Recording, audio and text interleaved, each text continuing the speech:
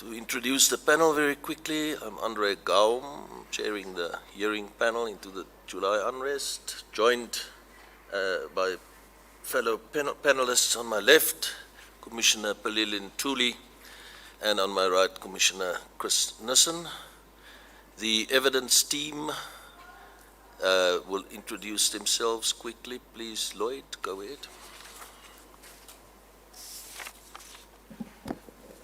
Thank you very much and good morning to the panel. Good morning, colleagues. I'm Lloyd Lotz and one of the evidence leaders. Thank you. Thank you, Chairperson.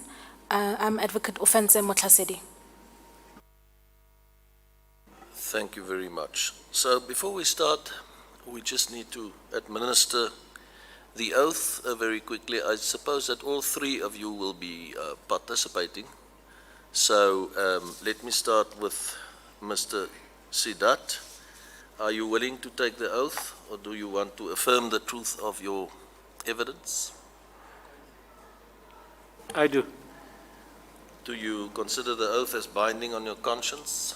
I do. Do you swear that your evidence will be the truth, the whole truth, and nothing but the truth? Indeed, yes. Please raise your right hand and say, so help me God. Sorry. Please raise your right hand and say, so help me God. So help me God. Thank you very much. Then, secondly, Ms. Machumane. I hope I'm pronouncing your surname correct. Are you willing to take the oath, or do you want to affirm the truth of your evidence? I do. Do you consider the oath as binding on your conscience? I do. Do you swear that the evidence you will give will be the truth, the whole truth, and nothing but the truth? I do, yes. Please raise your right hand and say, so help me God. So help me God. Then, Mr. Gotts, are you willing to take the oath, or do you want to affirm the truth of your evidence? I do. Do you consider the oath as binding on your conscience? I do. Do you swear that the evidence that you will give will be the truth, the whole truth, and nothing but the truth? I do. Please raise your right hand and say, so help me God. So help me God.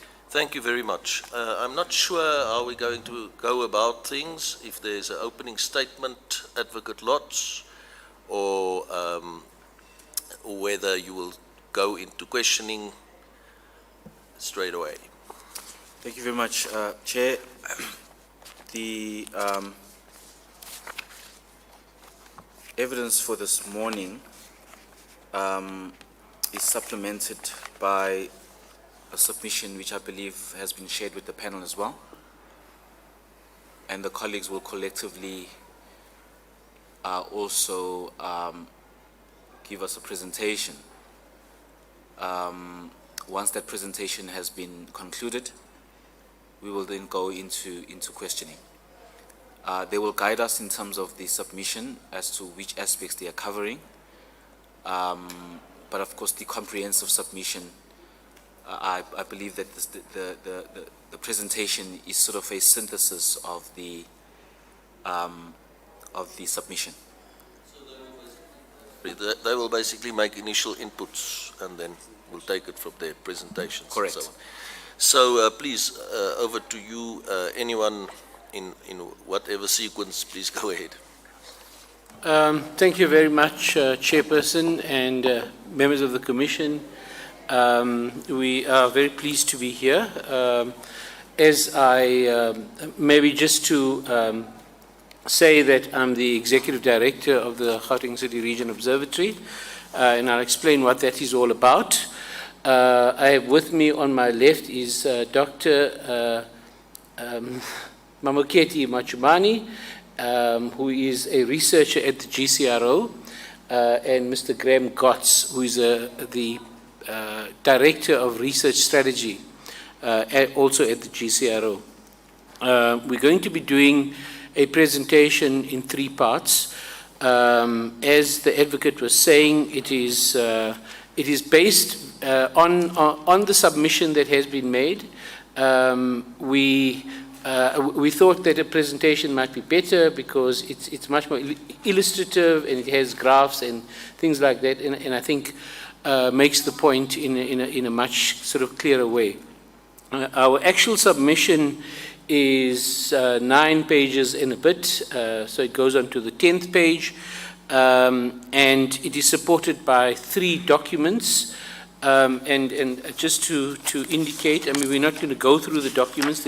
Some of them are particularly voluminous, but most substantially based on the Quality of Life Survey overview report, and then supplemented by 2 smaller pieces. One is a data brief on the impact of the pandemic, and the other is, I think, just an op-ed article that was put in the Daily Maverick on the 9th of September.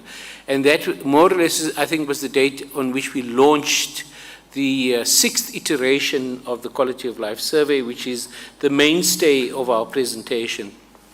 But I think that the submission is, and supplemented by the PowerPoint will give you a pretty good idea about what we are saying. I should say, Chairperson, that the GCRO does a lot of different work, but we were specifically asked by the Commission to focus on the outcome of the Quality of Life Survey, and that's what we're going to be doing. But of course, during the question time, if there are issues which you feel that we could make some sort of input, we would be happy to do so on the basis of our knowledge and understanding of, the urban situation within what we call the Gauteng City region. If we may, is it possible for us to flight the presentation? I don't have a clicker, but I mean, I'll just say next slide, if that's okay. Oh, is there a clicker? No, sorry, but you see the presentation? Yeah. Huh? Yes, we see the presentation. Yeah, we can see the presentation very clearly. Are there hard copies available, perhaps, of that as well? That might be helpful. There may not be but it's copies of okay. the presentation. I mean, it can be provided later. You can Yeah, go ahead. but So- yeah, but actually it does broadly follow the actual submission. So, but I think the submission can look a little dense, Chairperson. So the first thing is that this is the Quality of Life Survey. It's the 6th iteration. We've been doing it virtually since the time the Gauteng City Region Observatory was established. And it was launched, as I said earlier on the 6th of September last year. Next slide. So just to give you an idea about what the GCRO is all about, it was launched in September 2008. It was really a discussion that was held at that time, sometime in 2008, between the then Premier of Gauteng, Mbazima Shilowa, and the former Vice Chancellors of the University of Johannesburg and Wits University.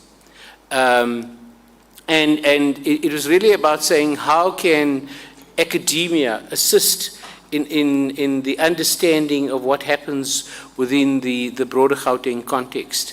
And as a consequence, this organization, it's really an association of 4 parties. We later on brought on the South African Local Government Association, SALGA, the Gauteng component. So there are now 4 partners to the GCRO. And it has 2 academics from each of the universities and 2 representatives each from provincial and local government. So that's an 8-person board who oversees the governance of the institution. It's funded very substantially by the Office of the Premier in Gauteng, and Wits and UJ also make an additional contribution. For example, we are based at Wits University, and all our sort of infrastructure, office space, accommodation, and sort of core services are provided by Wits University. And UJ also provides a whole range of additional services as well. So I just want to summarize, without going into any great detail, what is really the mission, if you like, of the GCRO. It's really to help to build this knowledge base that government, but also business, labor, and civil society, and residents at large need to shape the appropriate strategies that will advance this idea of a city region that is globally competitive, and from an economic point of view, obviously, spatially integrated, environmentally sustainable, and socially inclusive. So, I mean, there's really a normative basis in what we're doing. It's not just sort of we're doing work for its own sake. It's about, I think, building and advancing the idea of a kind of Gauteng which is consistent with the values of the Constitution. We currently have about 20 staff members, and as I said early on, we're located at Wits University. Next slide. So to move on, Chairperson, to what is the GCRO's Quality of Life Survey. Firstly, we say it's one of South Africa's largest and longest running social surveys, aside from the census and the other surveys that are done by Stats SA, but certainly done by non-state institutions. I think we certainly in that particular category. Next slide. No, next slide. Next, yeah. It's also randomly sampled adults who are interviewed in their homes. So all of our surveys are done on a face-to-face basis, in spite of, I think, very substantial challenges that we face in that regard. And here actually we're talking about middle class and upper class homes, which are highly fortified, and the ability for our field workers to get into them. Next slide. The data is representative at ward, municipal, and provincial levels. And I think that's really important, particularly for local municipalities and metros, so they have a keen sense of what is going on right at a very localized level, which very few survey instruments are able to do. I think with the exception of the census, which is, as you know, has just been completed for 2022. Next slide. And the data can be mapped in many ways and is comparable over time. And this is a really important point, that you can see spatial representation. For example, we were able to, during the COVID pandemic, to assist the Gauteng Provincial Government in its fight against COVID, especially in the early days, by looking at vulnerability, for example, and mapping that specifically. And then sort of overlaying that with levels of infection and so on. And is comparable over time, and you'll see that in some of the charts or graphs that we will be putting forward. Next slide. There are 214 questions, and the reason I'm laughing, Chair, is because, in fact, I hadn't yet started at the GCRO when the fieldwork was done. I used to work at the Office of the Premier in Gauteng for many years before then. And there was something like 214 questions, and I was one of the persons who was randomly sampled, and it took a good hour to actually go through all of it in this face-to-face interview. Now, we're not going to cover all of these dimensions. It'll take us far too long, but certainly the ones that concern the Commission around socioeconomic issues, governance and governance type issues, and so on, and of course the impact of COVID will be specifically covered. Next slide. These are the respondents that we interviewed. You can see 13,000. If you compare, for example, the NIDS-CRAM survey, which is done in the Western Cape, or rather in the Cape Metropole, by the universities there, you'll see that they do a national survey, and the number of respondents are substantially lower on a national footprint.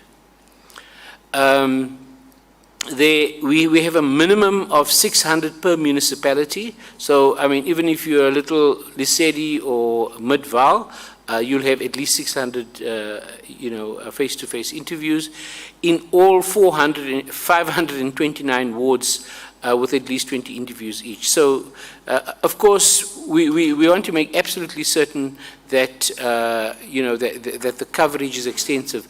The intensity of the red dots, I mean, will tell you, if you know Gauteng well enough, is basically where Johannesburg is basically, just south of that is Soweto, obviously, around Mfuleni are the major sort of so-called Vaal townships, Alexandra on the top right-hand corner of Johannesburg, and then, of course, Mamelodi, Etridgeville in the northwestern parts of Tshwane around Mabopane, Soshanguve, etc. So you can see where the population concentrations are higher, that's where there's a greater intensity of sample size and distribution. Next slide. The data collection, given the difficulties that we confront with COVID over the last 2 years, we did this all during the COVID period, and you can see we started around October 2020 after the first wave, and you can see it sort of accelerated up to over 4,000 interviews, and then declined quite a lot as we headed towards the December holiday. And if you remember, the second wave then kicked in towards the end of the end of the December, well, at the end of December actually it was, and then that started picking up, and of course we then had to go with that, and then it then sort of peaked by the middle of February, around 2,000, and then basically was completed in May. So we have, I think, slap bang in the middle of the COVID period is when we did the field work. Next slide.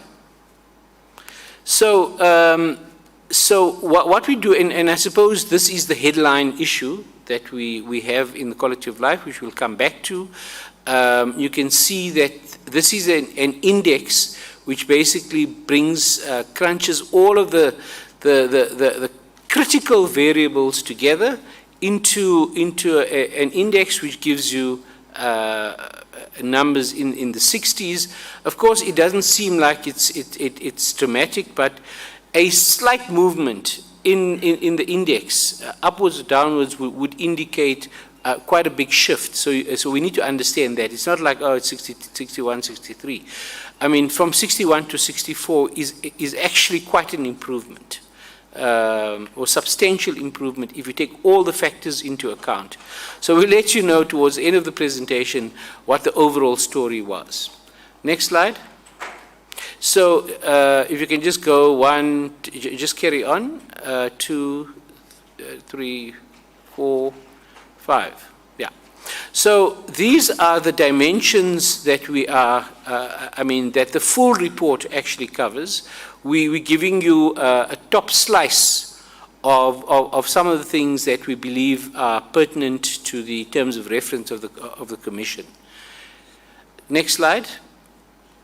I'm now going to take you very briefly through the impact of COVID on households and daily lives, and thereafter my colleague Mamuketi will take over. Next slide. So the issue here is, what has the impact of COVID been on households in daily life? So the 2.7% of the residents of the households reported that at least one member tested positive for COVID, from March 2020 up to the point that they were interviewed. Next slide. Now this seems actually pretty low. But in fact, it's not, because this accords with the actual number of 2.7%, which is 15, 16 million people in Gauteng on the basis of Stats SA's mid-year estimates, and you can see it's close to 500,000, which also accords. Next slide.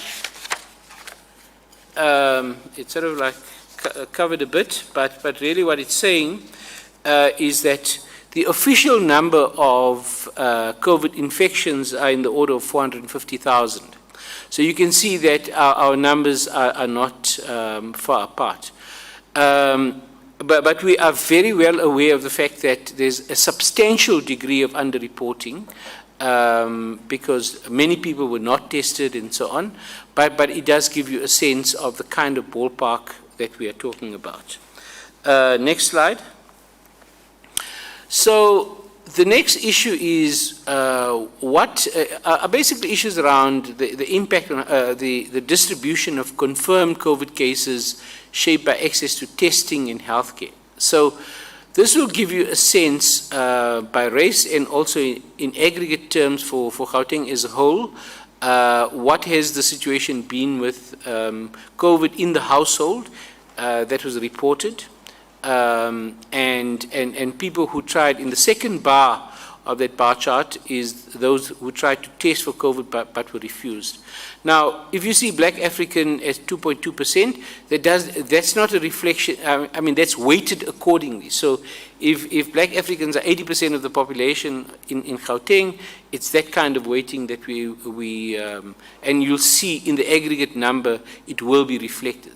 So 2.2% reported in-house COVID, and 2% said they tried to test for COVID but were refused.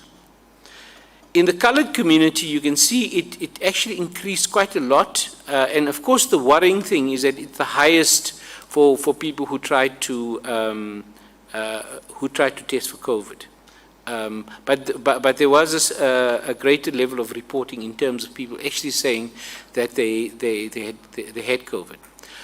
Amongst Indian Asian group, you can see that it was 5.2%.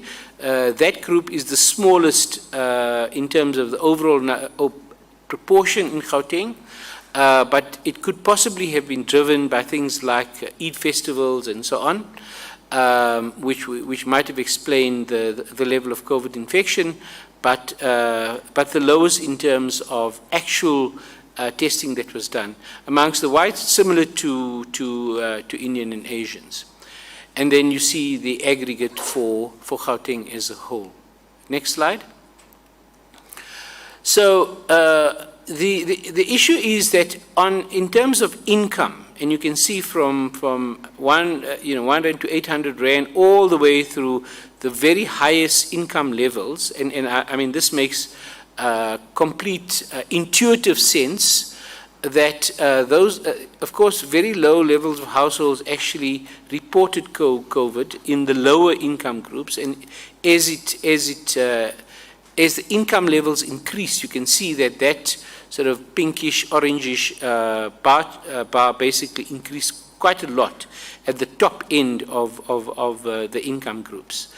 And those who tried to test, you can see in lower income groups it was higher, and through to middle income groups as well. But the moment you hit the highest income group, it was very, very small, and that's again very intuitive. I mean, people could use their own resources without having to go to state institutions to receive, to get the test.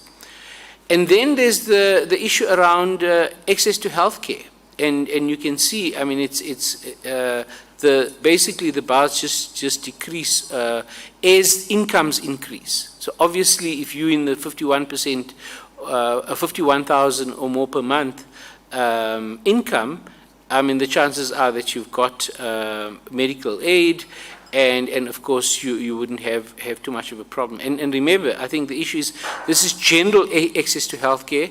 So people who are dependent on state hospitals and clinics and so on, who are inundated with COVID, obviously would be pushed to the back of the queue, as it were. Next slide. So I guess we did find that households really tried to protect themselves. And if you look at the one which is 92%, almost everyone, almost 100%, but not 100%, avoided indoor public spaces and gatherings, and particularly during the first year and the height of the pandemic and lockdown and so on. Many of them bought alcohol-based sanitizers, but there were also some sort of ways in which they changed what they think, how they did their daily business, things like where they bought groceries, and also changing, well, a quarter reported that they changed their main mode of transport. And of course we know that most of the commuting in Gauteng, by far the lion's share, is taken up by the taxi industry. So it's not clear exactly how they did that, but because that level of detail we don't necessarily have. Then next slide, and this is my final slide from my side, is what we found is that, and this is whether or not particular racial groups and separately income groups would have likely kept the children out of school. And again, I think it's fairly intuitive, given racialized inequality in South Africa, black Africans being the highest, followed by coloreds and Asians, and whites being the lowest. And in Gauteng, it was in the order of 40%. I mean, it might be that the 28%, because of the, I think, the better facilities in what used to be called Model C schools and private schools, would have enabled a greater level of participation by kids in the education system. And you see a similar pattern as you go across income groups. And you know, and of course you can even overlay that in terms of the idea of racialized inequality, and you probably find the same thing. Chairperson, I think that is where my part of the presentation goes. And if we can ask, if we can go straight into the next one, if that's through you. Thank you. Thanks very much, Rashid, and good morning to the panel, the members of the commission. So I will be taking you through some of the economic as well as socioeconomic impacts of the pandemic, and to see how the pandemic has affected different groups of people in terms of the population groups, in terms of income, categories, and in terms of sex. Just before you continue, sorry to interrupt you, I just wanted to know, this, the image that is available here to us of the PowerPoint presentation, is that also available to the members of the media, especially from the networks and so on? Because it used to be projected here at the back as well when we had online meetings, or online hearings with ministers and so on. So I mean, we can see this, but can we in a way make it or make it available, especially to the TV stations as well, that they can also see it, you know, because they're basically talking to the PowerPoint presentation. At the moment, to the TV stations, I have no way of giving the impact, and to the stream itself, to the pages, they see exactly what you see now. The presentation as it is. I see. Okay. Thank you so much. You may continue. The general picture that our quality of life survey is showing is the fact that the city region is undergoing deep socioeconomic distress. And I will show this through a number of factors and dynamics. Next slide. So one of the questions that we asked in this current iteration of quality of life was the fact that whether people have experienced salary losses, salary reductions, or reduced working hours. And from the graph, we see that males and more educated people were most likely to report reductions in salary and working hours. So if you look at the graph, you see that Black Africans, the proportion of Black Africans who actually experienced reductions in salary and working hours was sitting at 29% as compared to colored and white respondents. And then when we look at differentiations between sex, we see that males were more affected by a reduction in salary and working hours. And we see that people who have matric and post-matric education were actually affected by this dynamic. But it will become more apparent in terms of explaining why this is the case when we look at those people that reported losing a job. Next slide, please, which is the next slide. So when we look at this graph, we see that 18% of all respondents in our survey reported to having lost a job since March 2020. And looking at the differences between population group, sex, and education levels, we see that Black Africans were more affected by loss of jobs, together with coloreds and Indians, but white respondents were more protected from losing their jobs. When we look at the sex, we see that there isn't much variation between the males and females, but when we go more and looking at the education levels, we see that those with no education or lower levels of education have actually experienced job losses. Next slide, please. And then when we look at those respondents who reported having closed the business permanently since March 2020, we see that Indians and Black Africans were more affected by the closure in businesses, with the average for Gauteng being 10%. So we see that 10% of business owners in Gauteng have actually closed their businesses since the pandemic, since the outbreak of the pandemic. And when we look at the variations between males and females, there isn't that much variation, but we see males being more affected by business closures since March 2020. And then in terms of education, there isn't that much variation between the different groups. Next slide, please. And then the other factor that we looked at was people's ability to return back to work, even though they've lost a job since March 2020. So one of the things that we asked respondents was whether they, since March 2020 and since losing a job, have they been able to return to employment?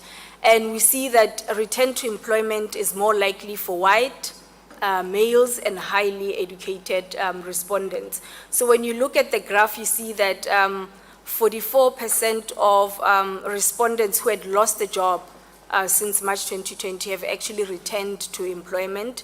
And looking at that, according to the population group, we see that whites were more likely to report returning to employment than Black Africans and all the other race groups.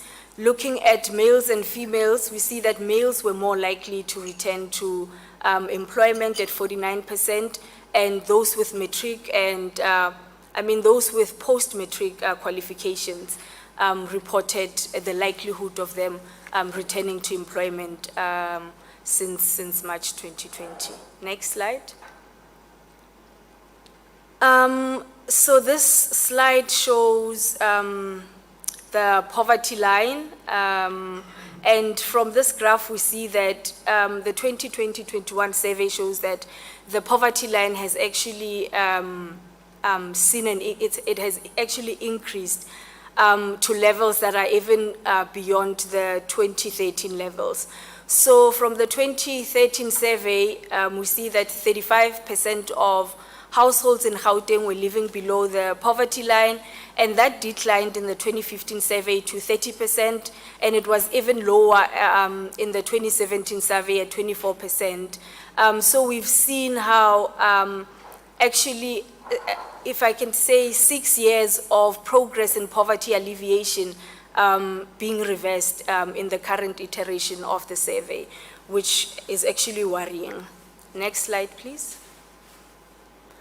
Looking at the impact of COVID in terms of the income groups, we see that COVID-19 has driven lower income households into poverty. So if you look across the results from the 2015-16, the 2017-18, and the current iteration of the survey, you actually see that some of the lower income respondents have actually been pushed into the lower rungs of the income category. So for instance, when you look at the category of 3,201 to 12,800 per month, you see that from the 2015-16 to the 2017-18, the percentages were in the 30s. But when we come to the 2020-21 survey, the results show that there's been a slight dip to 28%. So this shows the level at which residents of the Gauteng province have actually been pushed into the lower rungs of the income categories. Next slide. Can I look at yours? Because I can. So looking at some of the food insecurity issues, we see that there's high levels of food insecurity in Gauteng. So more than half of households in Gauteng are experiencing food insecurity. And when we look at this in terms of, so the level of food insecurity, we calculated we looked at it as where adults in a household or children in a household have actually skipped a meal because there wasn't enough money to buy food. So when we look at adults in the household who have skipped a meal, we see that there has actually been an increase from 14% in the 2013-14 survey to 25%, which is like a high percentage of adults in households who have skipped a meal. And when we look at children in households who have skipped a meal, we see that from the 2017-18, it was standing at 21%, but in the current iteration, it's slightly dropped to 20%, but these percentages are actually higher than the percentages in 2013-14, which was at 11%. But in contrast to this very bleak picture of food insecurity in household, when we look at some of the efforts that government has actually tried to assist in cushioning the poor from food insecurity, and we look at children that have benefited from a school feeding scheme, we see that there's actually been progress in that from 29% in 2013-14 to 44% in the current iteration 2020-21, which is a high increase. Next slide. So I'm now going to take you through some of the social issues, and I think one of the things that is worth mentioning here is that our quality of life survey looks at some of the psychosocial issues that most surveys don't look into. And I'll be taking you through some of those dynamics. Next slide, please. In terms of health, so we asked the question in the survey, which looked at people's how they view their health status. So do they think they have poor health, good health, or excellent health? And from this slide, we can see that. So this slide shows the proportion of people who said that their health is either poor or very poor, and we look at it by race, and we see that Black Africans were more likely to report poor and very poor health than colored and white respondents. Next slide, please.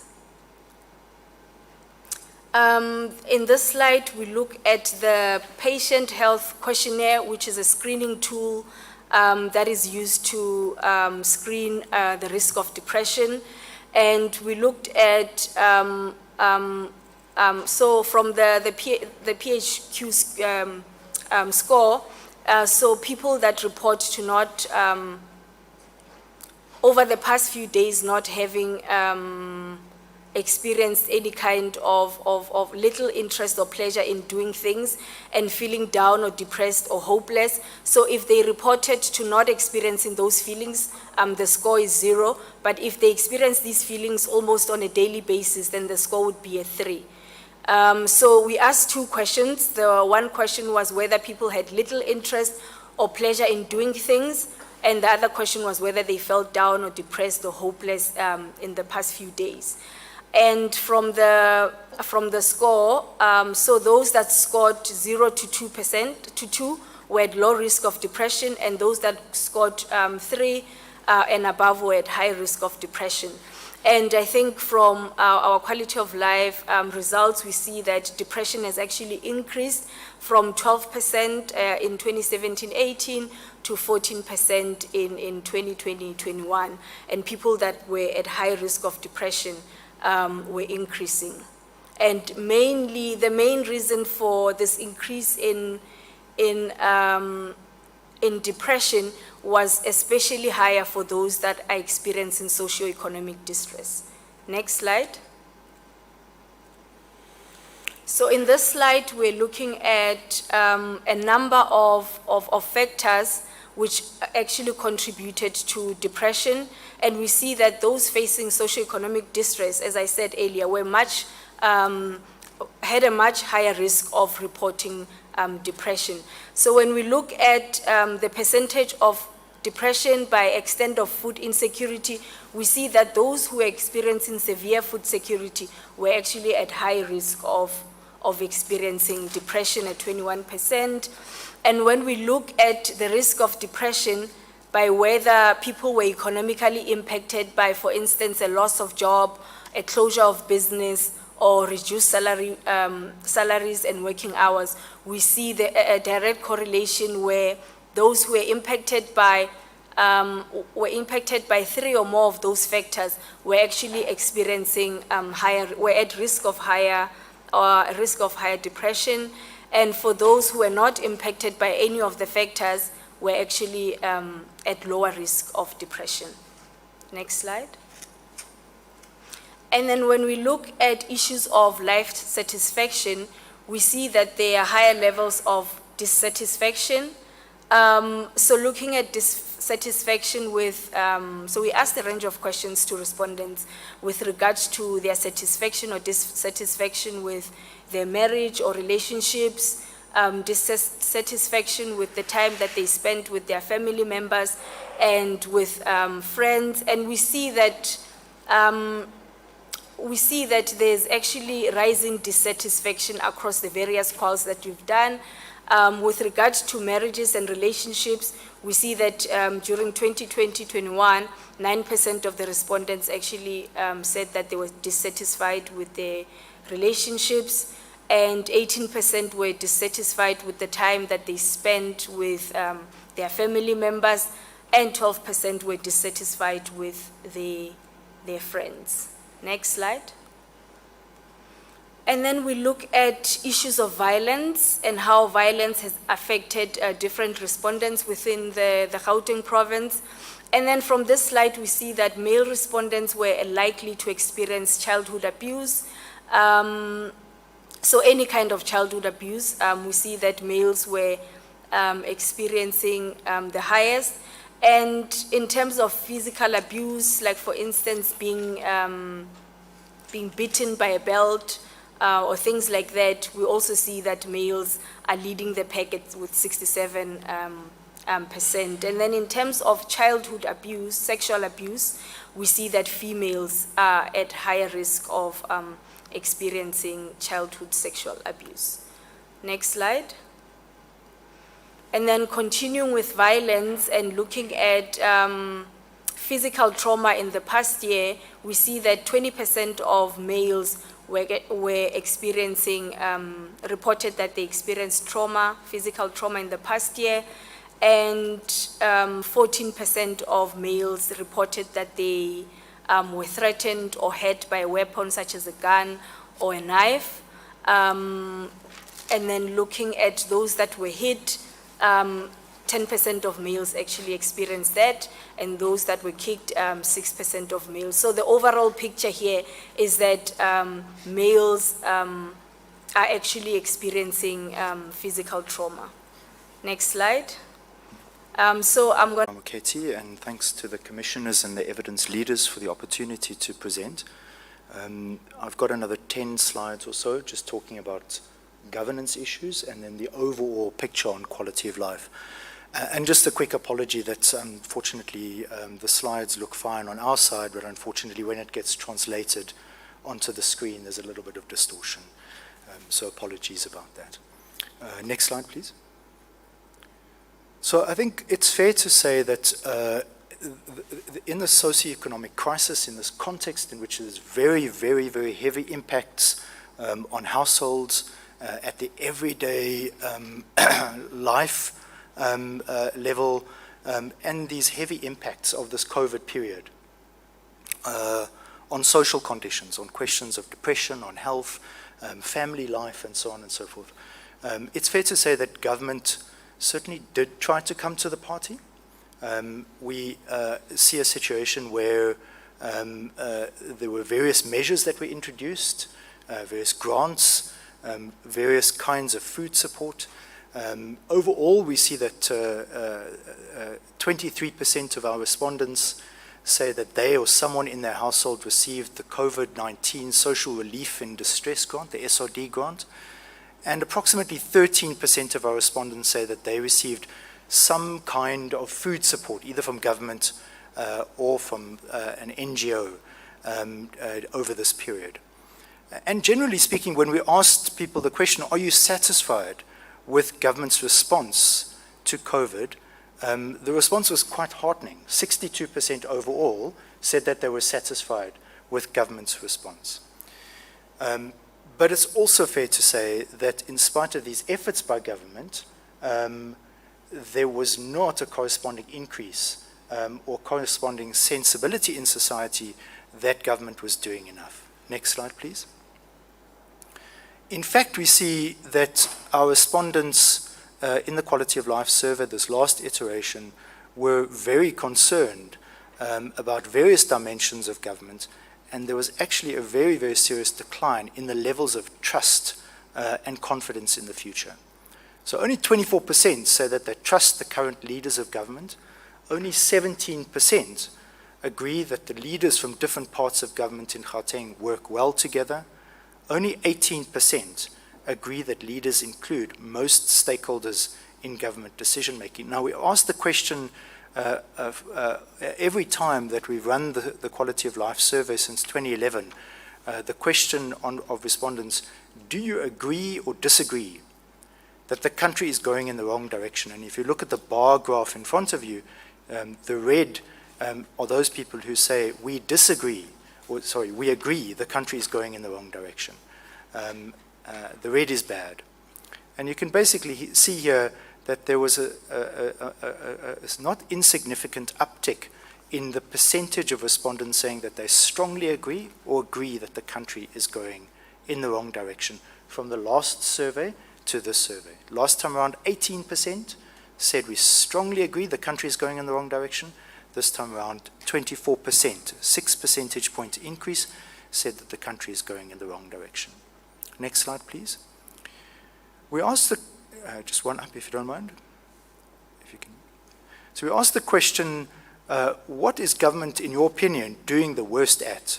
And obviously a very sizable proportion signaled economic factors. 52% said job creation is what government is doing the worst at.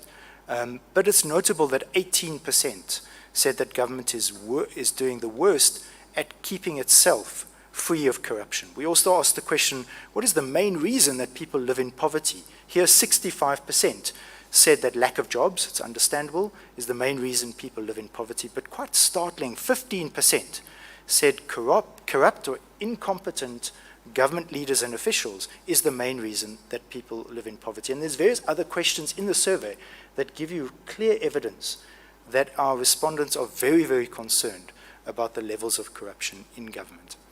And we think that this decline in trust, attitudes towards whether leaders are incorporating people into decision-making, these concerns around corruption, and so on and so forth, have had a very strong impact, negative impact on satisfaction with government overall. So next slide, please. I'm just going to show you very quickly how this plays out for national government, provincial government, and local government. There was a big decline in the percentage of respondents who were very satisfied or satisfied with national government. You're looking at the blue bars on that graph. Last time round, approximately 42% of respondents overall said they were satisfied with national government. This time round, that's dropped all the way back down to 33%. Next slide, please. The impacts on provincial government have been particularly noticeable. You can see here that over the years of the survey, satisfaction, again, you're looking at the blue bars, satisfaction with provincial government was increasing gradually. And here you see the impacts of a strong and confident premier, who's obviously very popular, coming to the fore. And in 2017-18, provincial government had the highest level of satisfaction of any of the three spheres of government, okay, at 44%. But it dropped by the largest percentage points, from 44% all the way back down to 29% in the last quality of life survey. Next slide, please.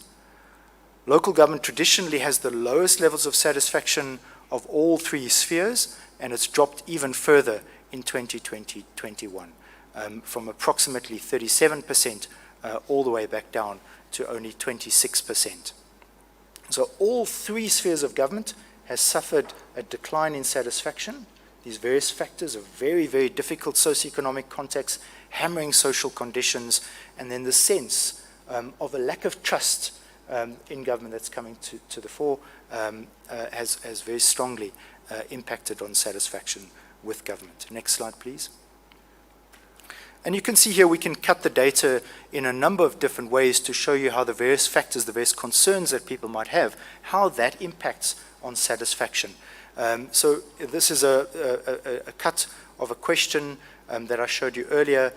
What are the reasons that you think people live in poverty?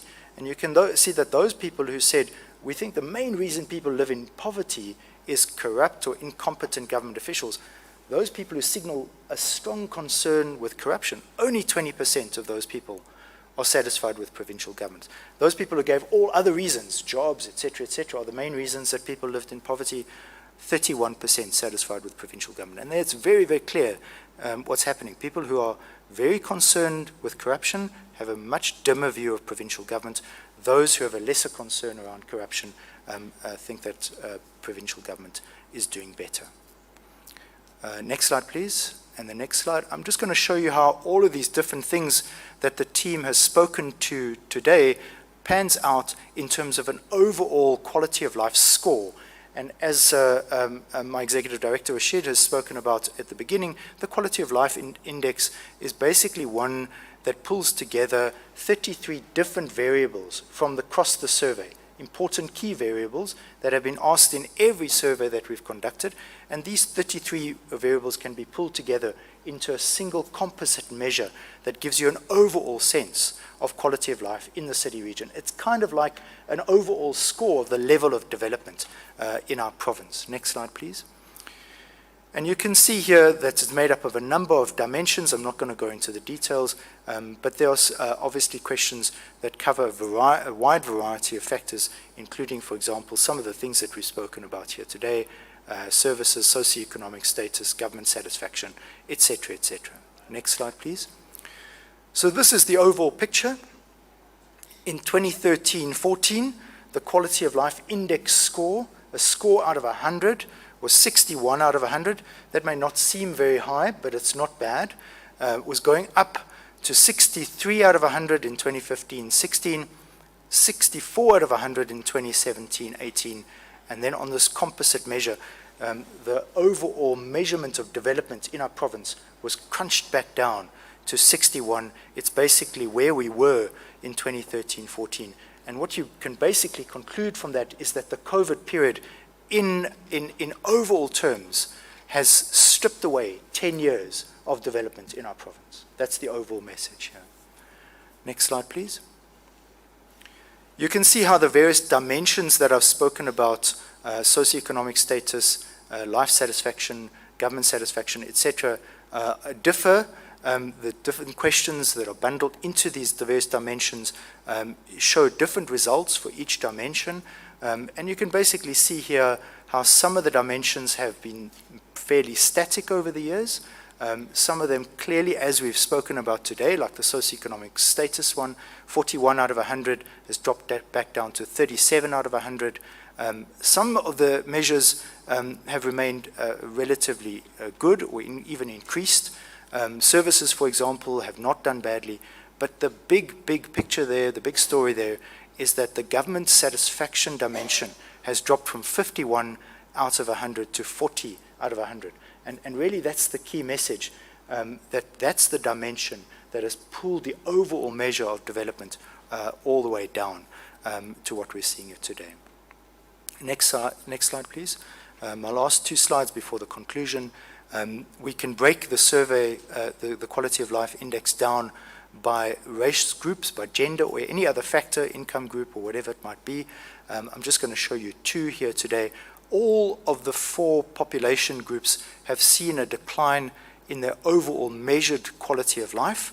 But what's really notable here is that for Africans, dropping from 62 out of 100 in 2017-18 to 59, that population group has dropped back down to a level of development, measured development, that is worse than what it was in 2013-14. A very, very stark picture there.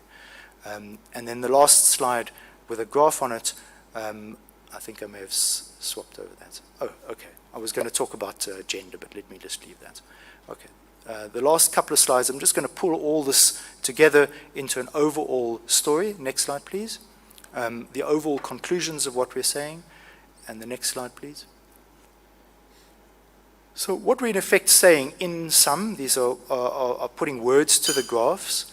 In overall terms, we're saying that the COVID-19 period hit the Gauteng city region already struggling with a range of challenges to multidimensional well-being, and has exacerbated many of these challenges. That COVID and its associated lockdowns have hit incredibly hard an already vulnerable society. The pandemic has unsettled daily routines and forced households to adapt, including by absorbing additional costs. It's a cost to the household if you have to go and buy sanitizer, right? Changing transport and shopping patterns, and having to give more attention to taking care of children and family members. And all of those things felt at the household level are disruptive to settled routines that people are comfortable with. The levels of socioeconomic distress are extreme. These are not just figures. They indicate a society in deep, deep distress, with many respondents reporting reductions in salaries, job losses, or business closures. Grants and social support have certainly provided some crucial protection to some of the most vulnerable. However, in general, the most disadvantaged have been the most affected, with Africans and lower middle income households having been hit the hardest. We see evidence for substantial and growing psychosocial distress. Personal health, mental health, and levels of social and personal well-being have all been knocked. We do see relative stability in terms of many basic services and relatively high satisfaction with government's response to COVID, as I said, but many residents feel let down. They feel abandoned by government, despite government's best efforts. Government has clearly not done everything that residents expect of it to take care of them. Government satisfaction has been deeply negatively affected, with a trust deficit being exacerbated by mounting concerns over corruption. And then my last slide, my last point, in overall terms, as measured by the Quality of Life Index, the index highlights decreasing well-being across nearly all dimensions, and with overall scores being pulled down most substantially by the dimensions of governance, as I've highlighted, and by socioeconomic status. And as mentioned, I'm not going to go through all of it, while all population groups have seen a decline in overall measured quality of life, it's Africans in particular who've seen their overall quality of life, as measured by the Quality of Life Index, decline to levels below that seen in 2013-14 that we must be most concerned about. And in some commissioners and evidence leaders, this is the context within which we saw the violence unfolding in July last year. Thank you very much. Thank you very much for that comprehensive presentation on the research you have done and the survey in particular. I think it will be very helpful to the Commission. Advocate Lotz, over to you to ask further pertinent questions. Thank you. Thank you very much. Chair, I was just wondering whether we should maybe take a 5-minute comfort break Yes, let's take after that interesting presentation. Okay. Maybe let's take a break until 10:30. It is now almost 20 past. Until 10:30. 10:30, thank you. We stand down until 10:30. Thank you. Thank you.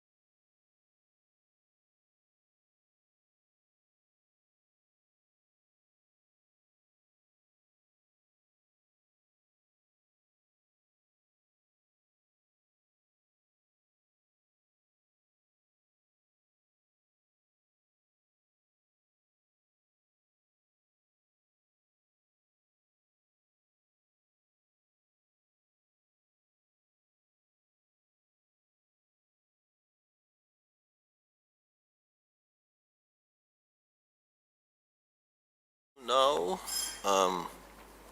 Advocate Lotz.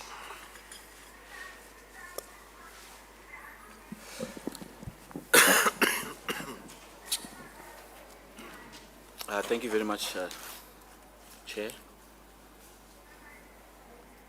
And of course, perhaps the order of our questioning will really just be focused on your presentation.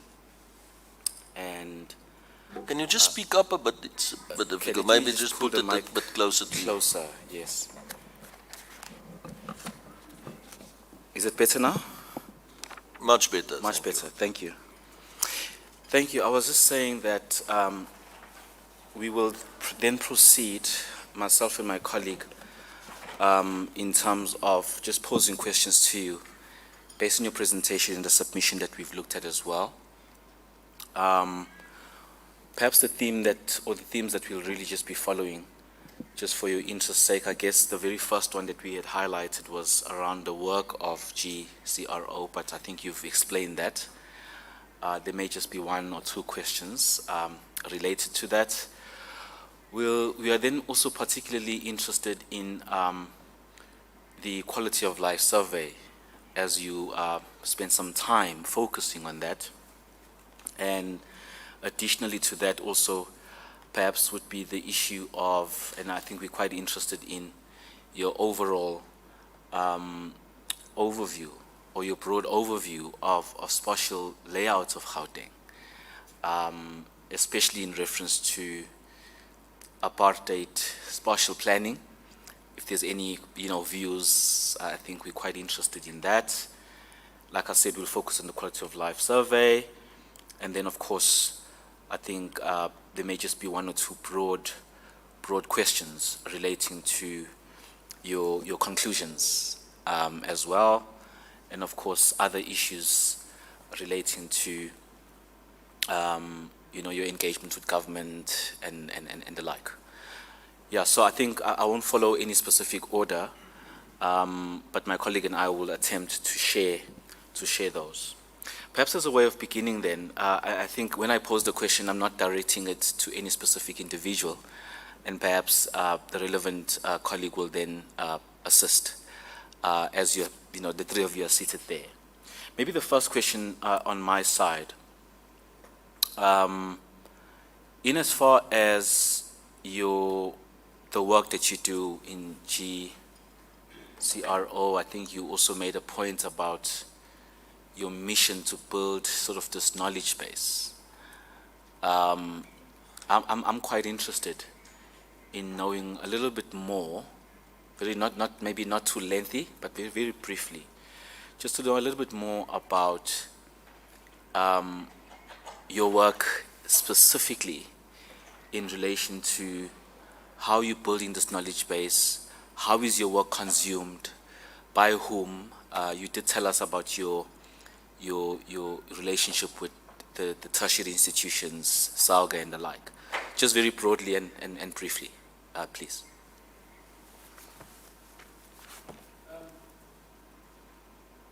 I can certainly start, but is it okay if some of my colleagues supplement? That's fine. Okay. So I think that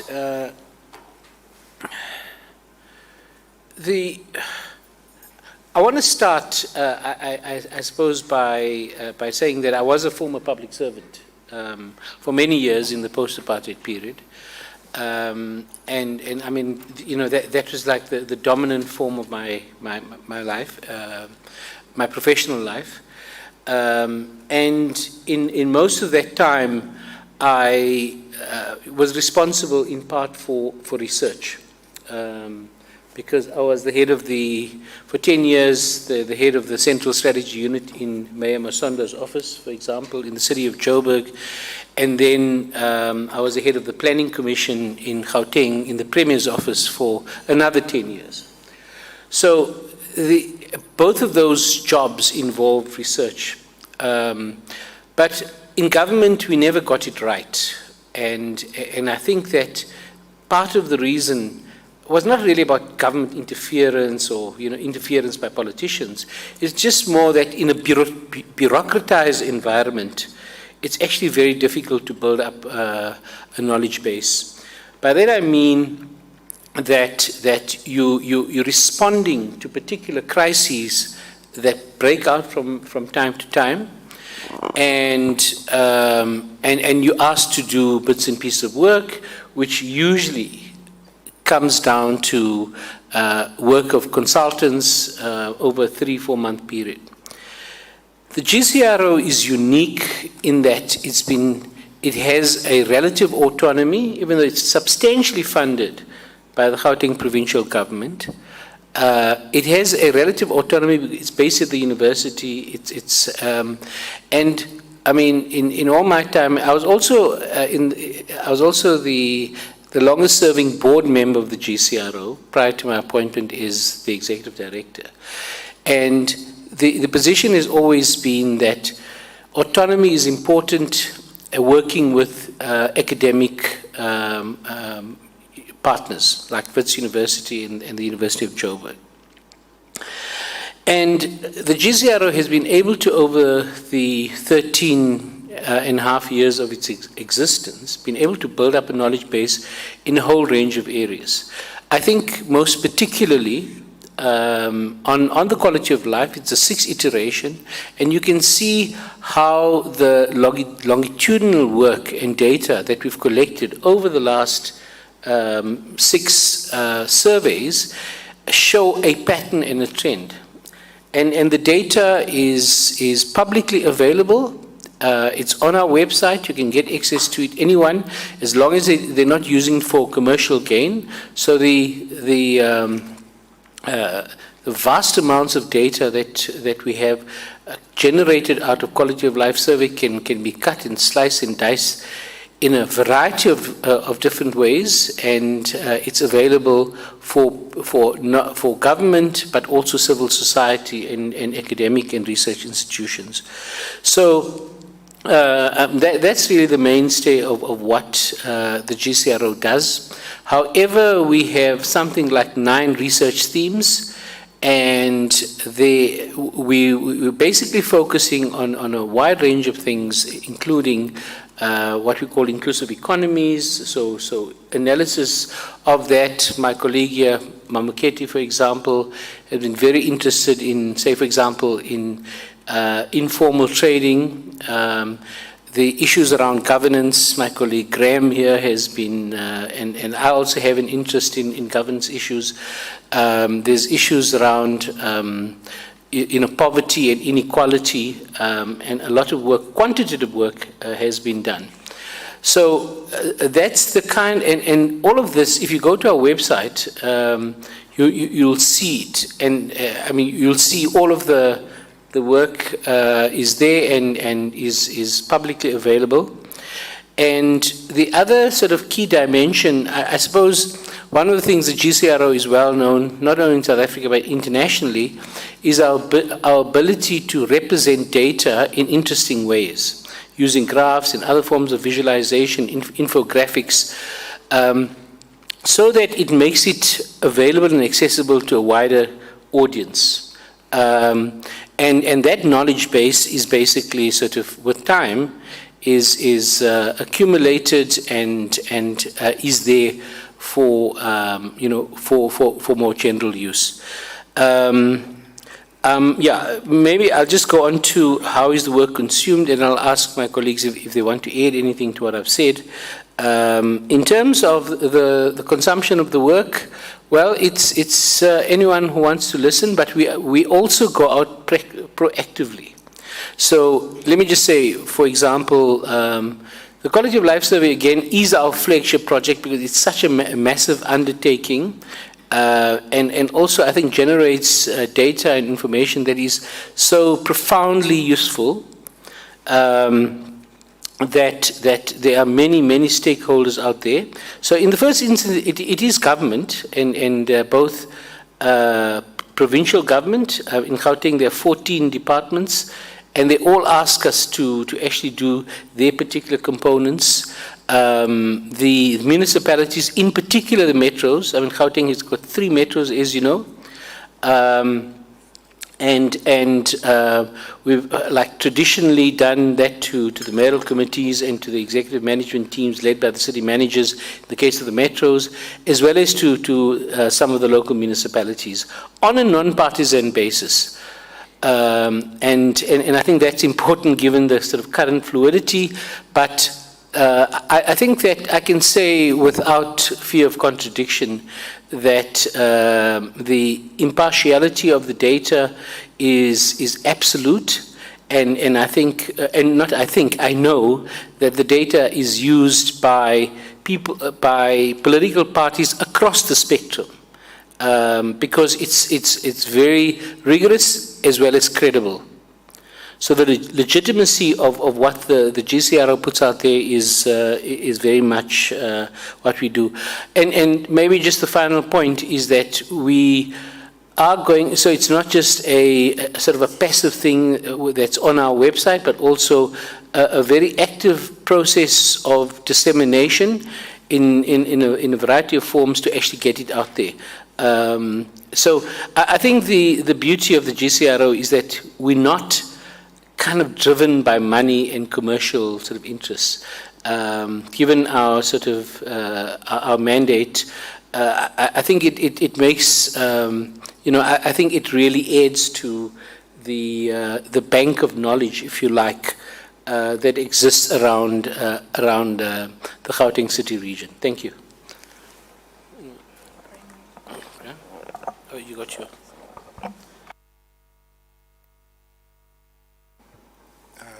Thanks very much, Advocate Lotz, for the question. I think what I'm going to do is really just bring a slightly different inflection to what Rashid has already said. And to do that, I'm just going to take one step back and say something about what is the Gauteng city region. I think we need to understand that the Gauteng city region, as the sort of heartland of the country, is a very complex space. It's 2% of the national land area, but it concentrates with 16 million people, about 25% of the national population, and it holds about a third of the national economy. So it's a space of considerable opportunity, but also in attracting large numbers of people, but also being a very dynamic economy that doesn't absorb all people equally. It's also a very challenging space. And so in order to find a way to get everyone onto the same page, and that means all the different bits of government that manage different aspects of the space, national departments, SOEs, provincial government is obviously the most important player here, but also municipalities, metros and local municipalities. In order to get everyone in the government space, as well as other players, business, civil society, onto the same page about how to work together to develop the space, we need better strategic intelligence. We really need to know better what's going on. Okay, so the gambit of the Gcro is to invest in knowledge production, and as Rashid has said, there's a number of different dimensions of that. We've set our course such that one of our big focus areas is primary data collection through surveys, through things like satellite imagery that gives us a sense of spatial patterns and so on and so forth. The analysis of that data, what are the trends and dynamics that data collected sequentially in a comparative way shows us over time. Then the interpretation of that data into policy implications. Okay, I do need to emphasize that the role of the Gcro is not necessarily to write policy for government, although we have often worked very closely with provincial leaders in order to design policies that they've asked us to help them with. A good example a couple of years ago was a big water security strategy coming out of the Day Zero crisis in Cape Town. We were asked to assist them with designing a framework for understanding the water security risks of the province and what we should be doing about it. But we're not primarily, we're not an in-house policy think tank. I just need to emphasize that point. And then last but not least, because we're also a step back, relatively independent, as Rashid has said, academic institution based at 2 universities, we also do scholarly analysis, so scholarly production, academic works that reflects in the way that you want academics to do, to understand what's going on and the meaning of what's going on in a way that can be consumed analytically in other parts of the world. Thank you very much. Thank you very much. I mean, thanks for that elaborate explanation. Maybe just very quickly, just so that we're also clear, I think you emphasized that you're autonomous and you are funded by government, right? Of course, working together with these institutions. Just for clarity's sake, are you a private company? Are you non-profit? How are you? What's your legal status? I'm smiling because this is the subject that lawyers like to debate about, the kind of legal animal that we are. Advocate lots, because we have 4 sets of lawyers, one from Province, one from Salga, one from UJ, and one from Wits, and they often differ on that. But we essentially an association that are constituted by the members. And I think that, so there are all sorts of esoteric legal debates about whether we something called a universitas and so on and so on. But at a sort of real politic level, if you like, I mean, the model works and works actually very well. We're not subject to the PFMA. Because we are based at Wits, and Wits is the host institution, in terms of our constitution, we basically get subject to an audit by Wits auditors. And we also do a kind of a secondary audit called agreed upon procedure, as the auditors call it. But I think the I should say this, that we've taken this model to UN Habitat, who are the originators of the idea of urban observatories. They love our model internationally. There are many such urban observatories in different parts of the world, but they like the synergies that are created between government and the academy. But the academy gives us protection in terms of ensuring that we have this, what I call a relative autonomy. So as Graham was saying, we don't just do research work. We also do some policy work. So one foot is in the academy, and one foot is trying to assist government. So I think that's the kind of the unique model. Just to also, the final point is that the originators of this idea had decided that the chair of the board must be a deputy vice chancellor of either Wits or UJ, and they alternate every year. So I think so it kind of gives us, it ensures protection. But I mean, I've worked for 2 premiers, in my time, and they've always taken a very mature view. The presentation about the devastating news about how bad provincial government has performed, I think was put out in the public domain, and they said, well, we are learning from it. So I think that the maturity of the politicians are also very important, and so we've never been challenged about the data, because I think the legitimacy has been in place. No, thank you very much for that. I think it's much clearer. And then perhaps maybe just going straight into some of the themes that I highlighted earlier. What is your, I think in terms of the work that you're doing, I did note that you also have a theme on spatial transformation as part of your research and the like. what is sort of your broad overview? And I think without being too elaborate, your broad overview on the spatial layouts of Gauteng, and of course with reference to apartheid spatial planning, and we know the challenges, etc. What do you make of that in the work that you're doing, and perhaps maybe the what is the perhaps not necessarily just maybe looking at specific work that you're doing. I'm just asking broadly. You've got this quality of life survey. You've got the index. You've got certain outcomes that are coming out of that from the respondents as you painted the picture for us. But with all of that, you've got this apartheid spatial planning issues. What is your comment on, or your view or perspective on that in your line of work?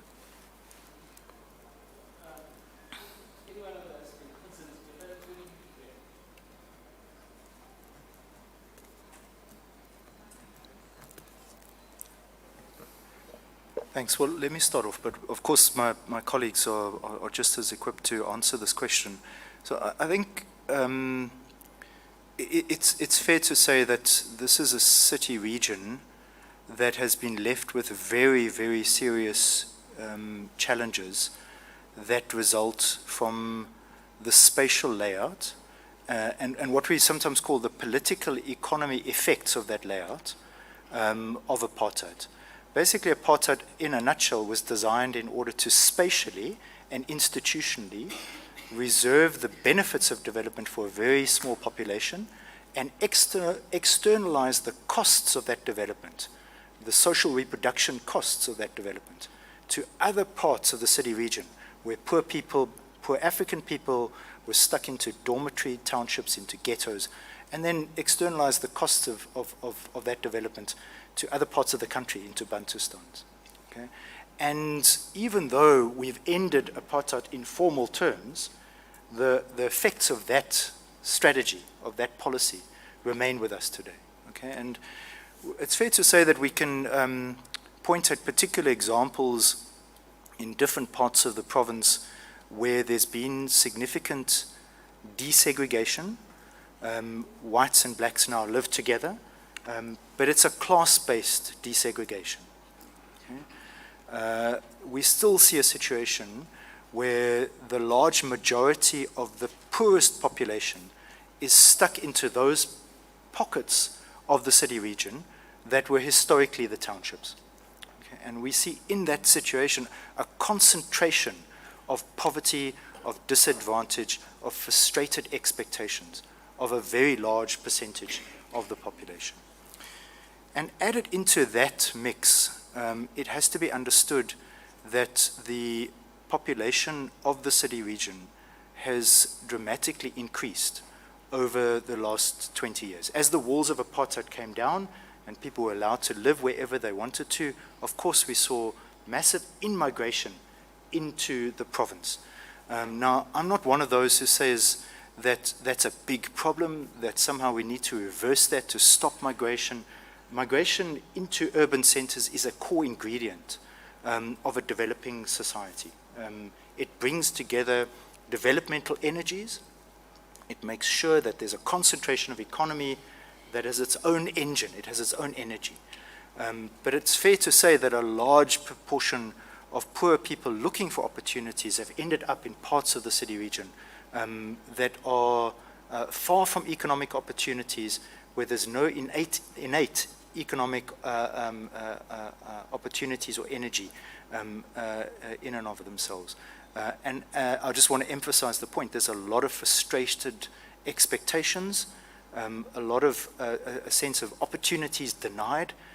Rich and poor live side by side, but getting over that wall, getting into the spaces where the opportunities seem to be accumulating is very hard for a very large number of people. And then just to bring it home, if I can, Advocate Lotz, the last 2 years have really accentuated the problem. We did see poverty beginning to decline. Development is happening, there's no question about it. Government is bringing services to many poor communities previously disadvantaged. But what's happened with COVID over the last 2 years is that it's destroyed many, many opportunities. Many lives and livelihoods have been shattered as a consequence of both COVID as a pandemic and the associated lockdowns. And what you've seen is a concentration of that sense of frustration in the province, in these spaces that I'm talking about.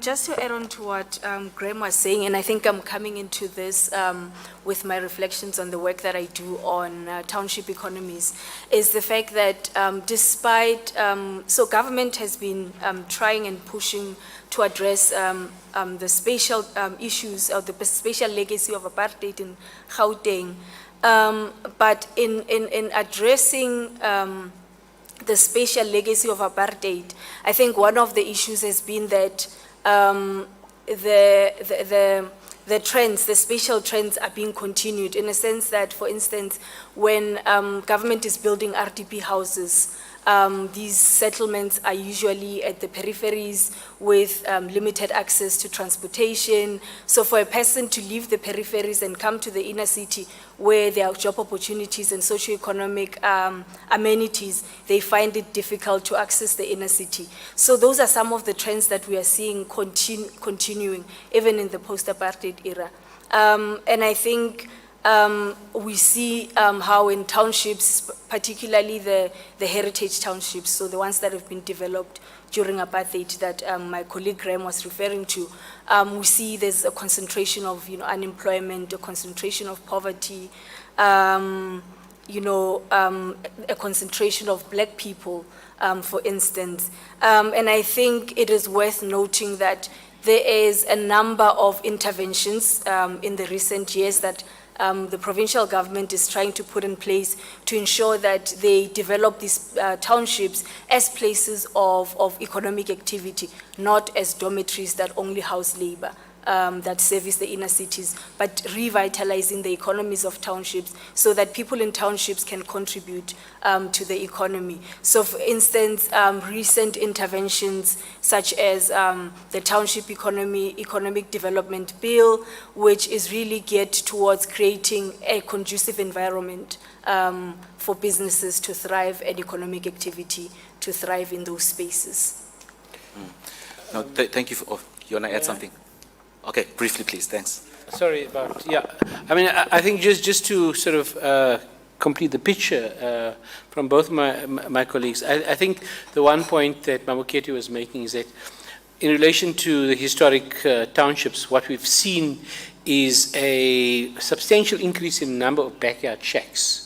And so there's a sort of identification, an informal identification that has happened. We have a brilliant aerial photograph of a new development, government development in Diepsloot, and then a couple of years later, on exactly the same portion of land, you just see it's like the plots are all filled out with backyard shacks. It's actually quite a dramatic picture, but it sort of illustrates the point. Well, in fact, both in historic townships, but also some of the new developments that we've seen. We've also seen some limited deracialization, particularly in historically white areas, and not necessarily at the middle and upper level, but also in the sort of maybe the lower middle class levels and so on.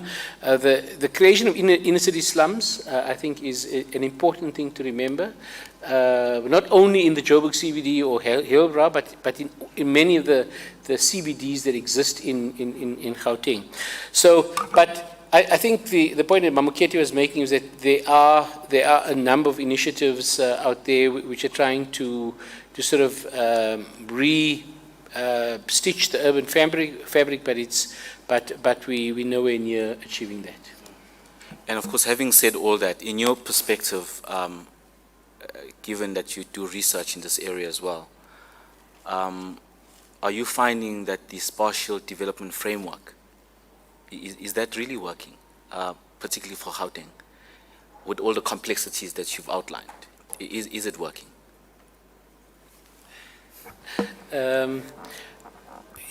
Maybe have a conflict of interest because I was responsible for the formulation of the special development framework. Maybe I'll ask one of my other colleagues to answer because I did do this in my past life. Thank you.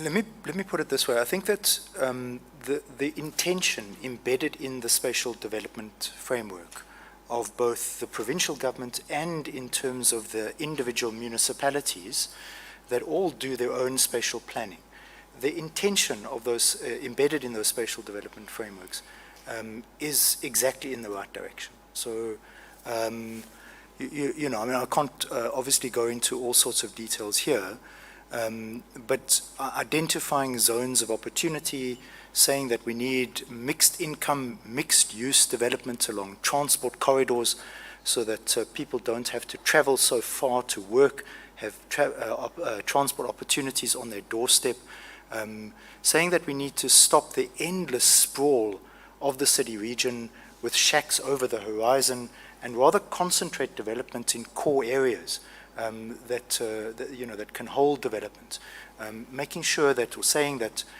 the infrastructure needs to be in place in order to hold more denser forms of development. All of those policy intentions are there in the frameworks. But it's also has to be said that it's a bit like turning around the Titanic. And of course there are many, many players. So those intentions, although they are there in the frameworks, they don't always translate into concerted action by all the various actors that produce space on the urban landscape. Okay? And even government departments don't always follow the script, if you like. Okay? So a housing department in a municipality may think it's a great idea to have a housing development on that particular location, and they move with great speed and great energy to get it done, but they forget about the fact that the spatial development framework says that it's a bad idea to have development in that area. And the logic there is to just get the houses in place as quickly as possible. And similarly, you've got many private sector developers who have their own ideas about what's good spatial development in the city region.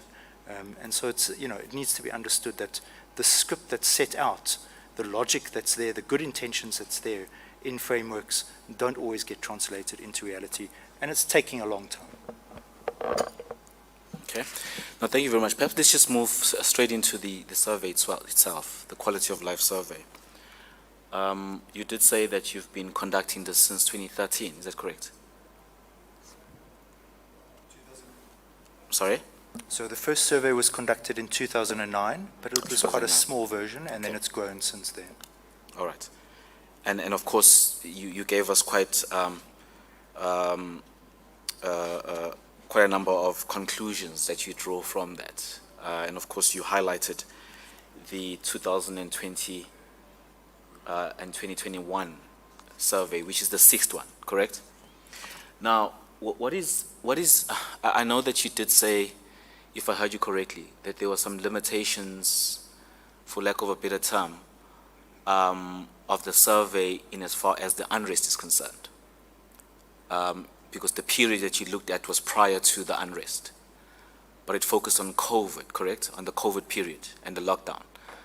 Now, I'm just trying to understand, and perhaps you can help us, if, because I mean, we need to take this information that you've given to us, we need to consider it in line with our terms of reference as you've responded to that. What is your, how do we link this to that period of the July unrest and the so-called, because it's sort of correlated with the COVID period as well. I'm just interested in that perspective. Thanks. Yeah, I think, I mean, that is the difficult thing, okay? I mean, on an overall basis, without going into the detail, I think I mean, the overall point is that the levels of dissatisfaction, of socioeconomic concerns, of increasing unemployment, social distress, even psychosocial distress, etc., very much evident in that period. And as we said, even the last sort of field work was done around April, May. So that's pretty close to the July unrest. And I think that there is no doubt that there was a growing sense of discontent.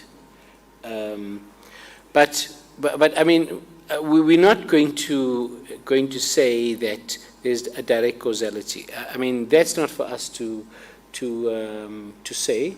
There may have been other extraneous factors, political perhaps. I mean, there have been many narratives out there which we don't want to either affirm or not, because you know that the data doesn't, I mean, goes up to a point and say, but I mean the point that we can make with certainty, and we have said so, is that when the survey was done, and you can see it was done in this sort of very difficult COVID period, okay, and when people were experiencing all of the sort of deprivations that had emerged during the COVID period, during the hard lockdown, and losing jobs and livelihoods, social contact, and so on. I think that it certainly created, I think, a very distressed overall general population. But I don't think, from my point of view, and I think I'm sure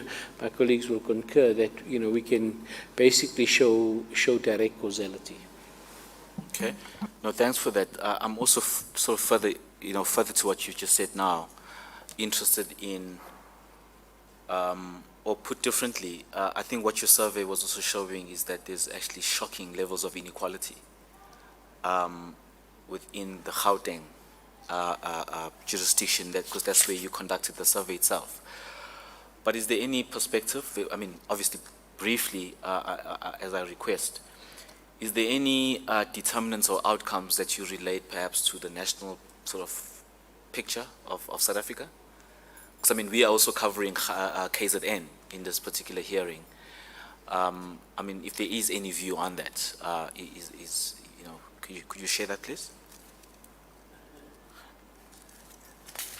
Yeah, I mean, there's no question that the survey does really clearly show in various ways the different kinds of inequality that we still struggle with as a society. So both racially based inequality, gender-based inequality, and then income-based inequality. So you can mine the survey for data on a whole range of different questions here. If you look at just a simple thing, in a COVID context, you want to know that you can access the healthcare if you need it. You have a situation where about 3/4 of white respondents, I forget the exact percentages, but it doesn't matter, 3/4 of white respondents have access to some kind of medical aid. If you look at African respondents, only 25% of African respondents have access to a medical aid. That huge disparity, which structures our society along racial lines, is felt as a real experience in a COVID context. So I just want to say that, in answer to your question, Advocate Lotz, that the survey really clearly illustrates the ongoing levels of inequality. We can say that COVID concentrated some of that inequality. It interrupted pathways of social mobility. It deepened poverty. And we can also say that because of that inequality, people experienced that COVID period in more concentrated ways, in various different dimensions. You also said that, I found it quite interesting that I think in the conclusions or in summation, you were saying that some of the levels of, I can't remember whether you said inequality itself or there was a specific focus, but you said that we are seeing levels of 2013 in as far as, sorry, you'll remind me, I'm just trying to get to my notes here. I found it quite interesting that there was actually an erosion over the past number of years, and we're seeing levels of 2013. And this appears to be sort of consistent and continued against the quality of life of black Africans.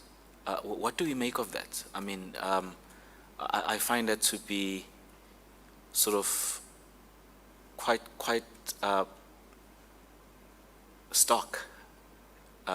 Yes, there's perhaps remnants of the past and other issues, but what are we to make of that data? The consistent, continued decrease or increase in inequalities, but also the decrease in the quality of life for black Africans in particular. Well, let me give a bash at it. I mean, I think that if you look at the post-apartheid period, I think that we, sort of after around 1996 or thereabouts, the economy grew fairly robustly. And I know everyone talks about jobless growth, but it actually wasn't from 96 there or thereabouts until the global economic downturn in 2008. I mean, there was a growth in jobs, and the economy also grew relatively well and so on. And I think that the issues around income inequality in particular were basically being, had actually improved. And so, I mean, that's the one sort of factor. The other is that, I mean, we have to recognize that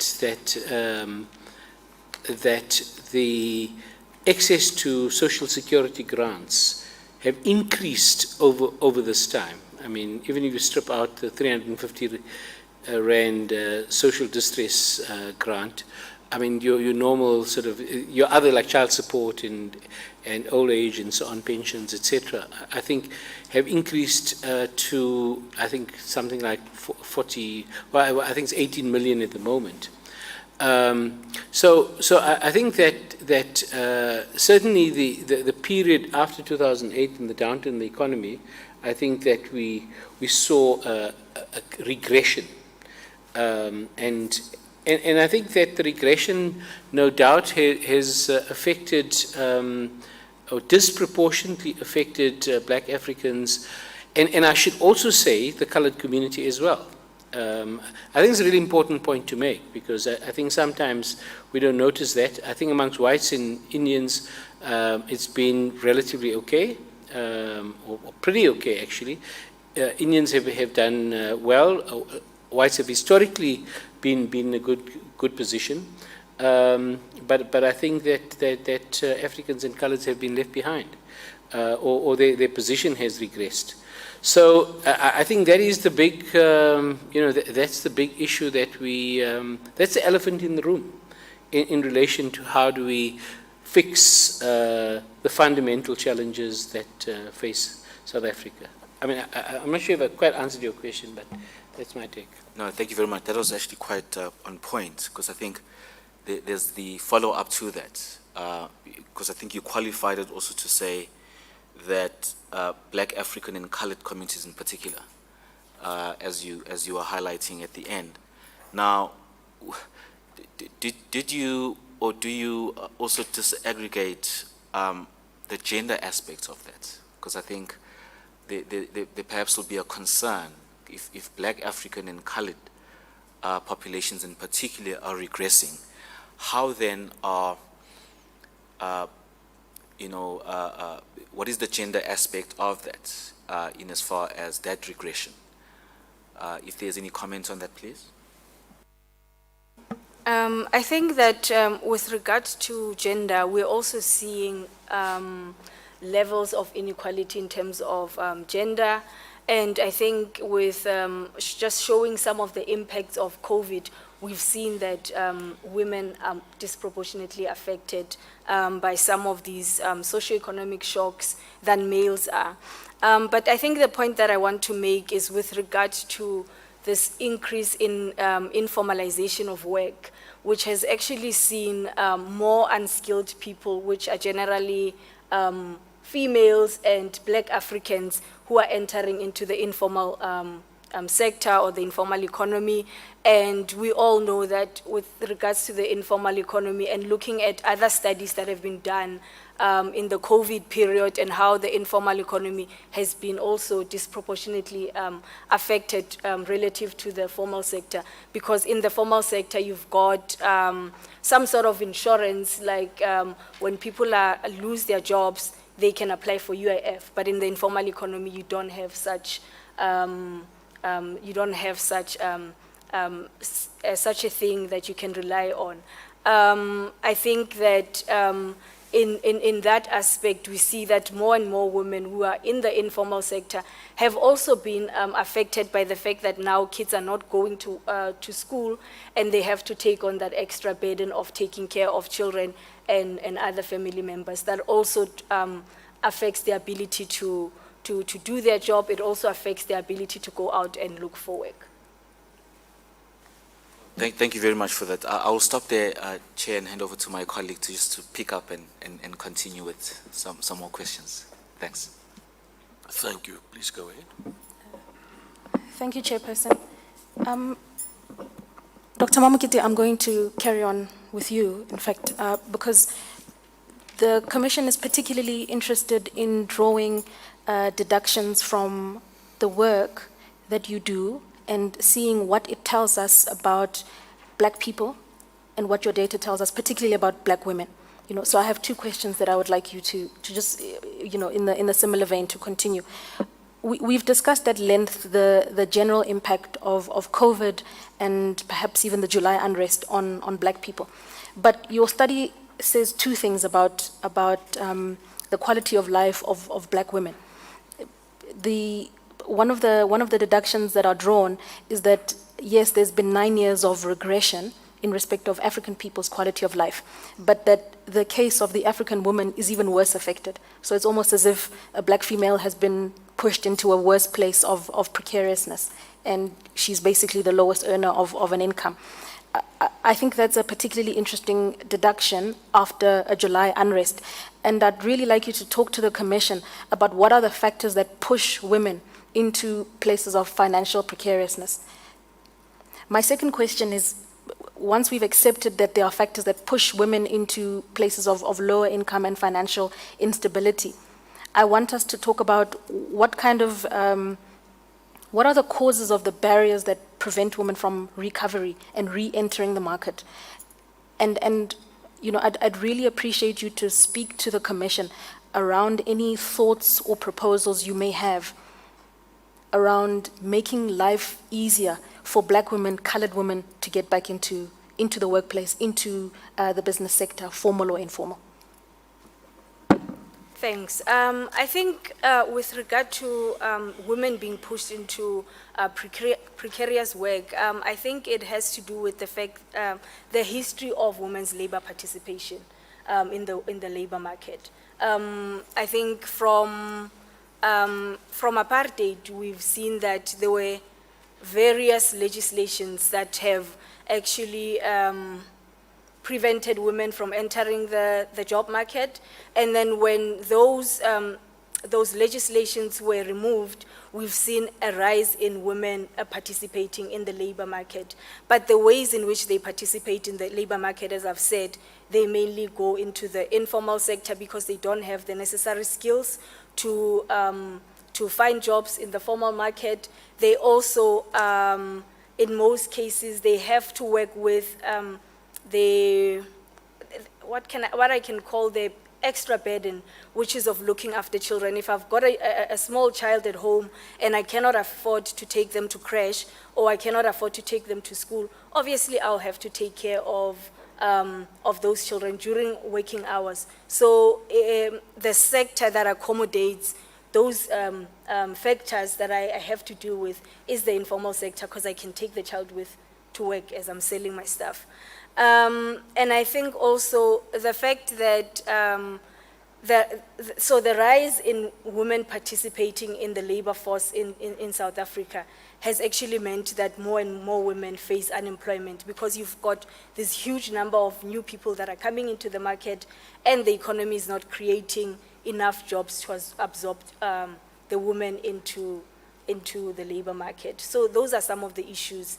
And I think with regard to some of the thoughts that I have in terms of what can be done in order to help women recover and bounce back, I think one of the main issues is the fact that women that participate in the labor market, especially in the informal sector, because that's where I do a lot of my research.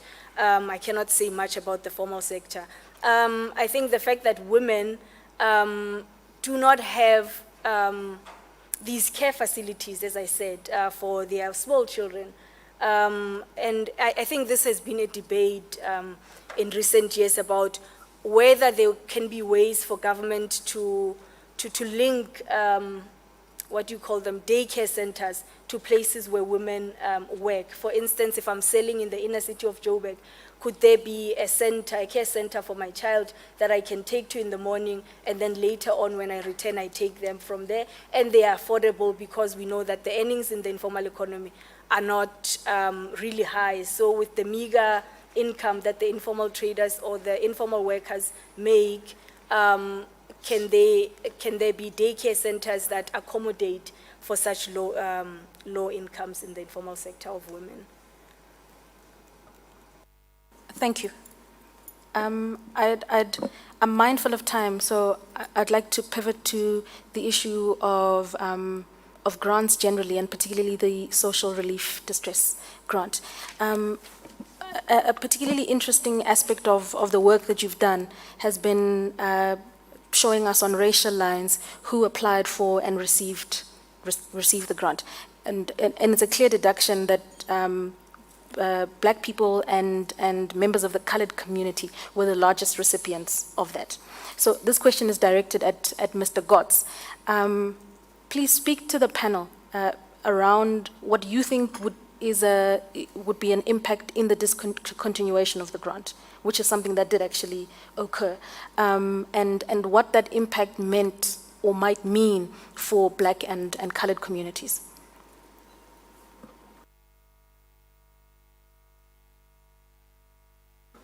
Thanks, Advocate. Let me start by saying that, look, there's lots of debates that have intensified recently because of the fiscal challenges that South Africa is facing at the moment, about whether we can afford to continue the kind of grants that we've got, to expand the grant program into emergency relief measures like the SRD grant, and to keep that going, or whether we should rather be taking back that money from poor people and putting it into economic development, shoring up the fiscus. And in an overall sense, I think one can make an argument that it's not an either or, that having a grant is actually a form of economic development in its own right, because what it does is it provides very poor people with some kind of safety net, a position of some kind of security that they know they can get some kind of food at the end of the day in order to take a few more risks in finding employment, going to town to look for work, taking a gambit on making a connection with a potential entrepreneurial partner, even if it's in the informal sector, and so on and so forth. So I don't think it's an either or, that grants take away from work, that people are in some way excuse the responsibility to go out and find work. On the converse, I think that grants are about trying to create the opportunities for more economic opportunities, energies, activities to bubble up from below. Now, I just wanted to turn more specifically to your question and say, one of the things that we saw in the course of last year was the SRD grant that had been introduced as an emergency measure under COVID being withdrawn in April of last year. And I think there's no question in our minds that that was a very, very serious contribution to the state of affairs that we saw unfolding as our own survey concluded in May of 2021, going into the Delta wave of the COVID pandemic that once again crunched economic activity, and then in turn the July unrest. I mean, I think it's for desperately poor people, having that safety net, that last resort of a safety net. And I'm not going to talk about the dynamics of grants, who gets the SRD, who doesn't, and so on. But for many poor people who were reliant on that, to have that one safety net, that one support taken away, must have been really, really challenging. And of course, it's a very positive thing that for at least the next little period, in this desperate economic climate that we had, 44% unemployment in Gauteng at the moment, we're going to see that safety net continued for some time. Can I make a brief addition? I mean, I think that, so the other issue is about the broader social wage, right? And the issues around, I mean, because we understand poverty to be a multidimensional thing. So the performance of the state in relation to education, housing, health, welfare, and so on, is really critical. And I think that to basically address, I mean, because of the multidimensional nature, I think it's really important that the performance of the state to actually deliver on some of these things and improve service delivery, I think will certainly help address poverty as well. Thank you both for those responses. There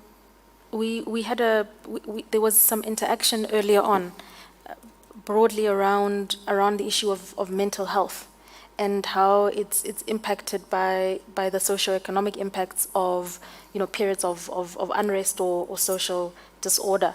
A fascinating aspect of the data you've provided to us says that not only has depression increased across the board, but even amongst people who are high income earners, people who make more than 50,000 Rand a month are also experiencing, an increase in mental health issues.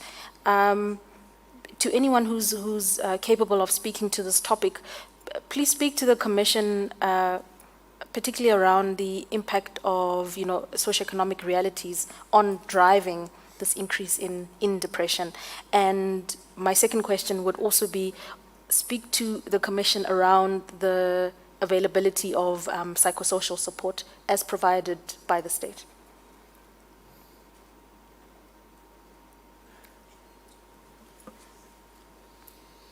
Yeah, let me take a first stab, and then at least at the first part of your question, Advocate, and then I can ask my colleagues to come in. So,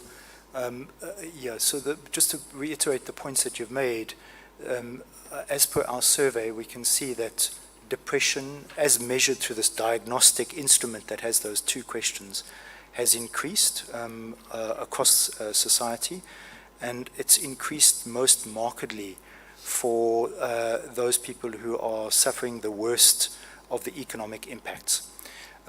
So that's the first point. The second point is that depression, if you break down that depression indicator by various factors that tell us about the socioeconomic status of our respondents, it's very clear that poorer people have higher levels of depression. There's no question about that. But then there's something very funny that happens right at the top of the income spectrum. That this time around we've seen even those at the very top of the income spectrum, those people earning 51,000 Rand per household per month, that those people this time around have also seen a big increase in depression, as well as the increase that we've seen in the lower income groups. And we've done a little bit of thinking around this. One of my colleagues looked closely at the literature to try to understand what was going on there. And there is a literature that talks about how people, even at the top end of the economic spectrum, when they're faced with an economic crisis and suddenly feel their levels of security, their levels of certainty being pulled away from under their feet, that levels of depression can increase very rapidly in those people who were previously sitting quite cozy, quite comfortably in their position. So there's a whole academic literature that explains that particular phenomenon. I mean, I should just emphasize, I know this isn't specific to your question, but the survey also talks a lot about extreme levels of violence in our society. And those people who've been recent victims of crime, of intimate partner violence, especially women, that those people who have experienced trauma in some way or another also have very high levels of depression. They're the grouping with the highest levels of measured depression in terms of that index. And this brings me, and although we don't have comparative data that allows us to see whether violence, intimate partner violence, trauma, etc., is worse this time around, we haven't asked that bank of questions before. It is very clear that this is a very violent context that we live in. And that brings us to the question of whether there's adequate support, psychosocial support for people. And I think the flat answer is no.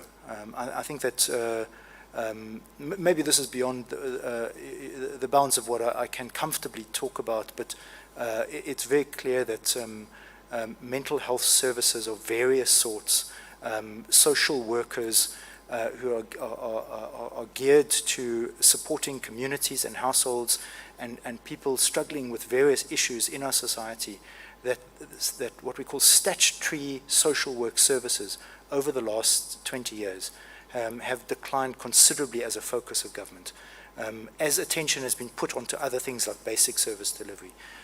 So there isn't the psychosocial support that we would want to see in our communities.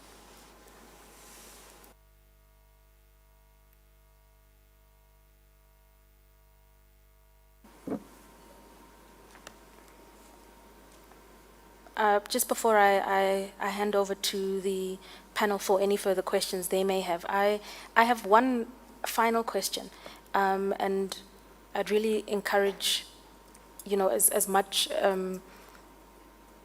consideration and response as possible from the three of you.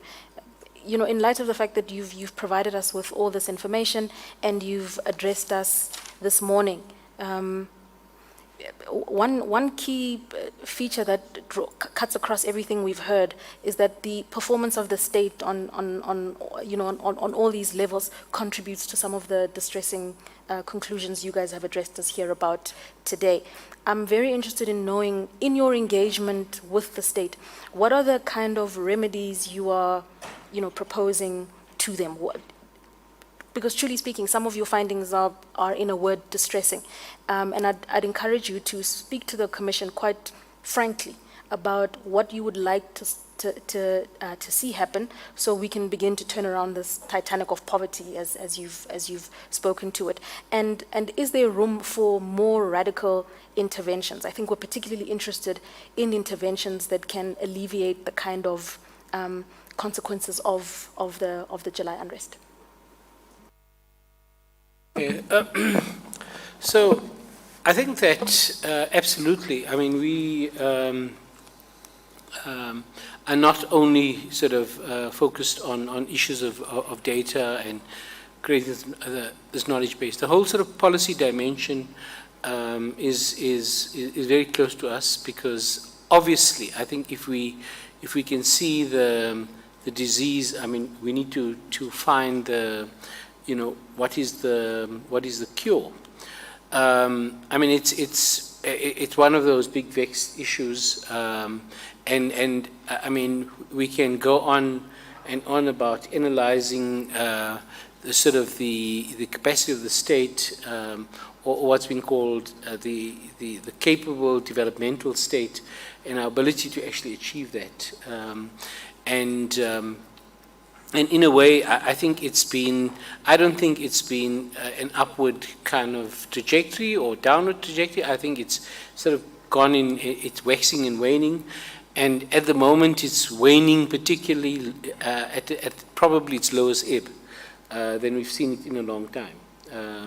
Some may argue, and I think there's definitely a case for that, that the state as a whole has been very disproportionately impacted upon by state capture, but also other forms of fraud and corruption and so on. And I think that, and as we can see in the Zondo Commission reports, I think it makes for really hair-raising reading.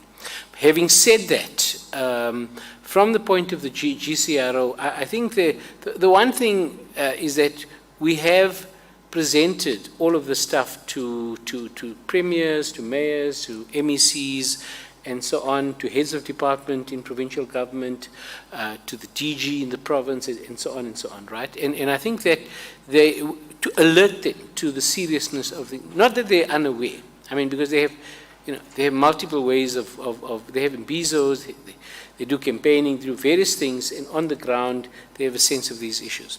Now, the one thing that we have been doing more recently in the GCRO, we entered into a partnership with MISTRA, the well-known sort of research NGO headed by Joel Neshitenje, and we've embarked on a process of saying, how do we begin to think about rebuilding the capacity of the state? And it's not, I don't believe in silver bullets. I don't think there's one thing that's going to solve the problem. I think you have to attack this at a whole number of different levels. If there's corruption, how do you ensure, that the controls are in place, but how do you also build an ethical public service? It's not only about politicians, it's also about public servants. How do you think about improving the operational side? How do you ensure effective value for money? I mean, so the whole range of things that you need to do. I'm not saying we should do a shopping list either, but I think so the work that we're doing with MISTRA at the moment is to try and target what are those sort of half a dozen interventions that we think will help us sort of move towards that direction. So that's an unfinished business on our part. We know there's a lot of discourse around it. But what is our particular contribution, I think, is something that we are currently working on, very intensively at the moment.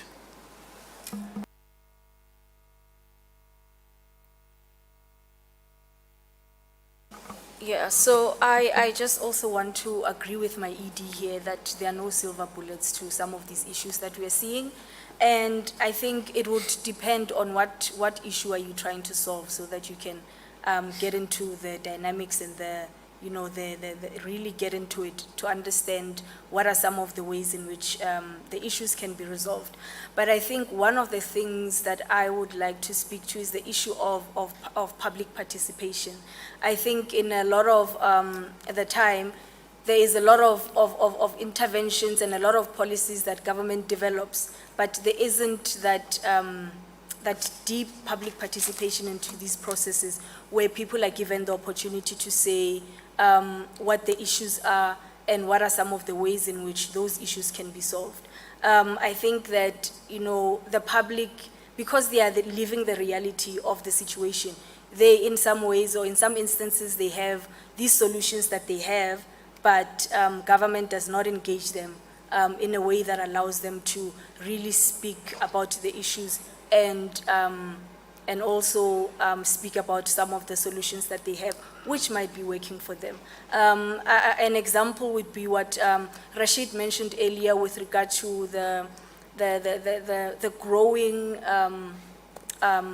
proportions of backyard shacks, the number of backyard shacks that are developing in townships.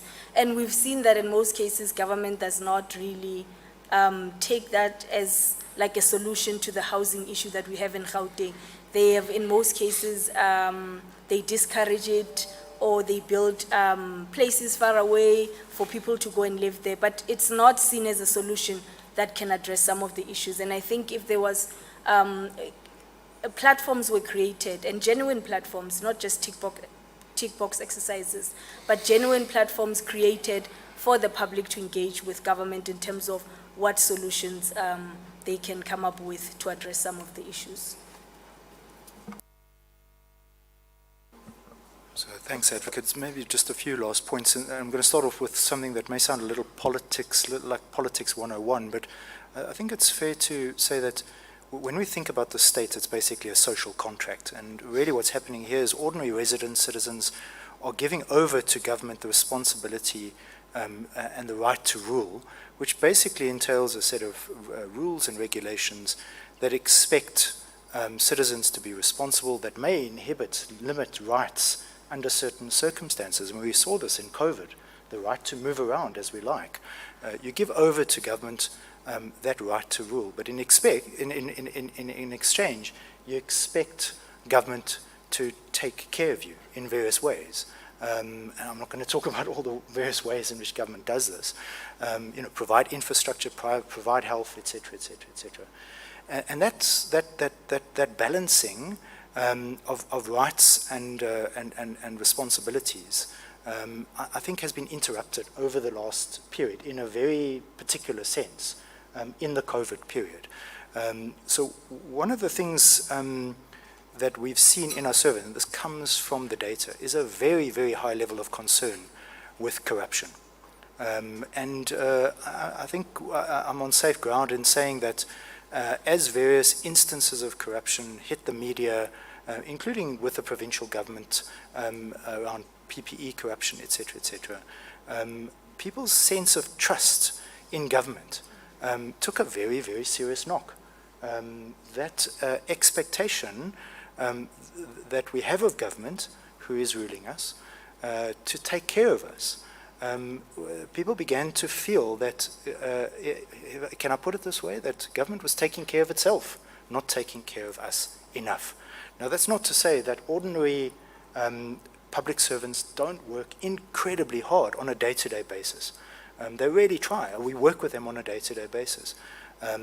But the overwhelming impression that gets spread out there in communities is government is taking care of itself, not taking care of us.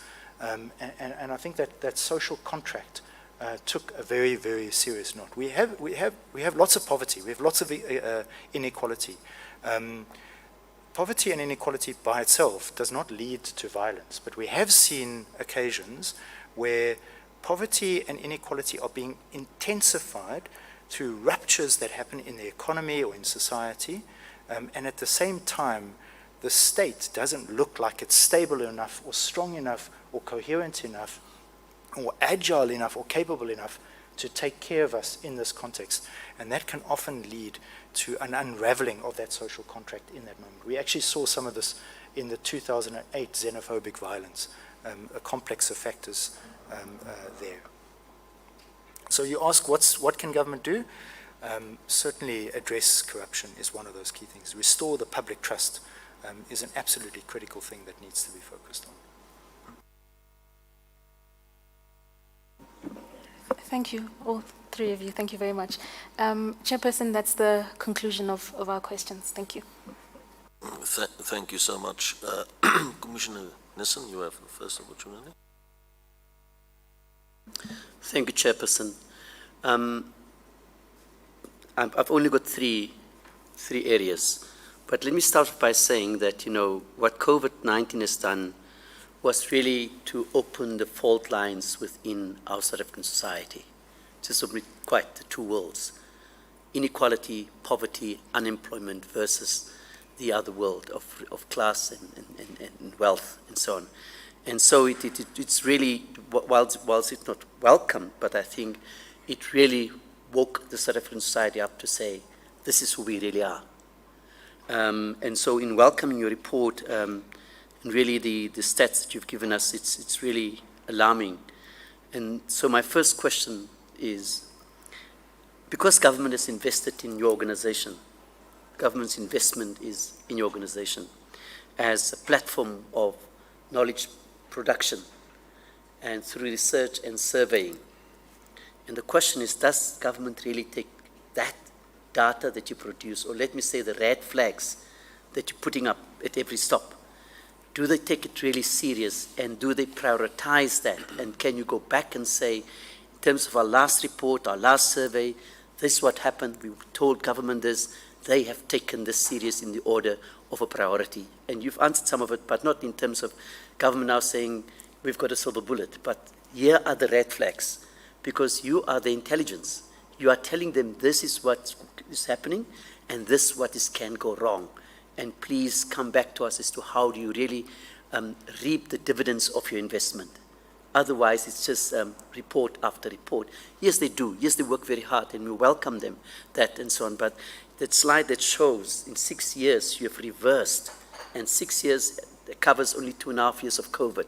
So 6 years you've reversed the gains that you've made over a period of time. The second question I would like to ask, and it's a pity, it would have been nice if you maybe look at alert level 5 and alert level 4, because both those two periods were the harshest. Alert level 3 opened up a few doors and with the basic income grant and so on. But those two alert levels were really the harshest on our people, where I think we can only be grateful that nothing happened in terms of people's response. But one of those things were particularly women, domestic workers, especially those who did not live in, who live outside. They were told not to come to work because you will be bringing the COVID into our house. And so the sad part of it, and domestic workers, obviously the lowest end, but hard, very hard hit.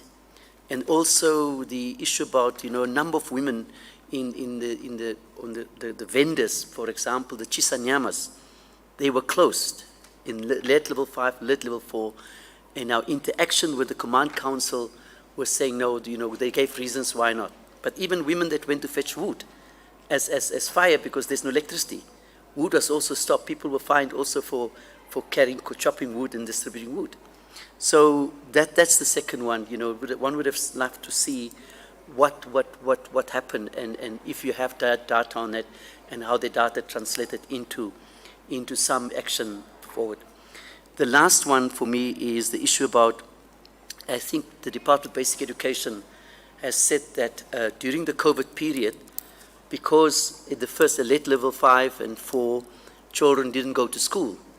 So a percentage, I may be wrong with my percentage, but I think they said about either 10 or 15% of children during that time has never come back to school, even till today. So you've got, say, 15% of learners not going back to school. Where are they? What are the safety nets? And we've seen during the July unrest, children, small children, learners and teenagers participating in what happened there. And then the second part, too, coupled with that, is that, again, class issues. Poor learners were in the streets because there's no place in the house. They do not have access to technology. They do not have the kind of stuff that whilst all those in middle class or the private and the former sales, the Model C schools were happening, and it will happen. So what's the impact in terms of where people had a consistent education and others not, and the production in the end of what is the quality of that knowledge that will come out. So perhaps one should also look at that and say, I don't know whether you've done something around it, but those are the kind of issues that really, COVID affected us and so on, and the impact of it. And obviously, we've been dealing with this for the last, 4 weeks now that we've been 2 in case then 2 here, listening to people. And one of the things, although there are a lot of theories about who's behind it, who's not behind it, what triggered it and what didn't trigger it, but the basic thing is that the conditions of our people is fertile ground for anybody coming and say, you have to, and therefore, your work that you're doing should be really not in even early warning system, but really be there, the red flags that are there, right in the face of those decision makers to say. Yesterday with Alex on the Gcro River and saw what the conditions are of people living in there, and it's really terrible. But thank you. So those are my chairperson, those are my 3 inputs. Thank you. You can continue and answer it in any order. So let me start with the first question. Thank you, Commissioner. The question about, does government take the research seriously? I think I did say right at the beginning that all of the quality of life surveys, the first presentation that is done is done to the Premier of the province. And that's been consistent, including the last one. And this was in the midst of COVID, so we had to find the time and say, Premier, we have to take you through this and so on. Not for censorship or anything like that, absolutely not, but certainly so that, so that he understands and can work out a process of how the information can be dispersed within provincial government and possibly even into local government. Although local government is going through a bit of a transition, as you know, in the run-up to the elections, etc., etc. And I think, and also we also arrange for presentations to all of the departments when they do their strategic planning. So it's one of the first things they do. Is we do a presentation on quality of life, and obviously with emphasis on the work of that particular department. So if it's transport, there'll be more transport thing, if it's social development, and so on and so on. And similarly with municipalities, particularly the metros. We haven't had too many for the local municipalities, although we want to move in that direction. But anyway, look, the metros in Gauteng are 80% of the population in the story. So, you know, it's the weighting. In fact, the work that I've done in planning is in Gauteng, we've always used this as the basis to actually plan and so on. So I think that, I mean, it's not everything that gets emphasized and so on. It's a kind of a process of diffusion, if you like. It's not a sort of automatic mechanical process, you know. And so I think the concerns that we express puts it in very stark number terms, but it's not like politicians don't know it. They absolutely know it. I mean, they're out there in communities much more than any of us are on a day-to-day basis. I mean, the issue is, I think, certainly on paper, the plans are there, but the question is it being effectively implemented, overseen, evaluated? And those are the kinds of processes that we need to do. So, I mean, this whole thing about what's evaluation? Evaluation is to check if you're running a school nutrition program, is it reaching out to the right people? Is the quality of the food good? And so on, right? So that kind of work, we're not really doing it, but every I know in Gauteng, every provincial government department does that sort of stuff. But I think they do take it seriously, but I think that there will be a lack in terms of or inconsistent implementation. I mean, that's how I would respond to that. You know, go to the next one. Yeah.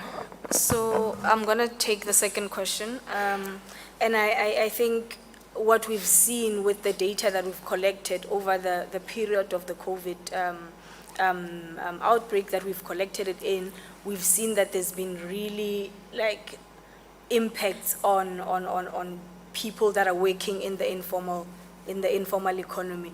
And I think for me what was very interesting was that in that hard lockdown in March 2020, when food traders were not considered as essential service workers. And we know that the informal food market is a great market where a lot of people, the poor for instance, access food from the informal traders because they sell it at lower cost. They are able to provide credit. So if you don't have money and you want to buy food, you can take the stuff via credit. But government didn't see them as essential service providers. And I think it just showed, for me, it really showed the way in which government thinks about the informal economy. In as much as there's so much research that has been done about the role that the informal sector plays in the overall economy, the way in which government thinks about the informal economy is not in line with what it is contributing to the overall economy. And I think with what you said about domestic workers and also just some of the women traders, the fact that they of course experienced a number of insecurities in terms of income. Their income was affected because they couldn't sell as much as they would normally sell. They couldn't go to work and work the full hours, especially after the hard lockdown was lifted.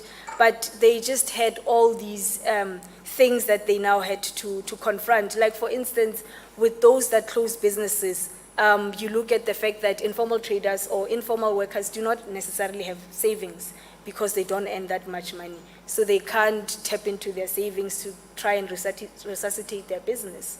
They are stuck in that situation. They also are not able to access credit because they are not seen by financial service providers as people that can be able to pay back the loans. So it's really like the informal sector has really suffered in terms of what has happened during the COVID. And I think the effects are going to be felt even in a long time to come. It's not something that they'll just recover from, but it's going to require a lot of concerted efforts to try and bring them back so that they bounce back. Thanks, Commissioner. I need to be careful that I don't walk out of here with a reputation for extra long answers, so I'll try and be brief. But just to try and answer the third question and then just go back to the first question a bit, I think this is the issue of children not being in school is a particular concern to us looking at the data. 39% of respondents who had children said that they'd kept children back from school even when they were allowed to go back after the lockdown levels were lifted. And that's obviously, that percentage is different across race groups and different income groups. So much higher for Africans, for the lower income groups, much higher than for the higher income groups. And really there's a very, very, very concerning story that begins to emerge there, that this COVID period with all of its economic disruptions may not only be a moment in time, but there may be a lasting tail with generational effects that may result. Children not going back to school when they should be is one of them, but it's not the only one. I mean, we see a situation, as Mama Katie has spoken about, where people lost jobs, but then they got jobs again. White people were more able to get jobs than African people. But even where people were able to get jobs, those new jobs are more in the informal sector, are more part-time, they're much more precarious and much more vulnerable. So even though employment is restored in some respects, there's a lasting effect in terms of the informalization of our economy and greater precarity in our economy. So there's a real concern about lasting effects. To bring you back to the first question, I think there's a real sense, talking to government officials, both in the COVID period and now, that they are really exercised by this crisis. There's a real sense of energy around doing things differently. We were speaking to government officials yesterday where government is saying it needs to be business unusual. Okay, now that's a phrase, right? But it really does signal an enormous amount of energy about doing things differently in more agile ways, in more adaptable ways, working more closely with civil society and the private sector, and trying to reverse the losses that have been made in the first period of this term of office. It's going to be a mountain to climb. There's no question about it. But I think, our survey, I think, is part of this story, that government officials are aware of the losses that society has been seeing, and the need to reverse that over the next period with much more energetic responses across the economic domain, the social domain, and lastly, in terms of that thing I was talking about, looking internally and bringing about a more ethical form of government. Thank you, Chair. I'm finished. Thanks so much. Thank you very much, Commissioner. Good morning and thank you. My first question has been asked by Commissioner Nissen, but there is certainly a follow-up with asking, and it relates to the impact of your work. And you've answered that quite well, Mr. Sadat. I see that you began this work in 2009, and the question I was interested in is the manner in which it has been taken up by government. And you spoke to it also earlier, I think asked by Advocate Lotz on your independence and impartiality. Sorry, Commissioner, I can't hear too well. Are you unable to hear well? Can you you hear speak up slightly, please? Can you hear me better now? Good, good. You spoke to the notion of impartiality when asked a question by Advocate Lotz as well. And I was interested in this notion of impartiality and as it relates to your impact, particularly because I was wondering what is the interest for the Premier's office to sponsor you over and over again since 2009. Now hearing that, well, the results of your work are incorporated into their planning, but there is a serious and real divide between the planning phase and the implementation phase. Then the most logic follow-up to that is what then needs to be done about that. And I would be interested in your own views. If since 2009 up until now, you've been reproducing work that has the potential to assist the ways in which the provincial government delivers services, but it is unable to do that for a myriad of reasons. What, in your views, needs to be done? Is it a matter of then maybe strengthening consequence management and the administration capacity within the public service?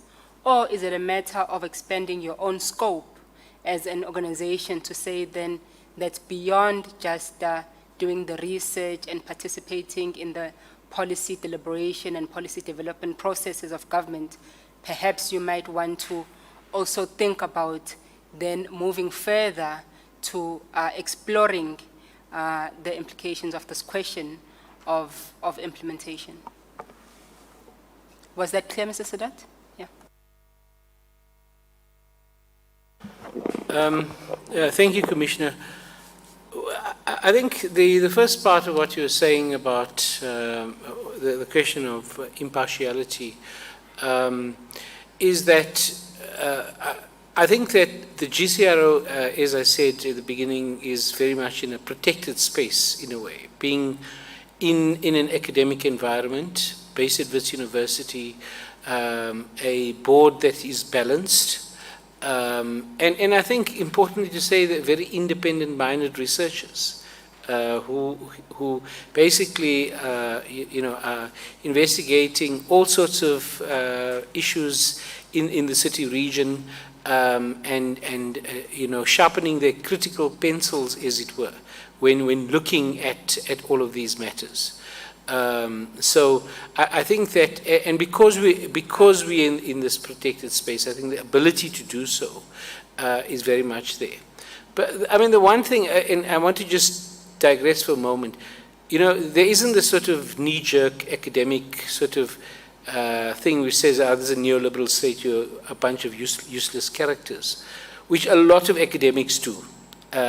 That's not what we're about, okay? I mean, a lot of left academics would say, well, I shouldn't say this too loudly, but I mean, it's almost a knee-jerk thing. The first paragraph will say, this is a useless neoliberal state and they can't achieve anything, and, after the 1996 sellout in gear, forget about everything.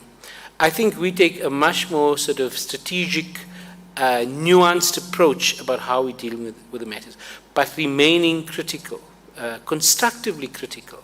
And the interesting thing is that the politicians in the first instance have been really mature about it. And that includes the former Premier, the current Premier, the former MECs, and the current MECs, as well as mayors and mayoral committees in the metros. And it's you putting up a picture of the naked emperor, and you're saying this is it, and they're accepting that picture. And I think, and that's why I got motivated to work in the GCRO, because, I think that sort of approach has been really good. So but at the same time, they understand where we are coming from. We're not just sort of knee-jerk anti-government or anything like that. That our sort of approach to saying, how do we be constructive about it, and the work that we're doing on policy development, which has always been there, as Graham indicated earlier on, I think we're certainly going to be stepping that up a lot more. I think the climate and the environment to do that is certainly there. What Graham was also saying about our engagement with, for example, in provincial government, they've set up 6 what they call war rooms to accelerate delivery on poverty. Poverty and hunger is the one, on economic development is another, on not just a capable state, but actually looking at issues of corruption and so on. So we're not involved in all of them, but we involve in some of them. To provide data and also to see how we can assist on the policy side, etc., etc. Look, but there's always a caveat, and the caveat is that the state is a big, really big institution. It's not just the Premier or MECs or HODs. I mean, there are tens of thousands of people who have to execute, and they don't always execute in the way that they ought to. And I think that is the work that needs to be attended to. How do you fix the state? You see, I mean, for me, you know, corruption has been a big problem. State capture has been a big problem, but it's not the only problem. It preceded state capture, okay, and the, you know, denuding the state of its of capacity and so on. So I think that it's that rebuilding, restitching that needs to happen over time, so that we're able to achieve, to pick up your point, Commissioner, is how do we ensure effective implementation? I think that's what I would like to say. Then, following up on that, to what extent do you collaborate with similarly constituted organizations and research centers, not just within WITS? I think you are located at WITS, but around Gauteng and in other academic institutions. There are quite a number of research centers that look into similar issues that you look into. To what extent do you collaborate with them, not just in embarking on studies, but also in just co-thinking around then the question of so what, which is one of the main questions which interest academics? Absolutely, and I think we're on a roadshow at the moment, as my colleagues will tell you. So, I mean, the one thing I mentioned earlier on is that we're working with Mistra, Joel Neshitenje's outfit, and so there the focus very much is on the issues around state and state capacity and all of that. So we're very excited by that program, and in fact we in the process of finalizing a multi-year collaboration, so not just a once-off thing, but an ongoing process. We're speaking to the South African Cities Network, and that is the organization that basically deals with large cities. It's a network, it's not a statutory, kind of quasi-statutory body like SALGA, although SALGA is one of our partners, as you know. We are working with, we're talking to PARI, that's Public Affairs Research Institute. They do a lot of work also about the state and procurement processes, and so really interesting work.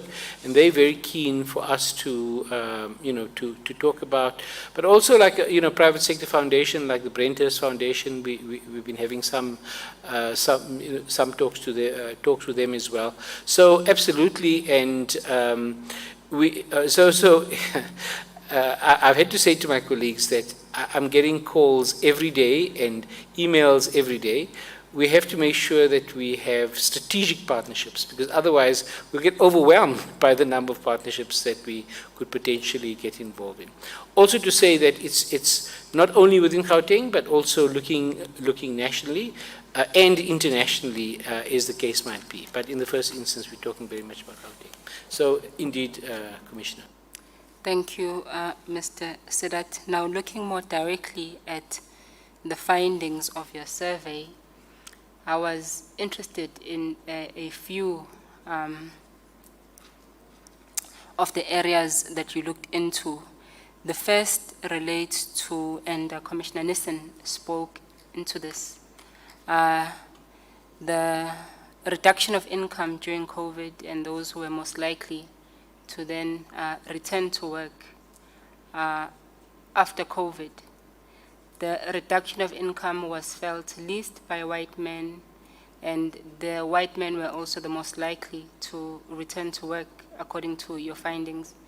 Now, this is particularly surprising because during the dawn of COVID at least, and the wide talk of essential services, many people were speaking to black women as the main essential workers in the health services, retail, and so forth in particular. So one would have expected that in that era at least, the majority of people whose jobs were more secure would have been black women. To hear that it's white men whose jobs were more secure comes as a surprise. Are you able to tell us what fields or what industries these jobs that were secured by white men were in?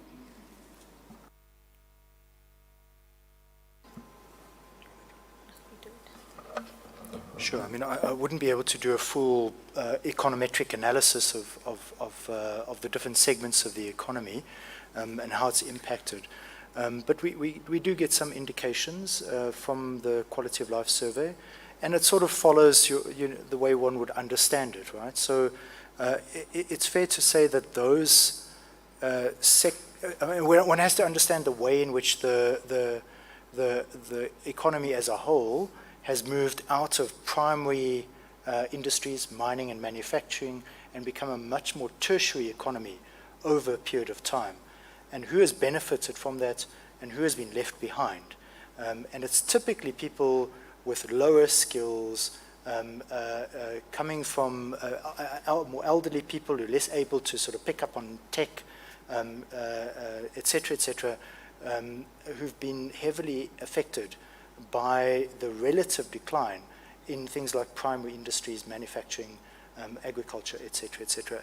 And it's those people who are able to, who've got the skill sets, younger people, people coming out of universities, et cetera, who are able to benefit from the new opportunities that are emerging in the tertiary sector. Now, enter COVID, and you can see how that gets accelerated, right? So it's the people who can basically, like us, like knowledge workers, who can work online, who can snap from being required to go into the office on a day-to-day basis, who can open up a computer and do our business pretty much unencumbered through Zoom calls, who are going to be protected. But those people who basically have to go to work in factories, who get their living from trading on the streets, for those people who basically staff taxi ranks, whatever it might be, those people who are working as domestic workers, security guards, whoever it might be, those are the people whose place of work can't be shifted online, who are going to be suffering the most.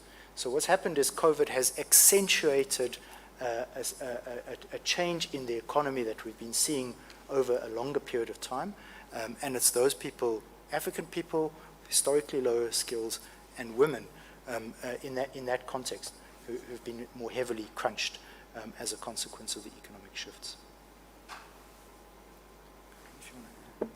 Thanks, Graham. I must congratulate you also for looking into the psychosocial issues as part of your survey. I think that was a brilliant move. And in relation to that, I do want to ask you, on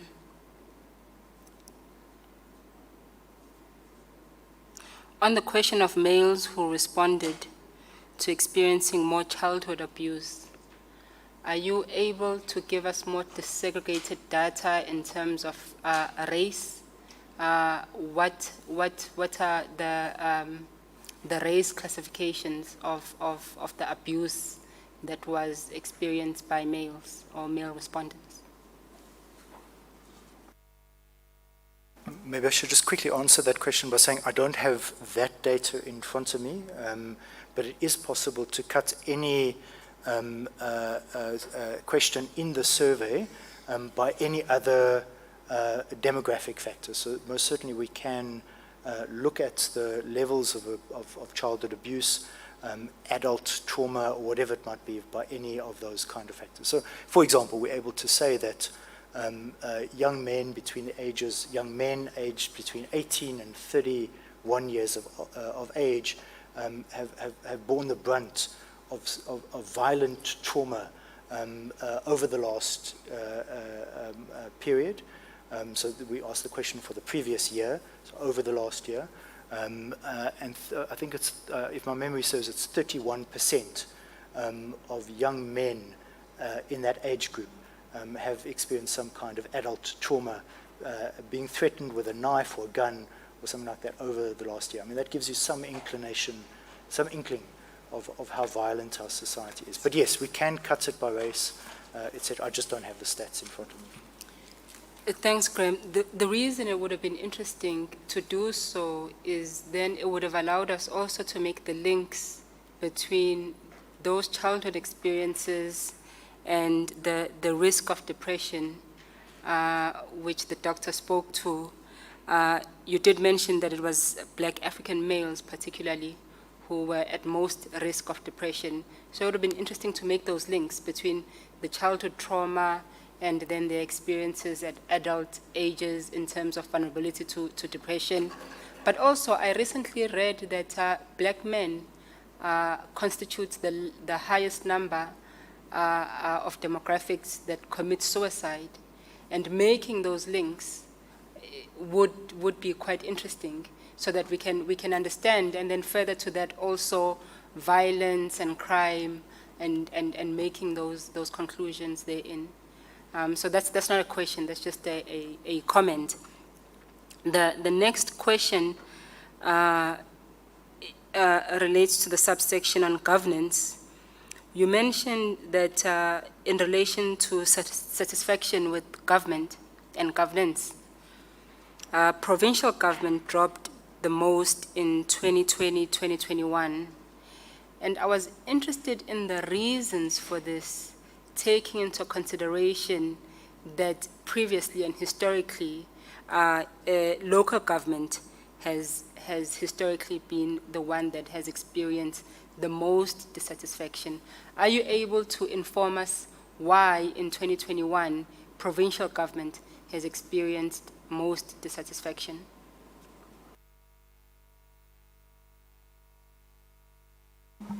I think that we may not have the, and maybe I'm skating on a bit of thin ice here, because we may not have the specific answers, but I think that perhaps, I think it's important to note that I don't think provincial government dropped below local government, it didn't, no. So it was the biggest drop for provincial government only. Local government still remained the lowest. I think it's important to say that. So yeah. And I think if you look at the trajectory, I think when Premier Makura came, I think there was a lot of in previous surveys, it really sort of the levels improved quite a lot. And then I think there were issues, I'm just saying, I don't say that they were the direct cause, but I think there were issues around life esidimeni and things like that, which may have influenced things. There was also, I think a period around corruption in the Gauteng Health Department, around PPE corruption and so on. So I think that, and access to, and you saw issues around access to healthcare services were restricted during the COVID period. So all of those may have been contributory factors, that led to the decline of satisfaction with provincial government. I think that is my, I mean, we don't have the specific data, Graham. I think we don't have the reasons as such, right? That question wasn't asked. So I think that, so we can only make some inferences about what might be the possible reasons given because people get influenced by the public discourse around various things, and I think that might have been the reason. But local government still remains and I think it's an important point to make, the lowest levels of satisfaction. And in the Gauteng context, it's the local municipalities that drive that number down. And in particular, Mfuleni has driven the number down even very substantially. Of course, it's just one component. But if you look at some of the graphs, I mean, we didn't show you a full presentation, but if you look at, and we know, everyone knows the problems in Mfuleni, whether it's refuse removal, whether it's the problems in the Vaal River system, sewage flowing, all of that. I mean, basically service delivery collapse in that particular municipality has been particularly bad. But in general, I think municipalities, even the metros, by the way, who in the past have actually done relatively well, have also declined. Thanks, Mr. Commissioner, can I just come in on 2 quick points, if you For don't sure. mind? Just to say that when we get the data out of the Quality of Life Survey, there's always a launch and we're able to draw some analysis to start with. But the data is rich, and over a period of time you can do more sophisticated analysis with the data. So it's only now that we're getting into more sophisticated analysis, regressions, causal chain analysis, that allows you to begin to see the connections between different variables. But certainly, just following up on what Rashida said, at the level of simple correlation, it's fair to say that the respondents with lower levels of satisfaction in provincial government are those that have been more economically impacted, who are more concerned about corruption, who have got high levels of food insecurity, who haven't managed to benefit from grants, even when they applied for a grant, and so on. So you can clearly begin to see relationships between different variables in the data that give you some clues about where the most negative feelings towards provincial government are concentrated. And we've done that level of analysis. But we're going to do much more. We're looking at analysis of the data in order to understand a little bit better some of the electoral outcomes, in particular the large numbers of registered voters who just didn't go to the polls. Why was that? What happened there? So that's analysis that we'll pursue over time.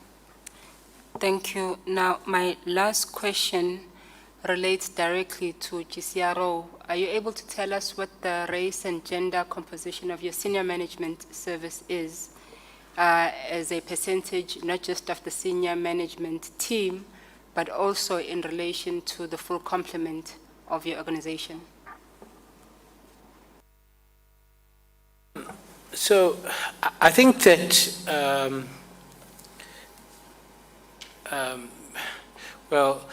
I'm the first executive director, and there have been 2 before me, including for a period, the acting executive director was white male. The board had decided that that very clearly we need to ensure greater levels of diversity within the Gcro.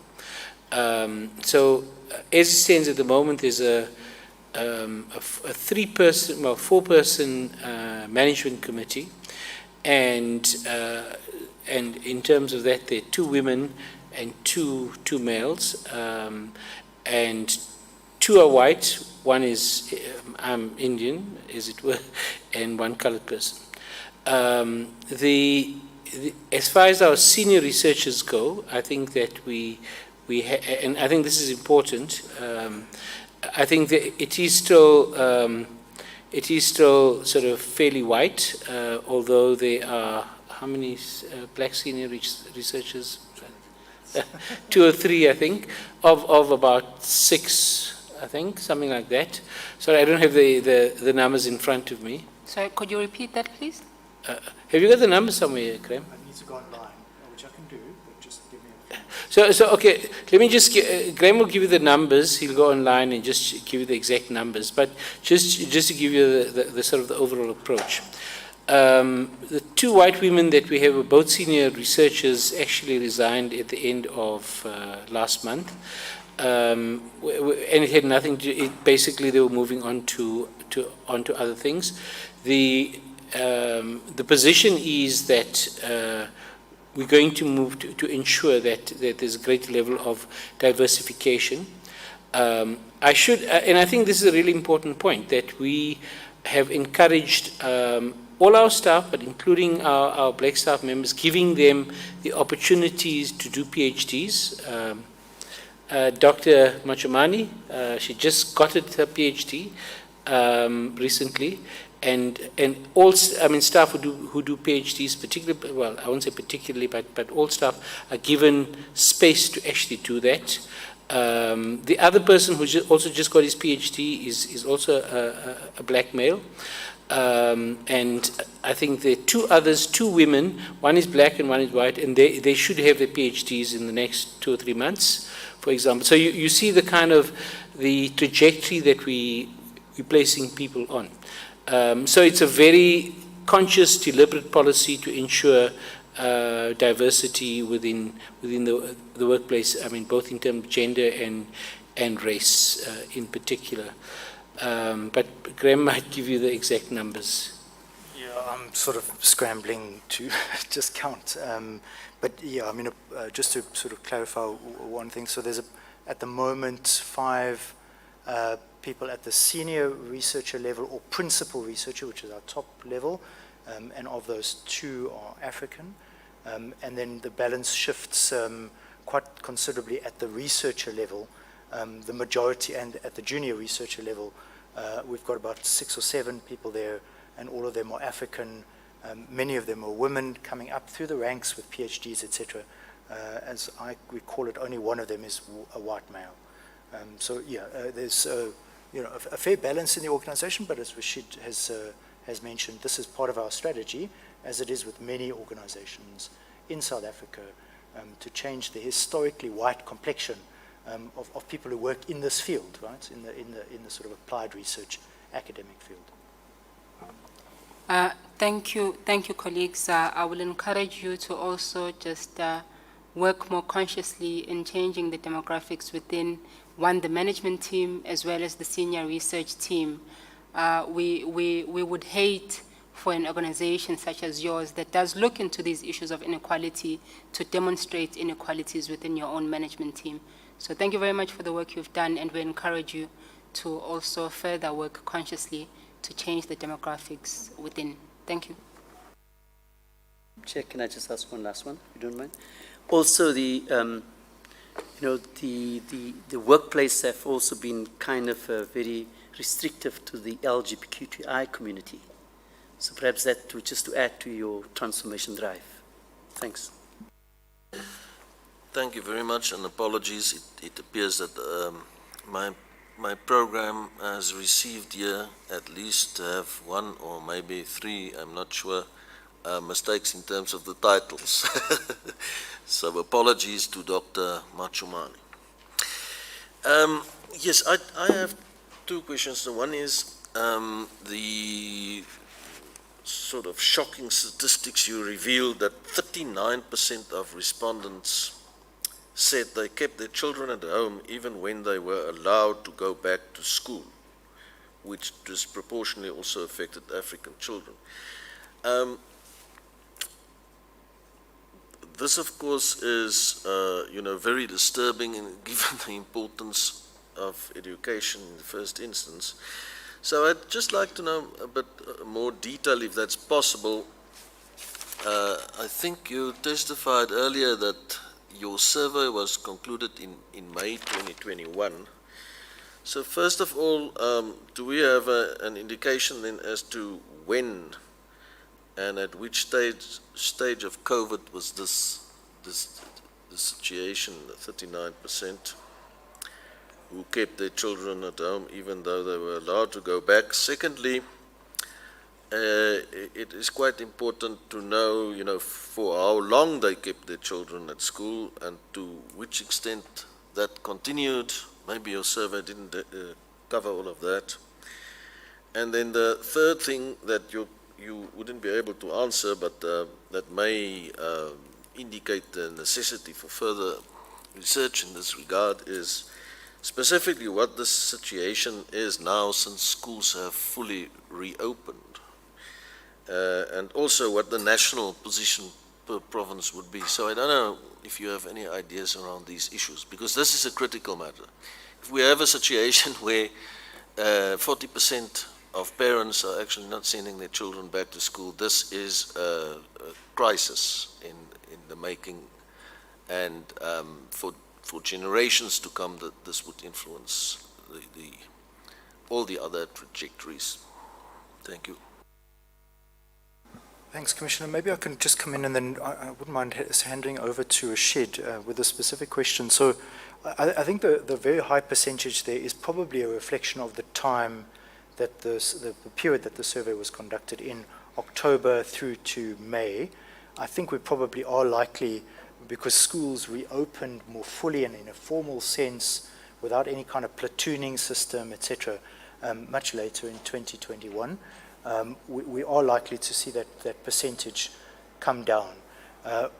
In the nature of a quality of life survey questionnaire with well over 200 questions, it's often very difficult to put a whole series of subsidiary questions in. So much as we'd like to probe around particular reasons and so on, it's just not possible for us to do that. So you'd want to ask, in an ideal sense, you'd want to ask those people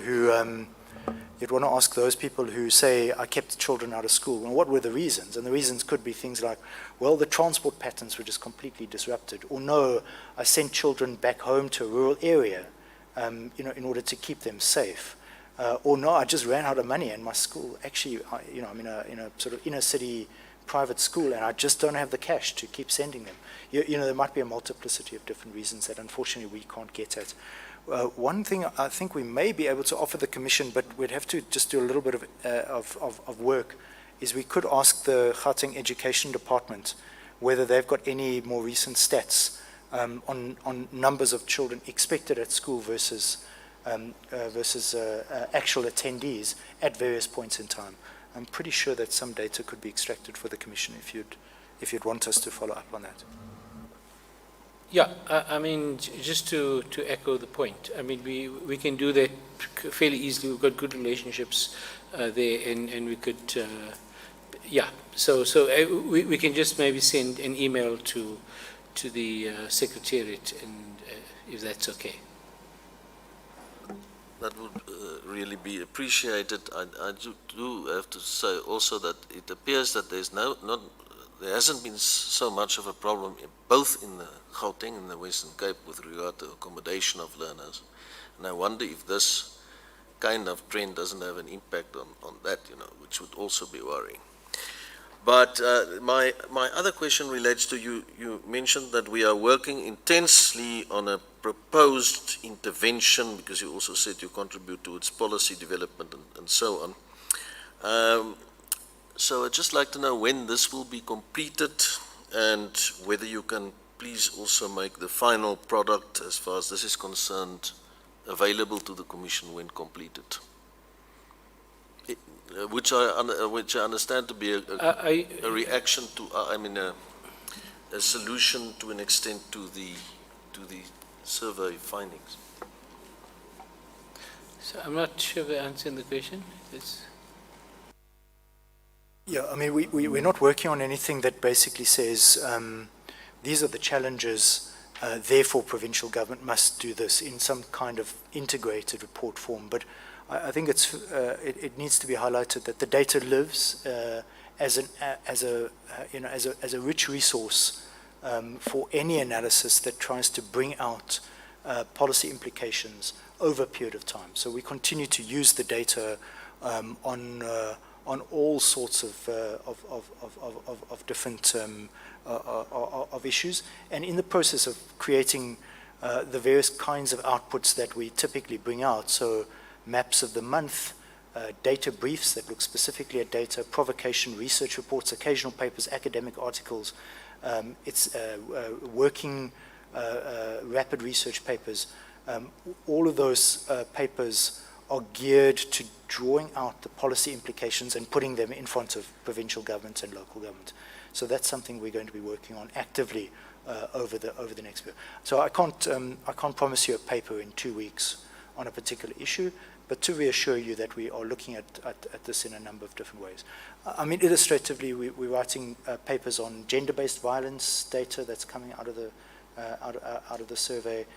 Someone is looking very intensively at this point in time on the food security data that's embedded in the data. There are a whole bank of, we've only shared a snippet of it with you, around food insecurity and different dimensions of food insecurity. So there's going to be a whole occasional paper on that in the course of this year. So we continue to work on the data. If I may, Chairperson, I think that, so for example, in the so-called war rooms in provincial government, you know, if you take the one on poverty and hunger, we're able to, so we've been specifically invited. These are very broad-based war rooms, so obviously run by provincial government, but has people from civil society, from business, labor, etc., etc. So it's a very much sort of a social compacting kind of arrangement in a way, with all the social partners, and we're part of it. And I think one of the things that we could do is, by using our data, is to ensure that the interventions are more targeted and specific. And in fact, even though it says poverty and hunger, I think given the sort of multidimensional nature of poverty, it's not only about, you know, whether you're giving somebody a grant, but it's also issues like you're raising around education and health and so on and so as well.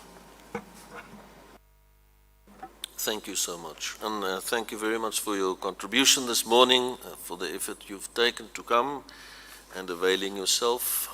We appreciate that very, very much. We will now adjourn for lunch, but I do see Advocate Lutz.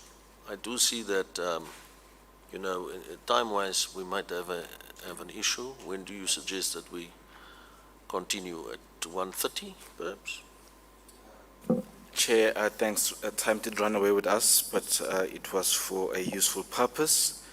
I guess we can push lunch to end at 1:30. We'll just notify the next witness in terms of the spillover of time. Okay, thank you so much. Thank you. We'll adjourn until 1:30.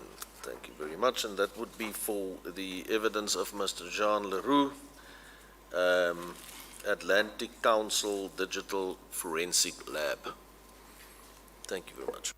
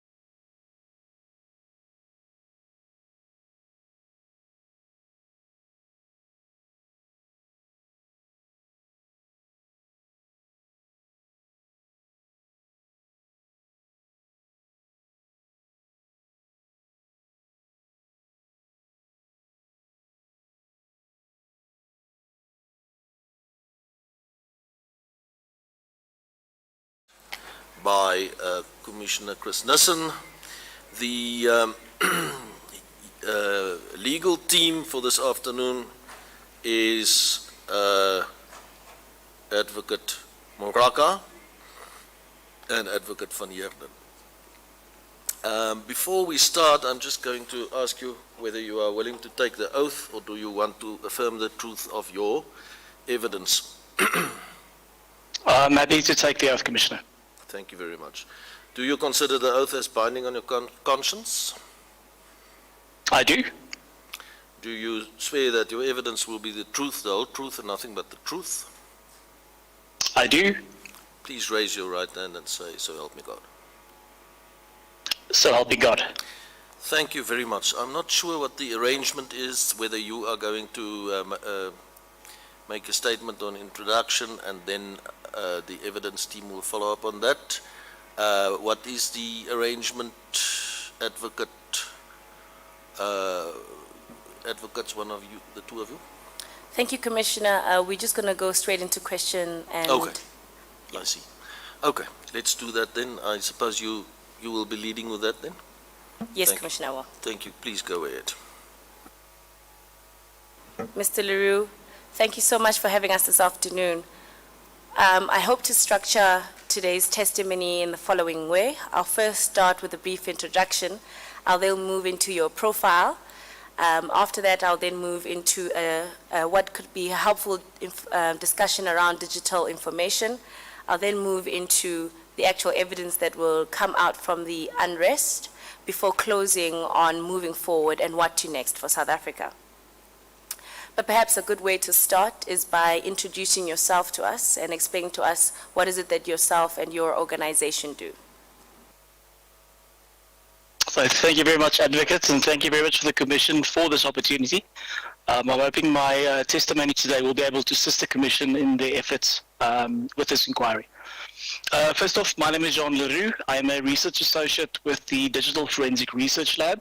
We are a center within the Atlantic Council, which is a Washington-based think tank. It's quite a mouthful to get around.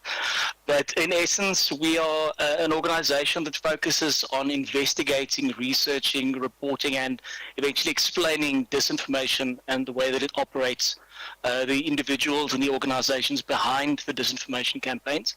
And then also a large part of our work is building what we call digital resilience, which is a way of ensuring that a society, and particularly democratic societies, is inoculated against those actors that might try and take advantage of information environments in a way that undermine democracies.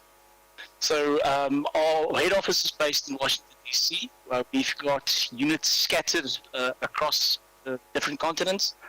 Specifically, I'm based in Cape Town with another colleague of mine, and our focus is on the sub-Saharan African region to basically investigate this information, explain it, and then also find a way of reporting it back to a way that's palatable for students at the end of the day. Thank you very much for that. What qualifications do you have in this particular area? I'm legally qualified. I started off as an attorney. I was admitted in the North Gauteng High Court all the way back in 2000 and I think it was 2011. It's quite a long time ago, and quickly after that I got involved in forensic investigations. I was employed at the Public Protector from about 2012 until the start of 2015. After that I joined the Financial Services Board, where I conducted similar forensic investigations into pension funds and their administrators. I was there until the end of 2017. I started in January 2018 with News 24, conducting specifically social media and fake news website investigations for them. I was there until February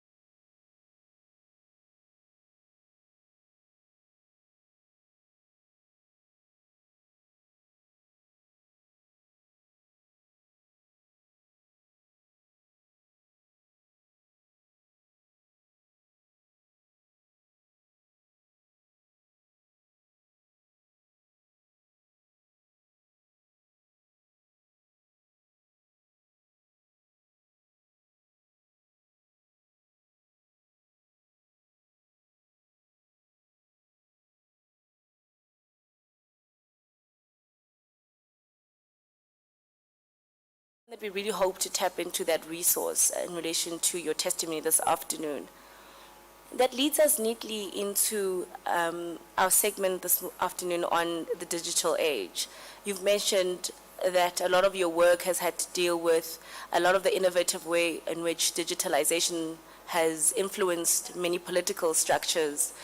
Can you take us into that world and maybe talk briefly at an introductory level on what the digitalized world looks like? We often talk about living in this virtual world. What really is it for the layman on the street when we talk about a digitalization of information? We use big words, but for the main layman on the street, we want to break that down into digestible information. So my question to you is, what is the digital era we're actually living in? I mean, the impact of social media has been massive. Over the last, I would say, a little bit more than a decade, since social media platforms has become more and more commonplace, they've effectively replaced the way in which we consume media. People are no longer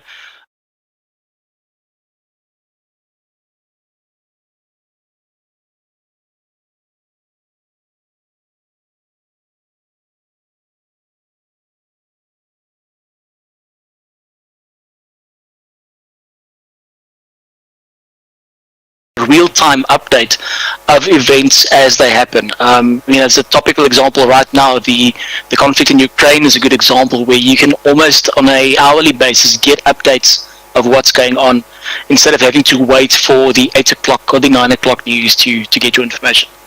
That comes with a lot of benefits. I mean, it gives people a platform that didn't have a platform before. It gives marginalized individuals and marginalized communities a place where they can have their say in a space where they're not oppressed. But at the same time, it also brings with it a lot of responsibilities. Because of that wider reach that it affords individuals, there's a lot more responsibility on those making use of the platform to do it in a responsible manner.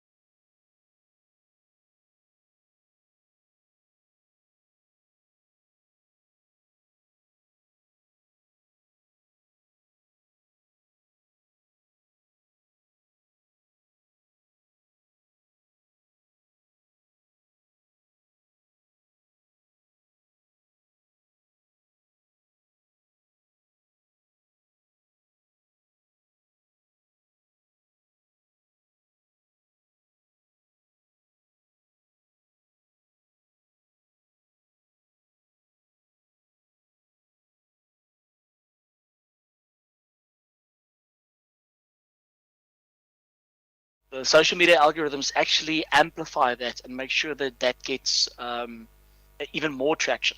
So it's kind of the snowball effect where once something small starts getting some traction, it bleeds out into a much larger audience. And as that audience starts amplifying and engaging with it, it works its way even further and further. Yeah.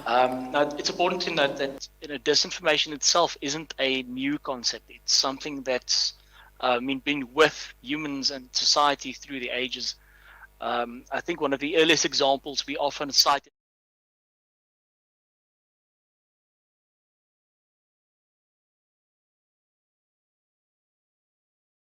and solidify the succession battle thing.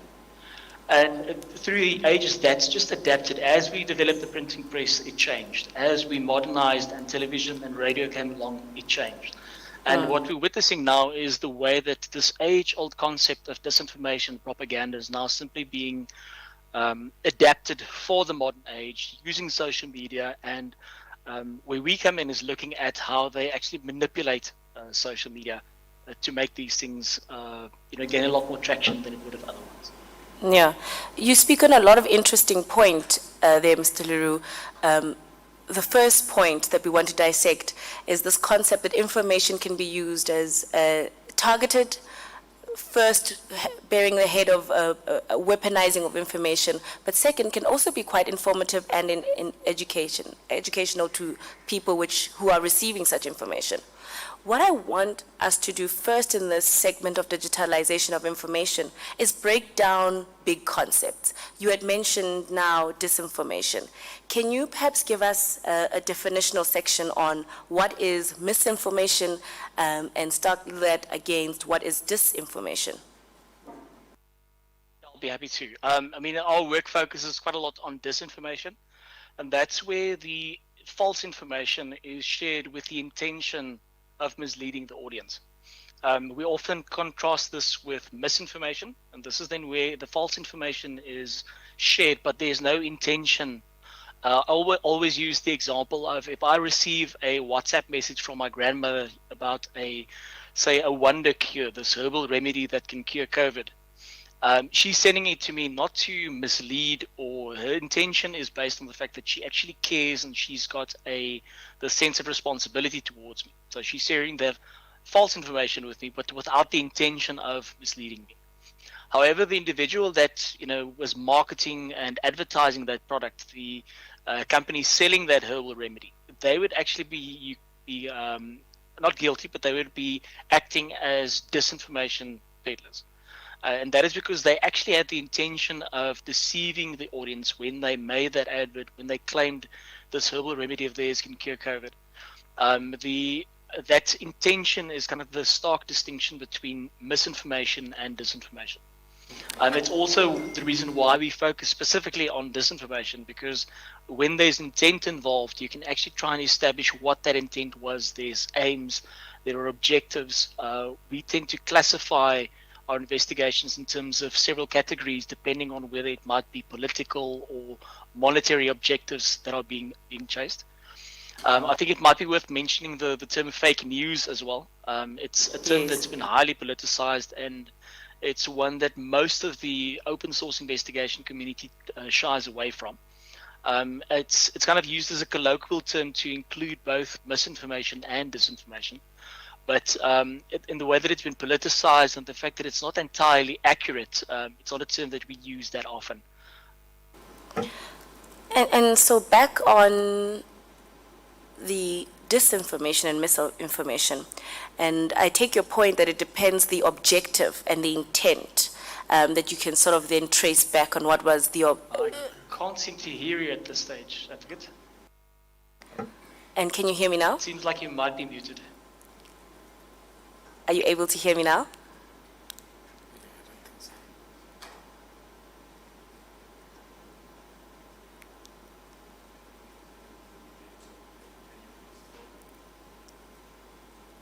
Mr. Leroux, are you able to hear me now?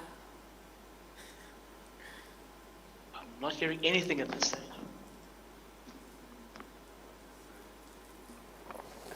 We are muted, it seems. Our mute button There is we on. go. Are we back? Can you hear me now, Mr. Leroux? I can hear you now. Thank you. Slight technical glitch on our end, but nonetheless, we move. We were speaking back on the disinformation and misinformation, and I take the point that depending on the objective, one can easily then trace back the nature of the peddling of such information. My question then is, despite the broader context and despite the broader objectivities of certain campaigns, can we make a general statement in identifying who largely is the target market of such disinformation? Are you able to make a broad, classification of individuals or communities that are largely targeted for such information? Yeah, I think that will again come down to the objectives of the campaign, depending on who they want to reach. All of these disinformation campaigns have got a core of accounts or individuals that are orchestrating the operation. So, and their objective is to make it, get this information outside of that. As long as they are within the same network and as long as they're speaking to each other, the message or the narrative doesn't actually escape that into the broader populace and into the broader target markets that they are eyeing. So depending on what the nature of the campaign is and what their objectives are, you can often glean, it kind of goes both ways. You can pick up what the objectives are from who they're targeting, audience that they're trying to target. And at the same time, you can pick that up from the objectives. If you know what the objectives are, you can kind of see who they're trying to aim that towards. It depends on which of those you've actually got access to. And again, that depends from one investigation to the next. But in all of the cases, the objective of the Disinformation Act is to get their narrative to escape their own bubble, that echo chamber that they create. And they do this using, multiple means. There's, good old-fashioned, propaganda tactics. They can share screenshots. It can be, fake websites that they set up to peddle the information that are allegedly neutral. They can go and manipulate hashtags to get them onto trending lists. There's lots of ways that they use to try and escape that bubble of theirs. And what is the distinction between organic and inorganic social media traffic? That's one of the things that we focus on quite a lot because the inorganic traffic stands out like a big red flag when we conduct our investigations. If, for example, organic traffic would be where there's an actual and a legitimate engagement with the topic. This is where it's a regular user scrolling through their Twitter or their Facebook timeline. They see the topic and they engage with it. They reply to the tweet, they retweet it, they might comment on the Facebook post. It's a legitimate, earnest interaction between an individual and this hashtag or this narrative. Where it starts crossing over into inorganic is where there's a use of artificial means to try and amplify it. And when I say artificial, this can be creating fake accounts to do that. We do a lot of investigations finding fake accounts set up to look and seem like human beings. These are referred to as sock puppets, and they give the impression that there's large grassroots support for a specific topic or hashtag or tweet and so on. Another tactic that they use is manipulating the social media algorithms. Because of the way social media algorithms work, they try and show you content that's popular, and they try and show you content that would resonate with your own interests. And what happens is the moment that you start, getting a specific hashtag or a specific tweet or a Facebook post that's, seen by the algorithm as quite popular, it starts showing that same post to more and more people outside of that circle, trying to basically leverage the post to grab people's attentions. And what some of the disinformation actors do is they actually find ways of exploiting those algorithms. You'll find people tweeting at 2 o'clock in the morning, arranging a group of say 20 or 30 people to, on a very short time scale, retweet a specific hashtag in very short succession. What that does is that trips the algorithm to think this hashtag is exceptionally popular. There's not a lot of people on that time of the morning. So if there are 30 people sharing and retweeting and engaging with that hashtag, it must be something that people are interested in. And that then starts this process where the hashtag moves up the trending lists. You'll find people, legitimate users that wake up and see the hashtag trending. They might then see, oh, look, this hashtag is moving up on the trending list. Let me engage with it as well. And very quickly, the inorganic portions of the network starts being replaced by the organic engagements with that same hashtag. That's really helpful. We heard testimony in the past 2 weeks about the use of other or different types of social media accounts. And perhaps what we can do now is define the distinction between open source and closed source. So what are the practical examples of an open source account? Which one is, and which of those is a closed source? I think the easiest distinction there is for open source accounts would be things like Facebook and WhatsApp. Sorry, let me correct myself there. Facebook, Twitter, Instagram, any public and open facing account. That is something that you can go online and you can find that account if you'd like to see what it's been posting and see what it's been said. You can take that distinction even further. For example, in the case of Twitter, you've got access. Twitter makes available what's known as an API that allows you to access data from them directly. There are certain restrictions in terms of how much you can request and how quickly it's provided, but in general, you can write a short script and then get that information directly from Twitter rather easily. When it comes to closed social media accounts, and this is sometimes referred to as dark socials as well, these are things like WhatsApp groups, Signal groups, Telegram channels. These are mostly where the information is behind a kind of a veneer, or you can't have access to it directly. You need to be part of that group to actually get a hold of the information. So when it comes to the open source stuff, that's rather easy to collect. You can do that programmatically. There are lots of ways to gather information on that in a relatively easy manner. But when it comes to the dark social stuff, you actually need to be part of that community, part of that group, part of that channel that's busy promoting that specific narratives. And that makes it a lot harder to track. It's a lot harder to get invited into those groups. There's no trending lists that'll alert you to the fact that there's something being said on those groups. And it's all in all, it's just harder to track and identify misinformation trends and disinformation trends on dark social media platforms. That's very interesting, and we will explore how one tracks the closed sources or dark sources of information. But for the next few questions, I want to focus a little bit on the open source. So back to the bigger platforms. You made the example of Twitter and the rest, Facebook, etc. How does one, I mean, you did touch on this a little bit, how does one gain traction on these open source platforms? And linked directly to that is, how do you determine profiles or profilic Twitter accounts? What we do is we kind of use a multidisciplinary approach to investigations, which is a very fancy way of saying we use lots of different tools to gather the information. The first reason for this is redundancy, to make sure that we double check whatever we're getting from the platforms from various sources. But mainly what we do is, for example, in Twitter's case, we'll actually take data on a specific hashtag or a specific phrase, a specific account directly from Twitter's API, and that'll allow us to track things like how many tweets were sent out, the exact timestamp, so all the way down to the exact second when those tweets were sent out, which device was used, whether it was an Android or an iOS device that was used.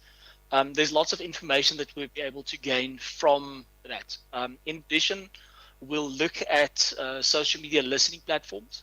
These are usually used by organizations such as advertising companies and PR companies to track hashtags and brands and such. But the same tools, because of the way that social media is set up, it's an exceptionally good way of tracking like disinformation narratives as well. So we use those tools in conjunction with our own data that we collect directly from the platforms. This then gives us an idea of what's being said. We always look at who's saying, exactly the accounts stating this. We look at the accounts that is saying the most, the ones that are the loudest. If you're looking at a specific hashtag, for example, you'll try and find the accounts that are the most vocal, that have used the hashtag the most.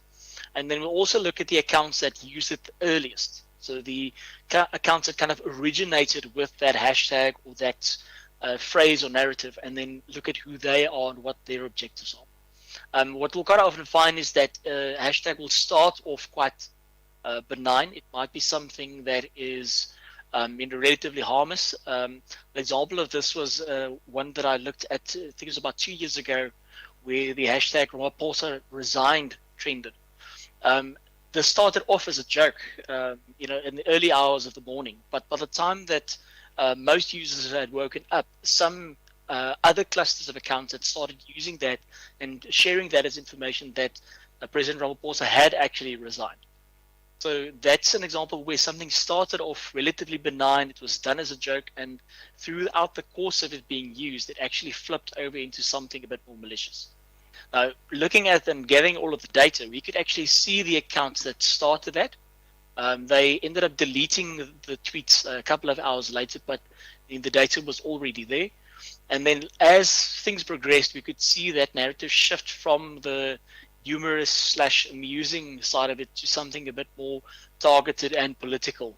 And you could see that because different accounts started engaging with it. They added their own little tales to this narrative, and that actually allowed us to see that there's a shift in who was actually propagating that disinformation. We're really interested in the tools that you had mentioned that you use in order to track the activities, follow the hashtags, etc. Appreciating, as you've mentioned before in your testimony, that there's multiple tools that are available. How do these social media listening tools actually work practically for the layman? How do we understand them to work? I mean, for a lot of them, the way that they work exactly is proprietary. So even we don't have exact access to what they do. But in essence, they constantly scrape the internet. So they've got their own accounts and servers and network infrastructure set up that on a constant basis scours social media. They collect tweets. It's kind of like this big vacuum cleaner that sucks up everything that it can. Depending on the tool that you use, some of them focus on websites, others will focus on for example, social media platforms. Even others will look at the technical details behind who owns and registers websites in their names. So each of these tools has kind of their focus area, and they act like giant vacuum cleaners that suck up as much info. And when you come around and you request a specific analysis, it draws on that information that they've bought. So that's why I mentioned earlier, in some cases, even if an account would go back and delete their posts, you could still find some of them because these platforms have actually already scraped the information before they've managed to delete their content. In terms of the tools themselves, as I mentioned, a lot of them are focused towards advertisers. I'm happy to provide the names. We're not specifically shy about the tools that we use. And we've also used several different tools over the years as we've kind of changed tack. We found tools that work better or works less than ideal. So I'm obviously happy to share that with the Commission if they're interested in that as well. Thank you. That will be very helpful. We've also had access to a number of your articles that speak directly to the use of tools and which platforms do provide those tools. So thank you for that offer. The Commission is also aware that DFR Lab assisted in unmasking who was behind the Tracy Ziller Twitter account, as well as Per Africa Check articles determined that accounts that appeared to belong to Duduzile and Duduzane Zuma were not actually their accounts. And we are happy to list many other accounts that you've basically been able to unmask. How are you able to determine that information? How do you verify and double check that accounts do not actually belong to the I want to call it a ghost account, a ghost name? How are you able to verify such information? That depends from one case to the next. Sometimes it can be as simple as an account might have left their username and the old username on their social media profile on a post from years ago. A lot of people, when they first get the Twitter account, they'll tag their friends and they'll ask their friends, "Hi, I can see you're online. Oh, look, you're on Twitter as well." All of those things are breadcrumbs that you can follow to identifying the individual. When we do our investigations, we really rely on only one single breadcrumb because it's very easy to get it wrong. So we often go through a process where we start, with thefts, for example, going back through their timeline to their very first post to see what they said there. We'll look at the way that they posted initially. Maybe they dropped an email address We've actually found people where they've put their phone numbers in replies that they sent out years ago. And then using the phone numbers, you can actually find other posts of theirs on other social media platforms. I've identified an individual where they posted their SoundCloud. The account itself was anonymous, but they put a link to their SoundCloud, which had 2 or 3 rap albums that they produced on. And that allowed us to actually identify who this individual was. We could use that and then corroborate that with old scraped information from the same account to see that the usernames matched up. So there's lots of ways that you can do that, but it really depends from one case to the next.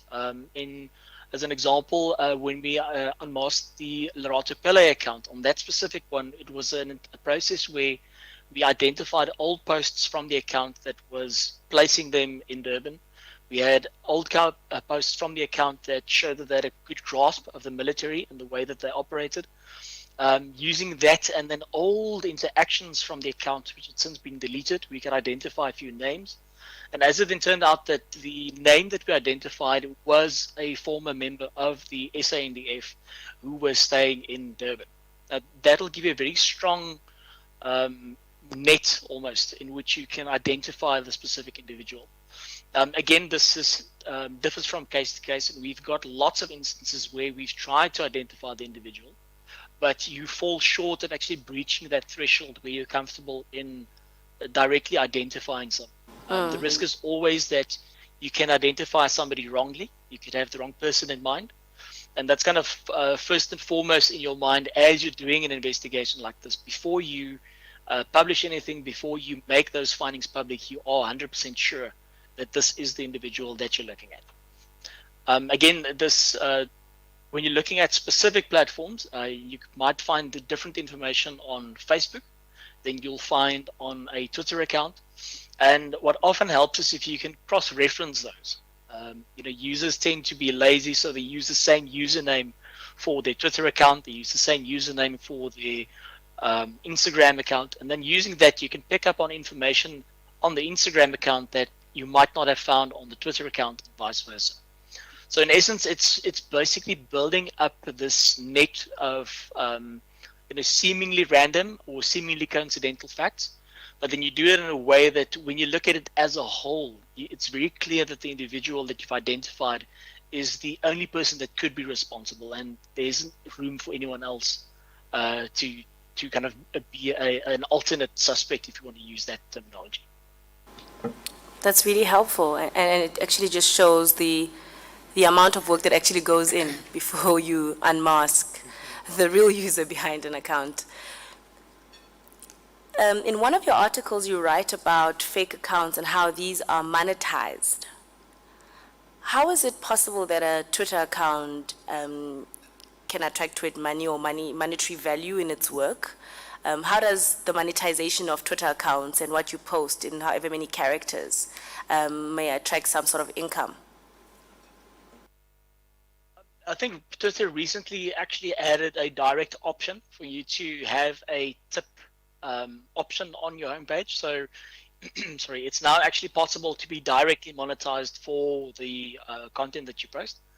But other ways is simply doing what's known as influencer marketing. You can have your account set up, have a large number of followers, and then brands, individuals, organizations, companies, anybody that wants to get a media or at least a bit of traction on social media can then approach you to do that on their behalf. If you have got a large amount of followers in a specific, let's say in Johannesburg, for example, a Johannesburg-based company would likely gladly be willing to pay you to share a link to the website to your 40,000 followers. So that's a more of a direct way of monetizing your social media presence. Some users you'll often see on social media, I think they refer to it as plugs, where they share their websites. They could share specific hashtags for products that they sell. We often see once a hashtag starts trending that some accounts would use the hashtag, even if it's unrelated, to market and sell their goods. CD services, we've seen people selling clothing, people selling fruit and vegetables, all kinds of goods get sold on social media using these Twitter accounts. And obviously, as your following grows, you gain a more and more, or at least a wider and wider audience that you can speak to, and the relative value of your account starts going up. So you can actually charge more for doing that.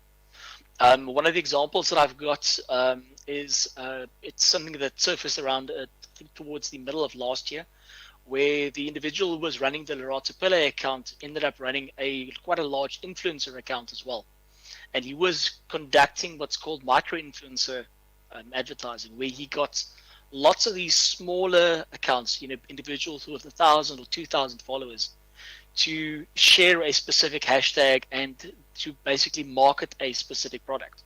All of this kind of came to the light when he was paid, but these influencers that he contracted with weren't paid. And that actually gave us a bit of insight into how much this was going for. I think at that stage he received the amount of 20,000 Rand for sharing these hashtags. And that was supposed to filter then down to these various influencers that he was supposed to be using. Another indirect way of marketing and monetizing your social media presence would be, having links to a website, which in turn has adverts running on that. This is kind of the traditional model of a fake news website, if I call it that, where it's a process where you use a social media presence to get traffic to a website, and the monetization happens on that particular website. This is what the case was with the Tracy Zilla investigation. The investigation there found that the Tracy Zilla Twitter account was actually corralling users, using offensive and outrageous posts to corral people to a number of websites which belonged to the same individual. And those websites, all of them were monetized using Google AdSense. So every click, every visit to that website would then result in a monetary compensation for the owner of that website. So it's not as direct as influencer marketing, but it is a way for you to make use of a social media presence to indirectly secure a means of monetization. Mr. Leroux, how influential are some of these sites and Twitter accounts to a point where some of them are actually hosting or sending you on to links or various accounts which are fake? How far then does the responsibility lie in relation to dissemination of false and at times defamatory information? How far along can you hang the liability lines on these large accounts that are accessible essentially to large numbers and are susceptible to large following as well? I mean, if you can compare, having worked at News 24, I had some insight into the readership figures for some of the articles. So I'd have an idea of what we would consider a good article, a well-read article, and so on. And I mean, many of the social media accounts that are acting and operating as influencers have multiples of that as their followers.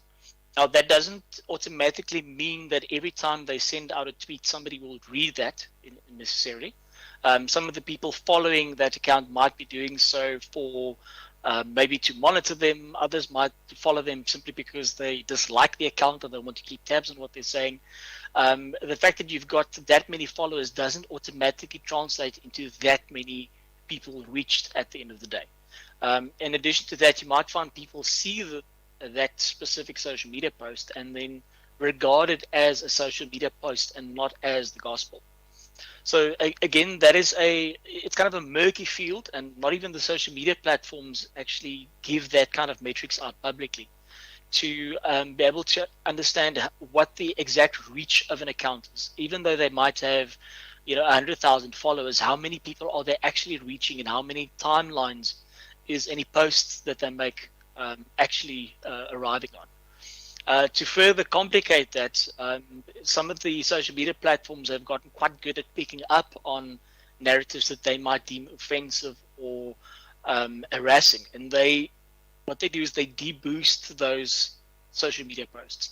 You'll actually find a case where even though an account has 100,000 followers, if they post something that the platform deems offensive and if they've been flagged as a repeat offender, that might only reach a portion of that at the end of the day.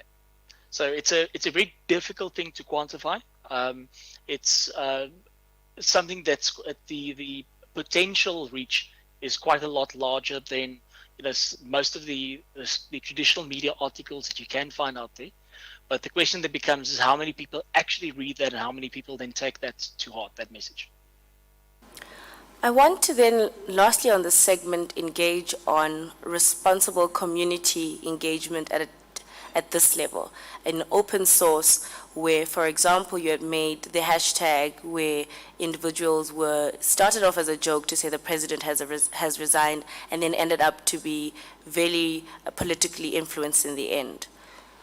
To what extent does the community or individual members on these sites ought to be cautioned against peddling of misinformation?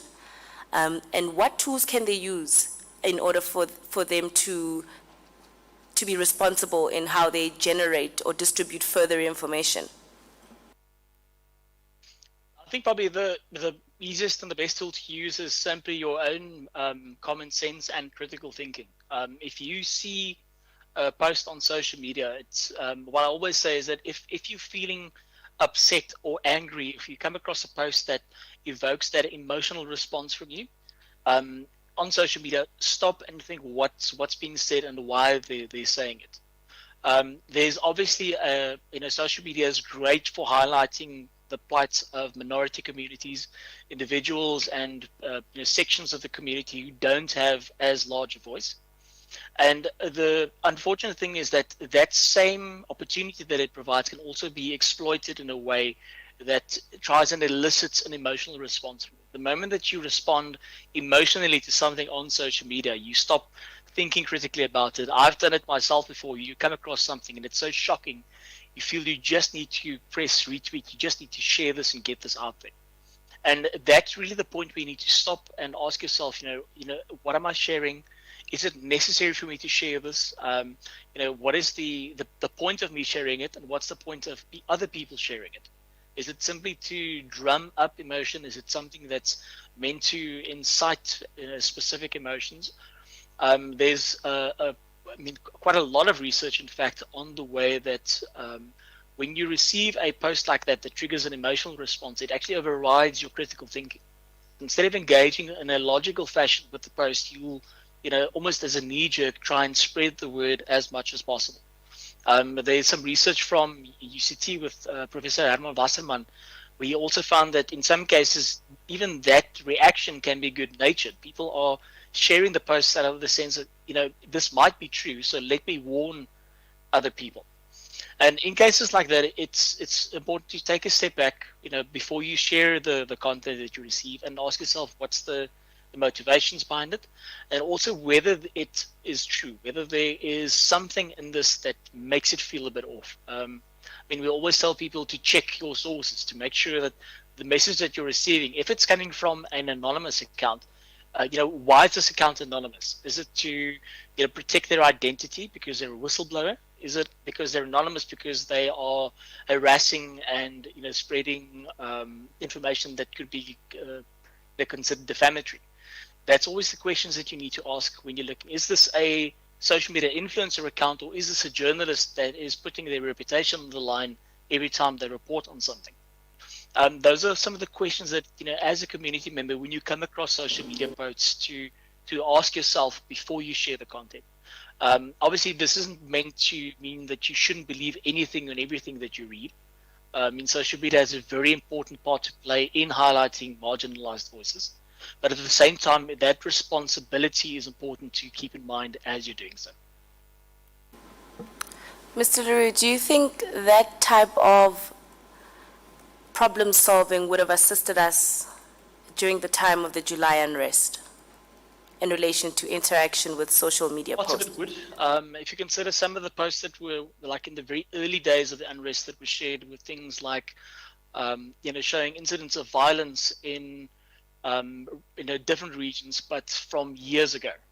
There was one particular post that I came across which showed really gratuitous violence being performed on a black individual.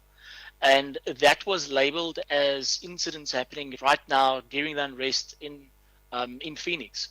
But in actual fact, with a very, even just minor critical thinking, you could pick up that nobody in the image was wearing any masks. the bystanders, people walking past, the individuals involved in the incident, none of them were actually wearing masks. And that would have been a good clue that this post predates whatever's happening in KZN at that stage. So, I mean, small things like that can have the effect. It won't necessarily stop the overarching narrative from gaining traction, but it could make sure that there's a bit of a less of a lead up. It doesn't become as viral as quickly. It's just a case of, taking a few moments, checking if there's anything fishy about the information that you're receiving. Another good example of this was just last week around footage with the invasion in Ukraine, where there's a video footage from a video game was shared as if it was happening in Ukraine right at that moment. And this was shared by journalists, and it was retweeted and engaged with by other journalists as well from the same organization. And something like that just goes to, if you just stop and looked at the image, you would have picked up that the lighting seems a bit off. If you were to, go even a bit deeper and look at some of the airplanes and the things involved in that video, you would have picked up that those are United American airplanes and not Russian or Ukrainian airplanes that are involved. So it's small things like that you can just, if you take that time before you share and you interact with something, just to verify some of the information that you're receiving, that could go a long way in preventing stuff from going viral, especially where the information it's based off of is false.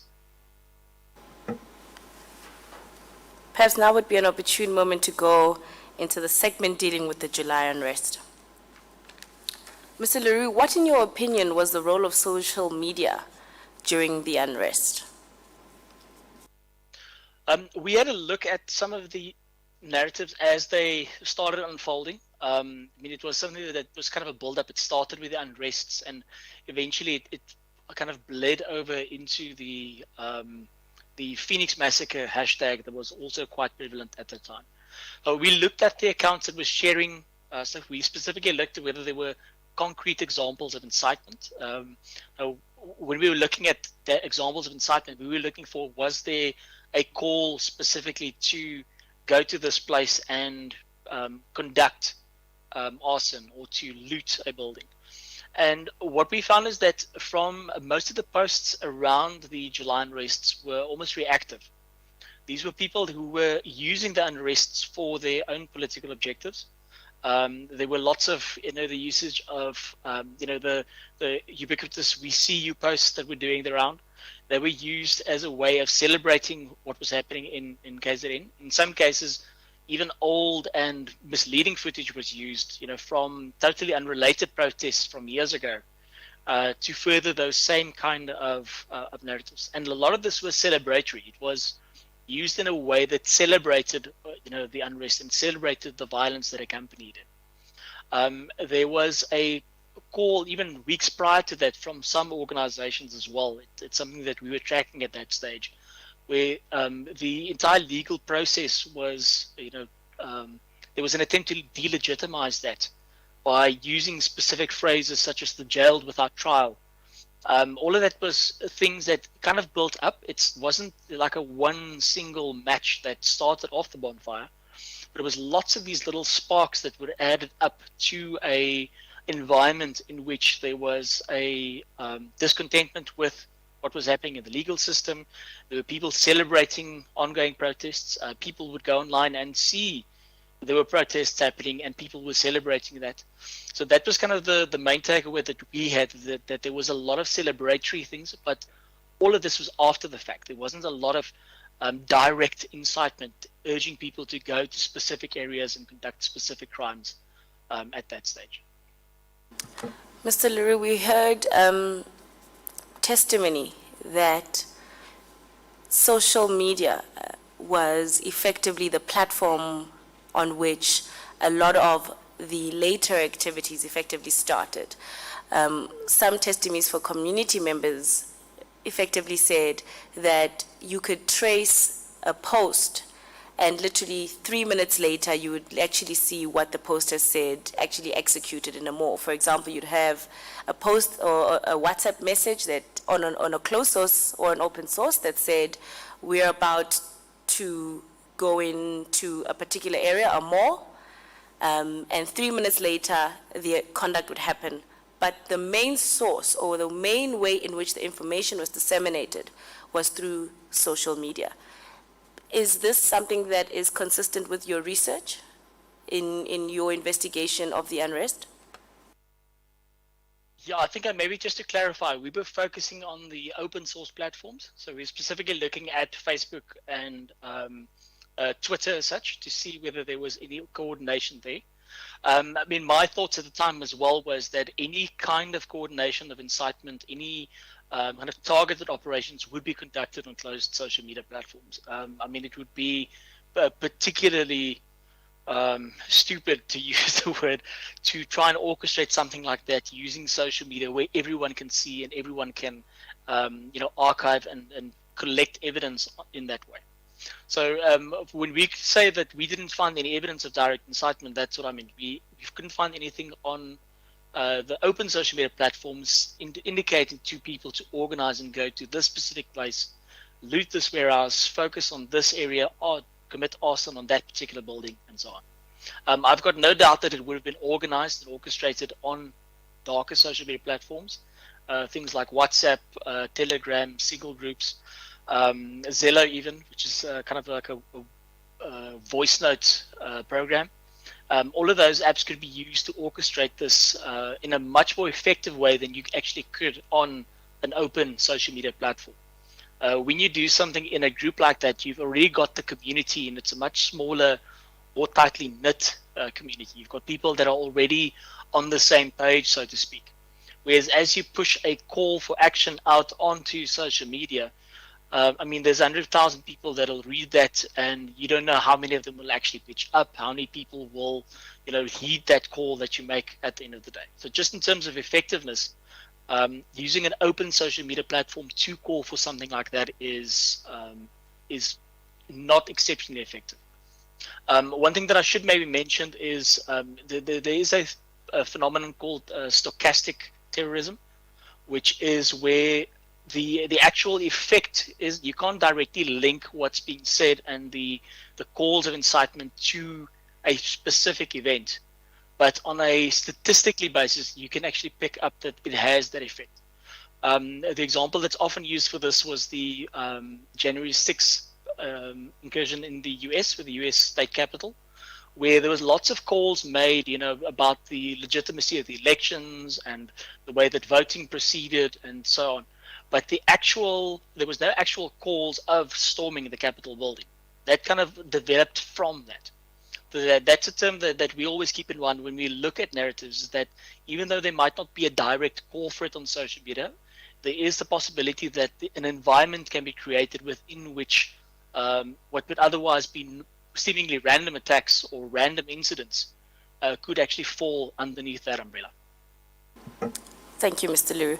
Just to go back to your previous answer, you had mentioned that you would see post that there was a lot of activities around the court litigation, and then secondly, you mentioned that there was a lot of celebratory language.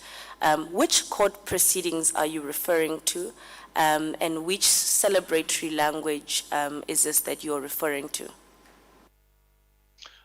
In terms of the court proceedings, this was after the verdict of former President Jacob Zuma was confirmed. So when his guilty verdict came through, that's kind of when that started. The guilty without or jailed without trial was the narrative that was used at that stage, and that preceded the July unrest events, with quite a significant margin.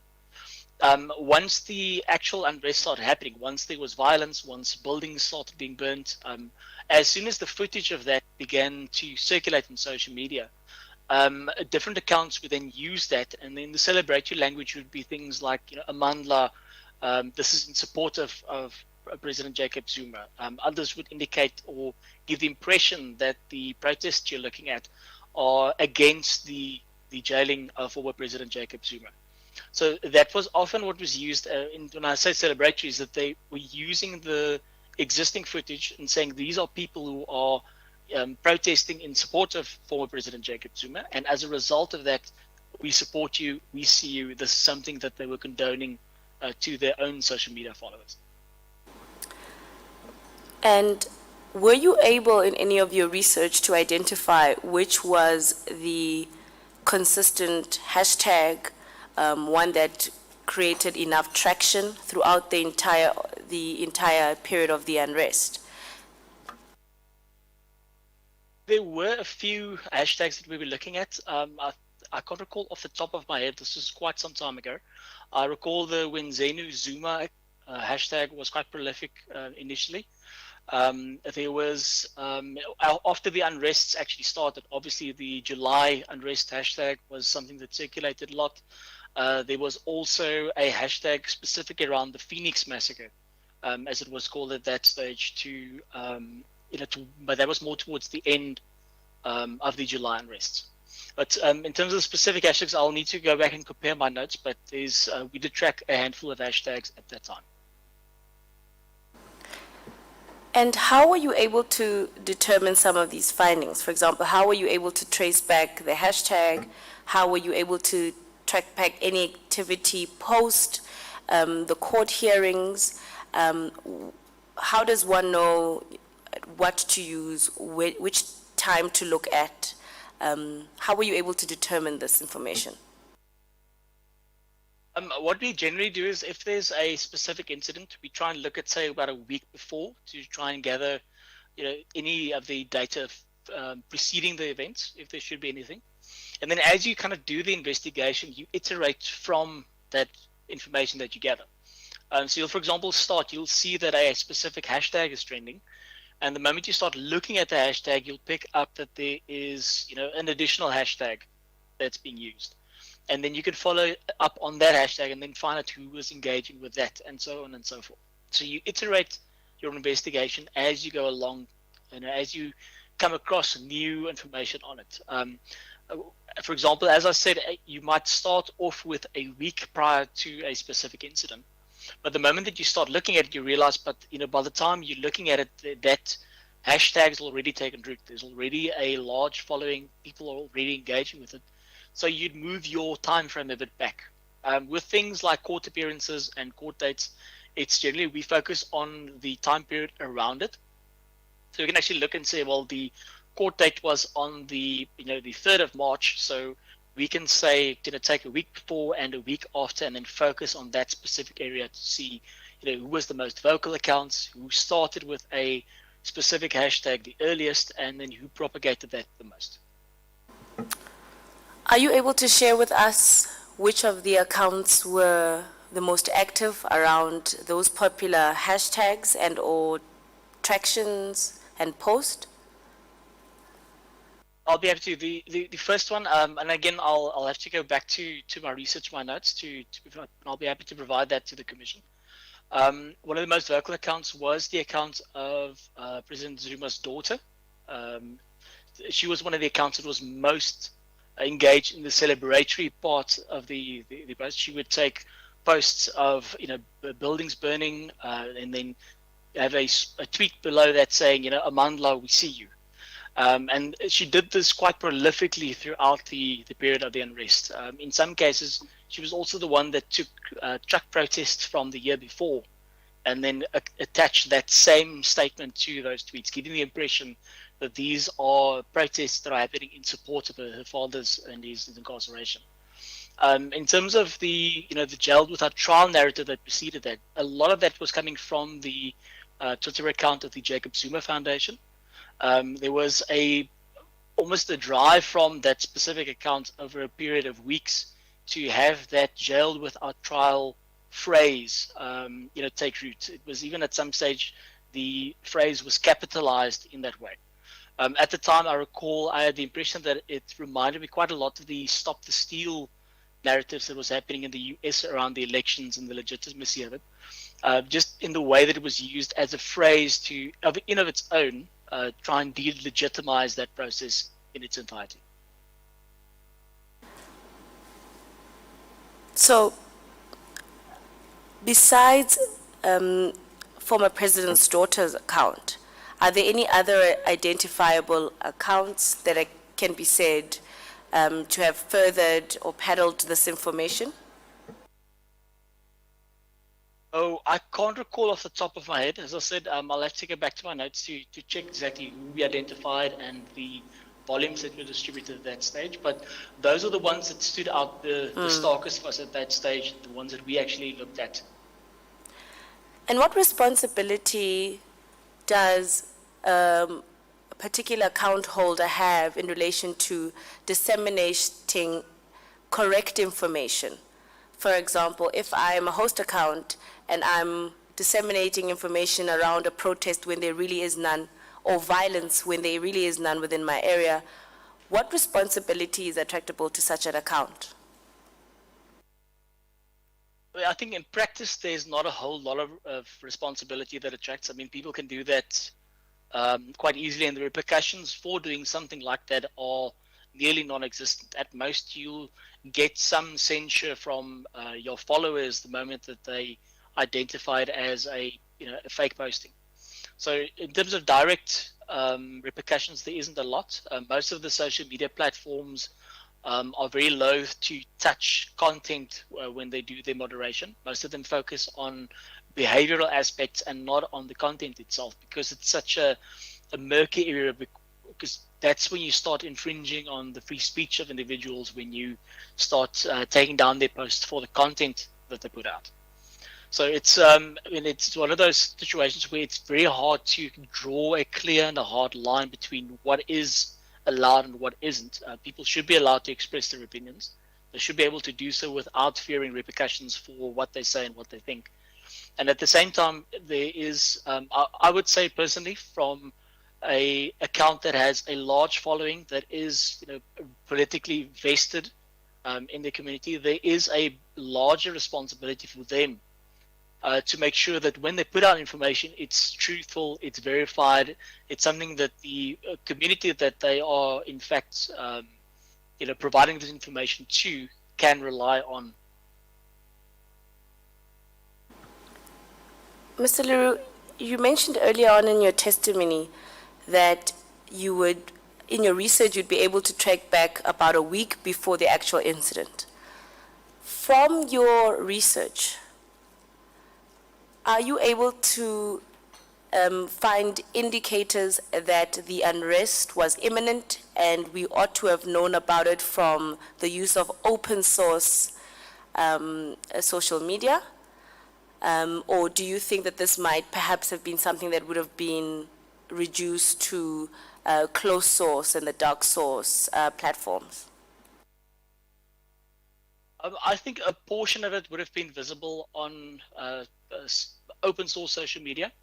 If you take, for example, things like the way that the incarceration itself was portrayed. I mean, there was protests in front of Nkandla. There was lots of evidence indicating that there is a popular element to this. There is at least a portion of the society which wasn't happy with it.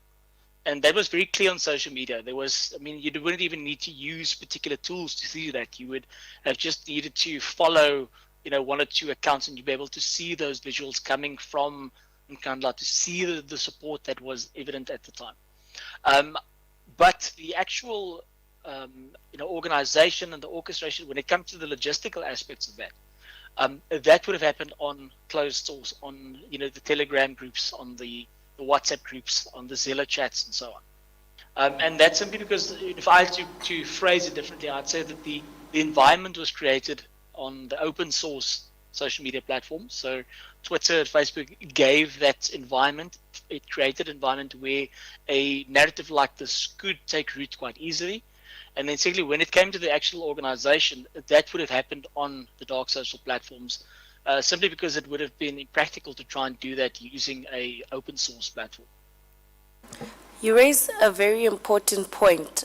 We've heard testimony for the past 2 weeks that, especially from community members, to effectively corroborate what you're saying, that the activity around the particular political campaign and the activity around the arrest period of the former president all lend itself to an alert of some activity, although perhaps the minute detail of how that activity then unfolds might have been spread at closer source or closed source, as it were. In your Yeah, I opinion, mean, I think that makes 100% sense. You'd be able to pick up on, the broader, I almost want to say the zeitgeist, the kind of the feeling of the community from the open source socials. But in order to actually identify which warehouse would be targeted and have somebody respond to that, that's kind of where your more traditional intelligence comes into, your informants, people who are on the ground and part of those communities who can pick up on the dark social stuff and then feed that through. I mean, there's no way that you'll be able to pick that up on social media directly, and I'd be quite surprised if I find somebody organizing something as, as far-reaching as the July unrests on an open Facebook page or on an open Twitter page as such. so at this point, we're now we are past the 1 week prior to the unrest, and now I'm sitting in the actual week of the unrest. From your assessment, is there any tangible material that was coming out, either in the form of an alert of particular areas that have been attacked, or an alert that government officials could have been aware of in relation to where particular areas had been affected? My point really speaks back to whether or not there would have been better intervention mechanisms in place had we paid more attention to social media and to people's interaction on social media in order for us to lean in a little bit closer in understanding what's actually happening on the ground. Yeah, I'd agree with that assessment. I mean, specific areas were identified, and the clear example of this was Phoenix. When that hashtag started trending, it was quite early in the morning. I speak under correction, it might have been that Friday. The hashtag started trending, and it was very clear that there's a specific area that was targeted.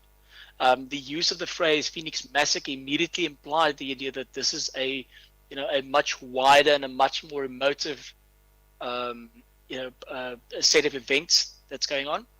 Especially with the references and the linguistic references back to the Marikana massacre coming through in the Phoenix Massacre hashtag as well. And I mean, I would have expected at that stage for the authorities to be able to pick up on that, to see that there's something going on. There is a lot of traction around this hashtag. There are people saying there is Indians killing black people. There's comments that black people are killing Indians. It's that kind of tension should have been picked up on. Whether it would have been at a level that would have prompted action or preemptive action from the government, that's not something I can speak to. But in an ideal world, there would have been mechanisms in place for them to pick up on this. There's always the case made, it's on social media. What happens on social media doesn't happen in the real world. And although there's some truth to that, what we see and what we hear and what we think is often influenced by social media. So to completely isolate what's happening online from what's happening in the real world would be myopic. And I would have expected the authorities to have something in place to, at the very least, have contingency plans in place when something does happen. In your experience, Mr. Leroux, do you think South African government and law enforcement officers are equipped to deal with such activities on these social media platforms? From what I've seen, unfortunately not. There might be individuals or small pockets of that are able to do it, but at a wider scale and in a way that can actually translate into some tangible results. I'm not sure if we've got the capacity. If we do, I've unfortunately not seen it. It's it's something that I think that if anything does come out of this commission, that we have a way of making the impact of social media, having a way of ensuring that the implications of social media's effect on society is brought to their awareness, and that there is ways for them to put plans in place to actually address.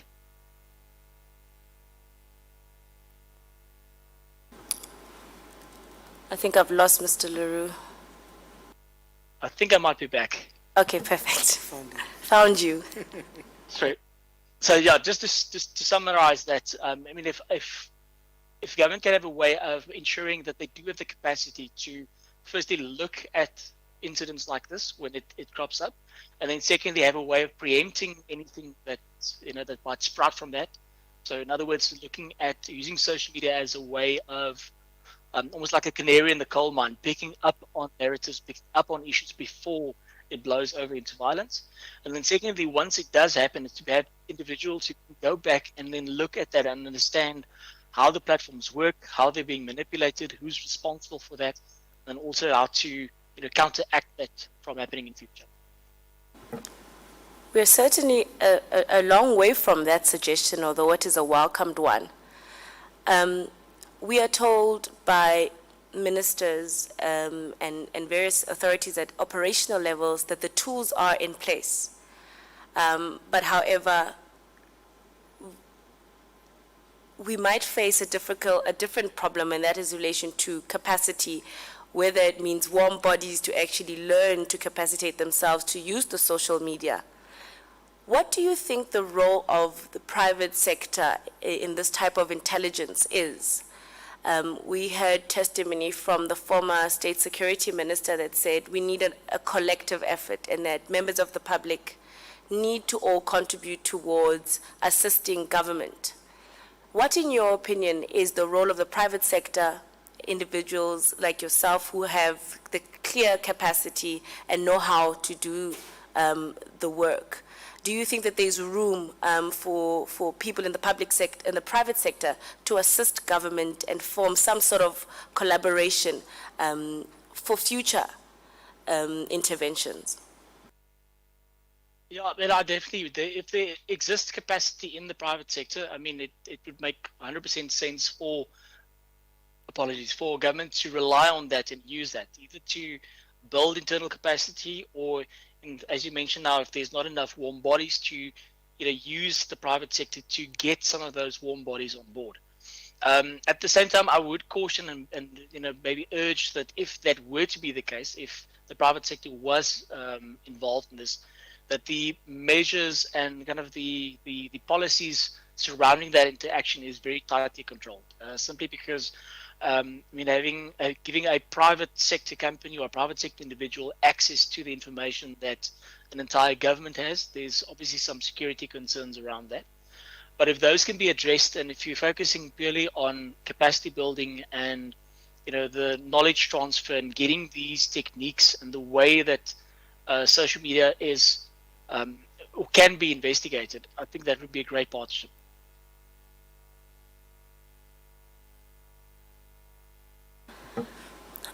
The persistent theme of the testimony that the Commission has heard is that this was an unprecedented time, and it's been quite a lot that the state has had to deal with, be it identifying the causes, controlling crowds, managing the aftermath of the unrest.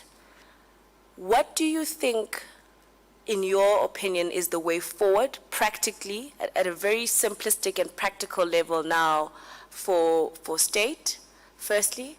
And secondly, what do you think is the way forward for individuals who use social media to peddle thoughtfully or unintentionally or intentionally so, the use of hashtags going forward and into the future?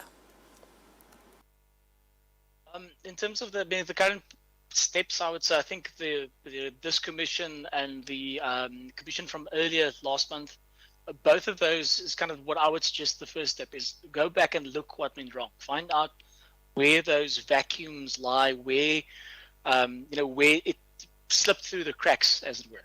Try and find out where the fault lies and then fix that. Understanding that there's a lack of capacity, it's one thing. Understanding how to build out that capacity might be a second thing. And I would suggest in terms of next steps is to, once you've identified where those vacuums lies, find ways of building up capacity, filling up those cracks so that the same incidents don't happen again and have the same repercussions. In terms of the longer term effects, I'm a bit concerned with having too much criminalization of things said on social media. I think we've got enough laws in terms of defamation to rely on that to prosecute individuals involved with that on social media. So, my personal view is that we shouldn't be, finding more ways of criminalizing what's being said on social media. But I do feel there needs to be more action and more enforcement on those that do abuse it, those that do have, statements that are defamatory or racist and are being made using social media platforms. If these same statements were made off of a pedestal in a town square, for example, you would find ways of prosecuting that individual. It's just now a case that social media adds an additional layer to that process which needs to be circumvented. In terms of doing that, I would also suggest that the authorities could look at cooperation with the social media platforms themselves. All of these social media platforms have mechanisms that you can use to request information from them directly. Now, this is information that even in open source sense you don't have access to. Things like the email addresses used to create these accounts, phone numbers used, IP addresses used to access that specific account, both at the very first time that the account was used, as well as the latest time it was used. They've got access to information such as the devices used to access the accounts. All of that's information that's there, and social media platforms actually make that available to law enforcement authorities if they request it. It's a few hoops that need to be jumped through. You need to know what to request from them. But once you do that and they provide the information, that allows that kind of enforcement of accountability to take place. And that's something that I think is sorely lacking at the moment, is that when individuals do make racist statements on social media platforms, when they are harassing or defamatory in their statements, there's no repercussions for them simply because there's the impression that they are anonymous and they cannot be found. Mr. Leroux, thank you so much. That was very informative. I'm going to then hand over to my colleague to take over. Okay. Hello, Mr. Leroux, can you hear me? Yes, indeed I can. Okay, thank you so much. I only have 3, maybe 4 questions. We'll see, maybe the 4th question might be addressed while addressing these 3 broader questions. Is that fine? That's perfect with me, thank you. So, Mr. Leroux, you and my colleague spent some time online, discussing the online dimension of social media. But of course, the online world is always happening in parallel to the offline world. And part of what we have been investigating is the state's reaction and intervention during the July unrest. So we looked at the president's action, defense, intelligence, police, and so forth. And there were statements being made from the fact that an insurrection was ensuing or that there was ethnic mobilization. Witnesses who have appeared before us spoke of a well-coordinated attack on the state and so forth. Did you notice any kind of algorithmic impact between the statements that were being made offline by officials and the shape that conversations were taking place online? I didn't think, we weren't specifically looking for anything like that. So anything that I did see was anecdotal. There was a few statements that were coming through as things unfolded. And this is not specifically in relation to the Phoenix unrest, at least the Phoenix massacre hashtag. So there were statements being made, but it was almost like it was being drowned out by the responses on social media. I recall an incident where there was a statement by, I can't recall who the official was, about incidents happening on the ground, and then that was replied to by several videos of, what was happening on the streets, people arming themselves, community members on the back of a bakkie with what looked like assault rifles. So there was almost this counter narrative the moment that anything was being tried to put out on those platforms. It's one of the things with a disinformation campaign. The moment that narrative takes root, it's very difficult to get that out. It's almost like whoever says it first gets the first shot in. It's very difficult for a counter narrative to then come in and replace that, especially when it's something as boring as a press statement by a government official saying everything looks calm. With social media, the more interesting and exciting it is, and unfortunately often false information and disinformation is made a lot more sensational and interesting.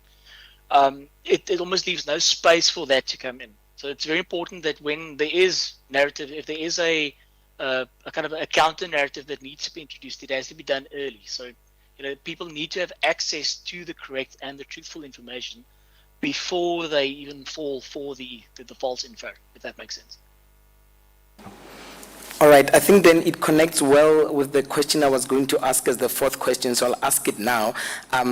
Given your experience working with this wealth of information and being able to draw all sorts of trends and patterns and insights, do you think that the state should invest in a body or an ombuds or something of that nature that looks at social media and its impact? And how would you balance that with, say, the tendency for surveillance and spying and maybe repressive practices of controlling how conversations are being had online? So it's a two-pronged question. What can the state do to invest in a much more effective way of guarding against the information disorder world, because it can be quite serious and a platform to cause instability, but at the same time balancing it against surveillance and so forth? I mean, that was a very difficult question to answer in as short a time as we've got here. But I mean, I would definitely urge the state to invest in having ways of monitoring social media a lot better than they are at the moment. Just to give an example, I know the Swedish government just at the start of this year set up and basically rebirthed an organization that they had in the 60s that was focusing on Cold War propaganda at that stage.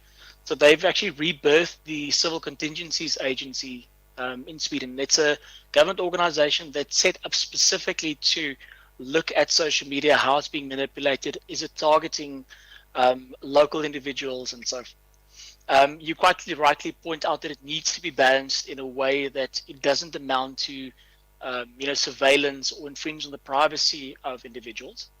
And I think that is something that will probably need to be discussed in a lot more depth, specifically focusing on what would be the extent of an organization like this. How can they only use open source information? Are they confined to looking at Facebook and Twitter, or can they actually take it a step further and start surveilling telephone lines and WhatsApp chats and so on? I'd be very reluctant to extend it to that kind of power. There are measures in place, and I'm assuming that we do have the capacity in the rest of our intelligence services to perform things like that and to monitor domestic threats. And as such, if I were to recommend a kind of structure for an organization like this, either have them focus on identifying threats, but not as much monitoring and kind of digging into their private communications and such. It's a very slippery slope once you start going down that. And it's something that will definitely need to be discussed in a lot more depth before an organization like that is set up. Thank you, sir. And then just two final questions.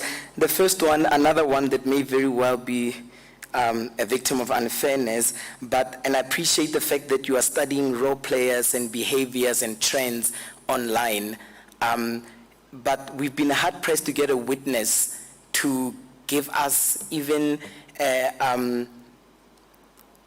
even like an estimation of what they think the July unrest was, because we are yet to get an answer from any official, be it defense or state security or police and so forth. Is there any ways in which the platforms you use, have they come to any conclusion or estimation about what the July unrest was?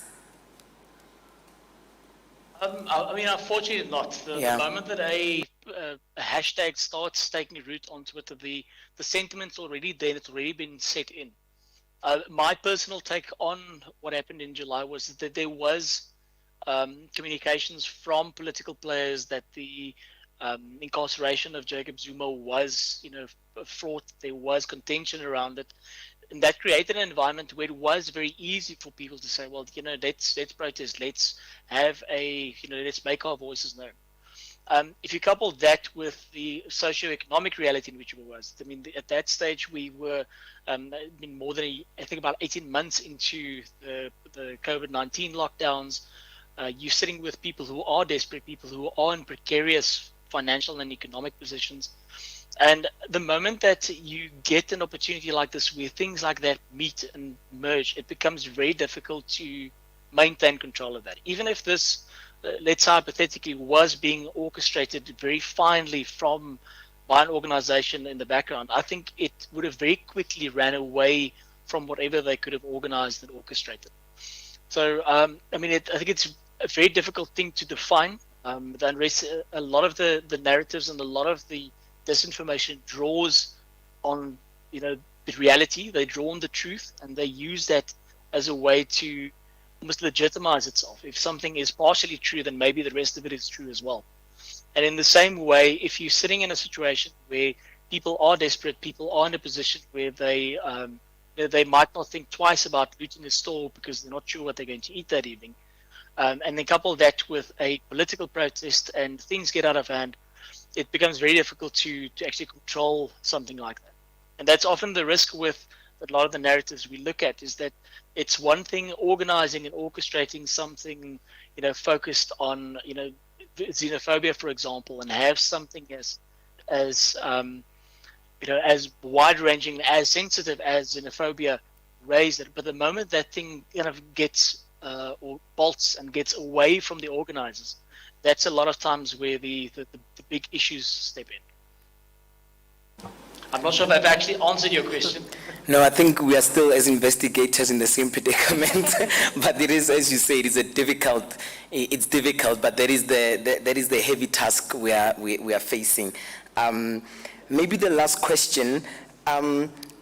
So we focused a lot on misinformation and disinformation, and I mentioned in my first question about the statements that were happening offline by officials, but there's also official accounts, right, that are maybe verified or trusted journalists and so forth. Did you find that there was a strand of effective, maybe not information disorder, but information order? Did you find that was effective in quelling the hashtags, in mitigating against the conspiracies, the misinformation and disinformation? Can we trust that official accounts and that there's worthy attention to be paid to specific sites that are countercurrent to disinformation? Were you able to study that strand? We didn't look at that specifically. Again, anecdotally, from what I saw while going through social media at that stage, is that communications were coming through, but they were often met with skepticism. There was a lot of derision in some of the responses, because at that stage the narrative had already taken root. People already thought that oh, look at what's happening. The protest, the buildings are burning. These are protests, and then when a statement comes out counteracting that, it's almost like people don't believe what's being said from the official sources. Now, there's lots of reasons for that. There's obviously distrust in government for various reasons. There's distrust in the media as well for various reasons, and all of that kind of feeds into the situation where trusted and official sources are often viewed with quite a bit of skepticism. So when a statement like that is made, it's quite often too little, too late, and then when it does come out, it's also met with quite a lot of skepticism from the same audience that's supposed to be ingesting that information. Masalaru, thank you, sir. I'm now going to give over to the panelists, so they might have a question or two and just follow up on some issues. Chairperson? Yes, thank you very much. We just want to hear if it would be fine with everyone if we take a comfort break at this point. for 15 minutes until 25 past. And then the panel will still put certain questions to you, Mr. Leroux. Thank you so much. Okay, so we stand down until 25 past 3. Thank you.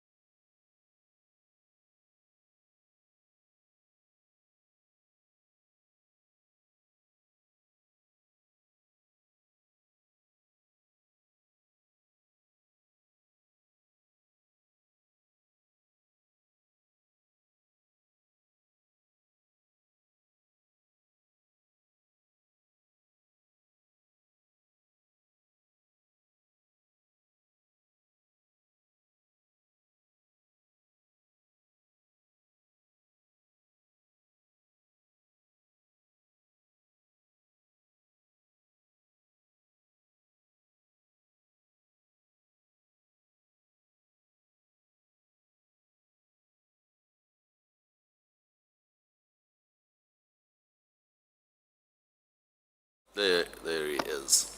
Okay. I'm ready. Thank you very much. Commissioner Tuli, you want to go first? No, I don't have any questions. Commissioner Tuli doesn't have a question. Commissioner Nissen?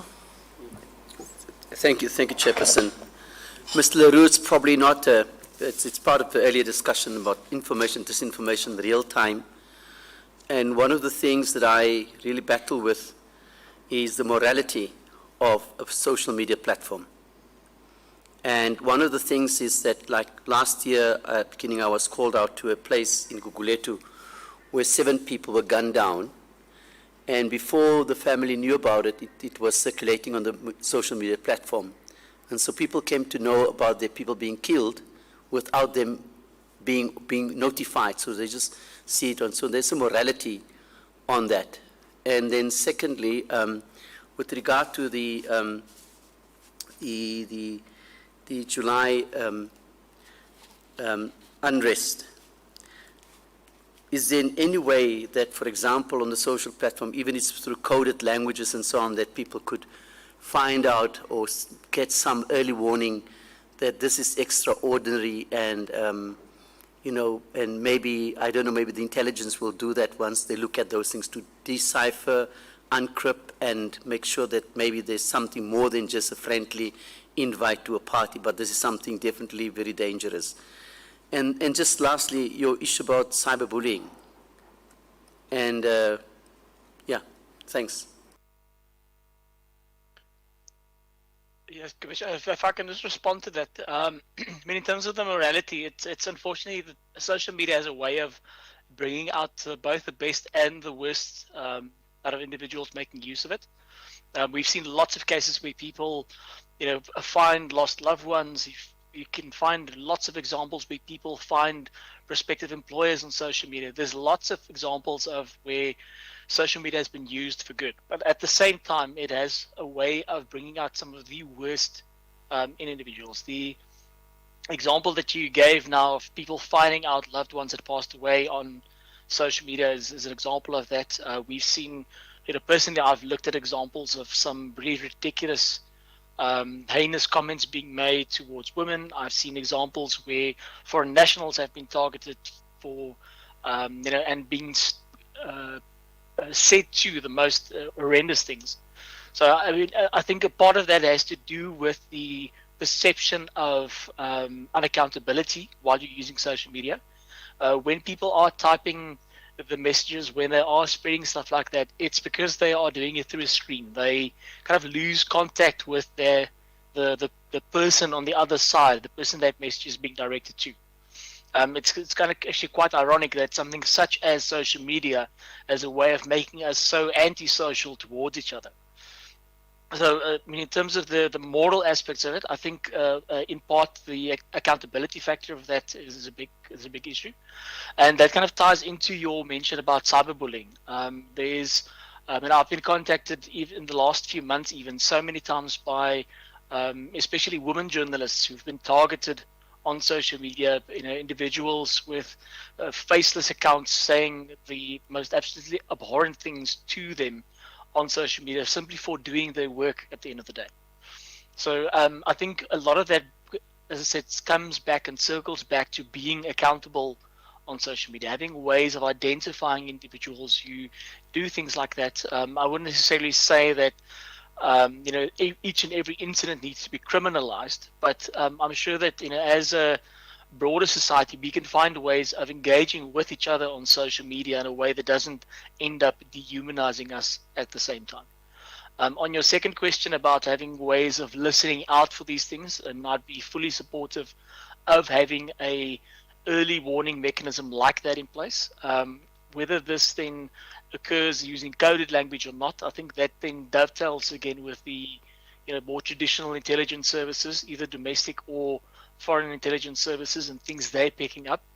And I think any approach to this needs to be cross-cutting. You can't have an organization that only focuses on what's going on social media, because you might lose touch with what's actually happening on the ground as well. And similarly, you can't be oblivious of the fact that social media does have an impact on people individually and collectively as well.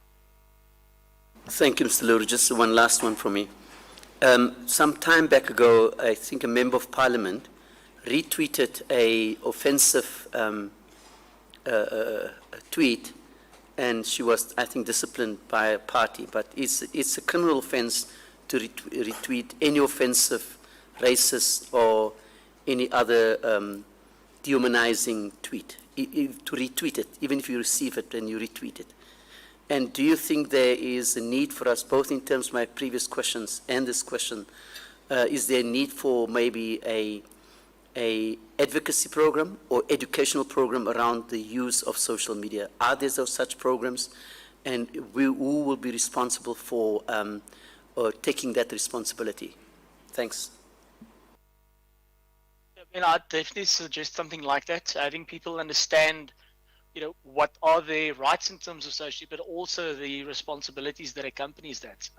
Something such as retweeting, for example, that amounts to a publication in terms of defamation law.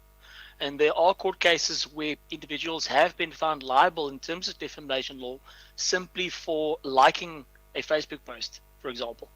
So those kind of things need to be sensitized, because to understand that when you are engaging with that content, you can be held liable for those interactions that you conduct online. And you might not necessarily be criminally liable, but there are repercussions for the conduct that you have online.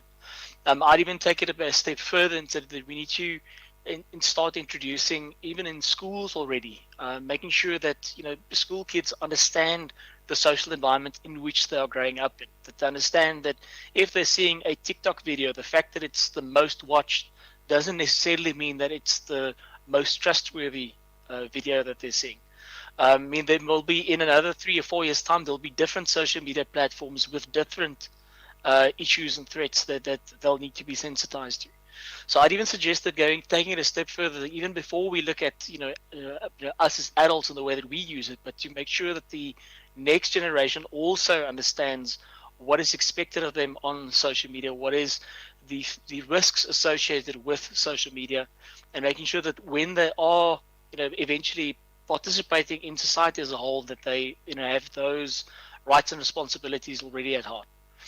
In terms of more broader programs, I'd also be supportive of that, having people be sensitized in terms of how social media manipulation works, how easy it is to get people to believe a story published on a fake news website, how the individual running that site is actually monetizing it, and how they are basically benefiting from people's either their ignorance or the fact that they truly believe in the stories being shared there.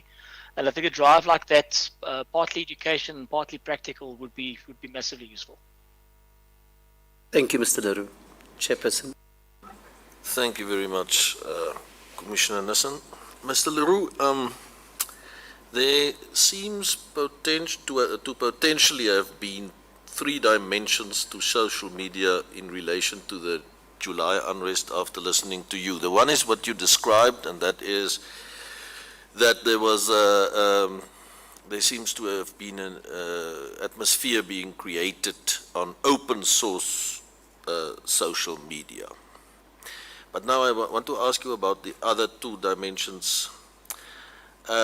So one view that is to an extent emanating from evidence is that there were indeed masterminds and professionals behind all of this. And one of the reasons that is advanced is the way in which warehouses and so on were targeted, and the professionality of the activities there, also pertaining to the ATMs and so on. So would you agree that if there were masterminds that actually planned all of this, and they made use of social media, that would have been through closed source social media?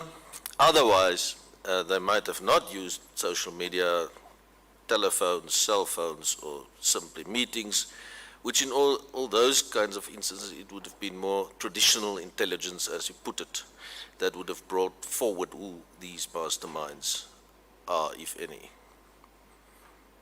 So in a sense, the question is then, if they made use of social media, that would most probably have been closed source social media. Yeah, I'd agree with that assessment. I would say that as you said, the environment that was created would have been useful for intelligence to guide their own investigations, to tap into informants and ask them, this is what we're picking up on social media. Are you guys hearing anything locally? Is there anything being planned around this? I think that's where that cooperation or that integration between the two has the most benefit, is acting as a early warning system that flows both ways. So in the intelligence would be able to pick on, there's A, B, and C is being organized. Keep an eye out for this on social media, and you'll be able to pick up on whether that is something that is being organized.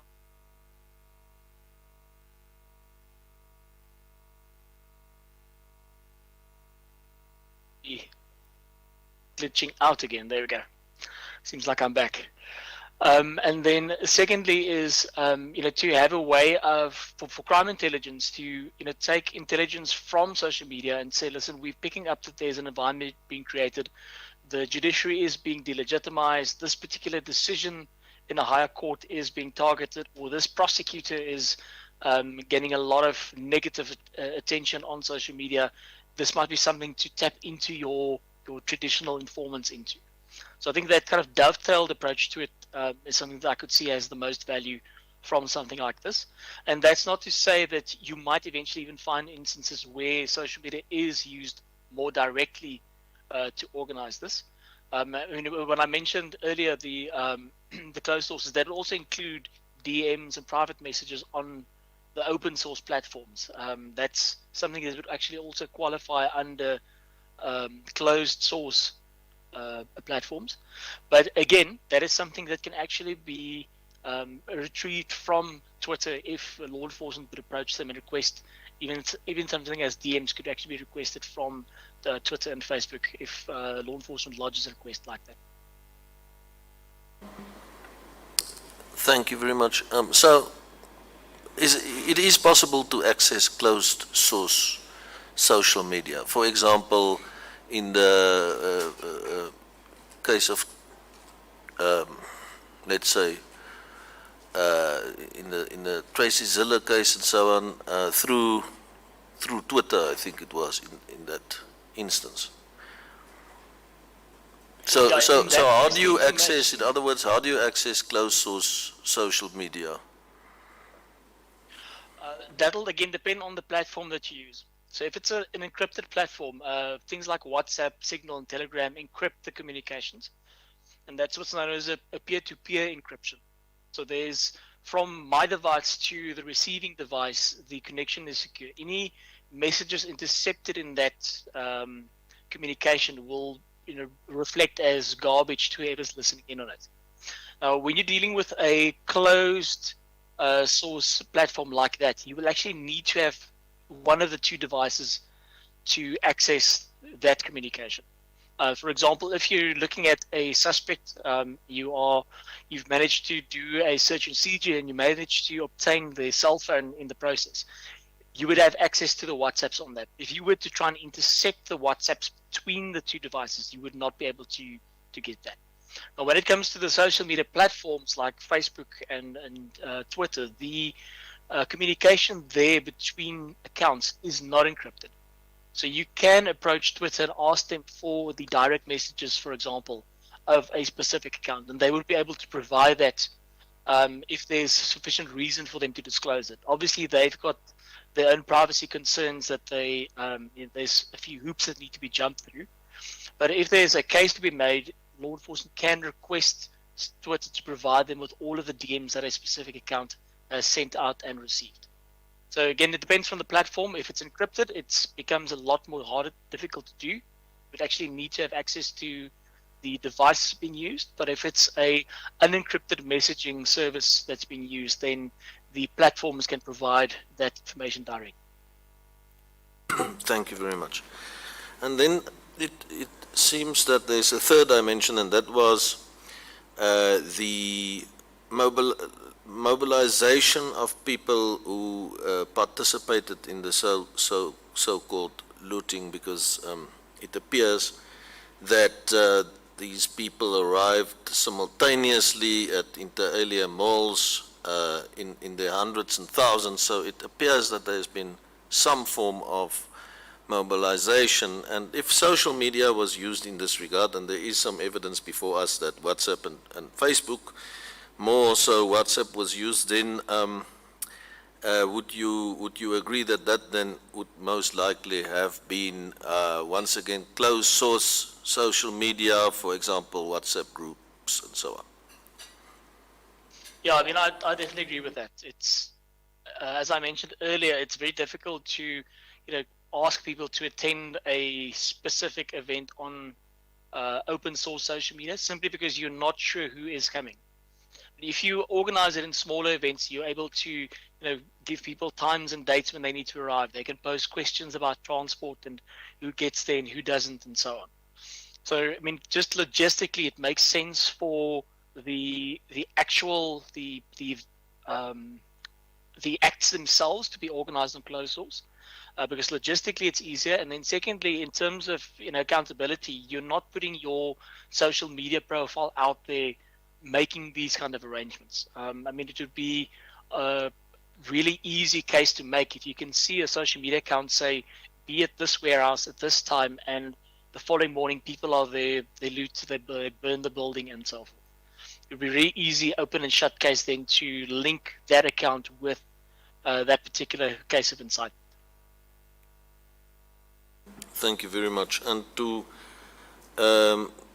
get access once again to this closed source, like for example WhatsApp groups, you will have to have the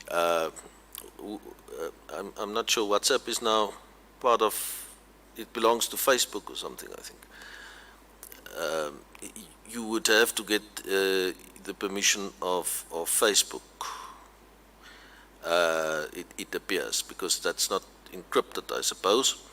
And then to trace it back to the actual person who sent that WhatsApp in the first instance, that would that be possible? Obviously, once you get that, you'll have access to the WhatsApp account that was used. Again, you'll need to see whether that specific communication was encrypted or not. The general rule is WhatsApp communications are encrypted, so you wouldn't necessarily be able to get a hold of the WhatsApps from Facebook or Meta directly. And I suspect you'll actually need to have access to the phone itself to see and find the communications that were sent and received.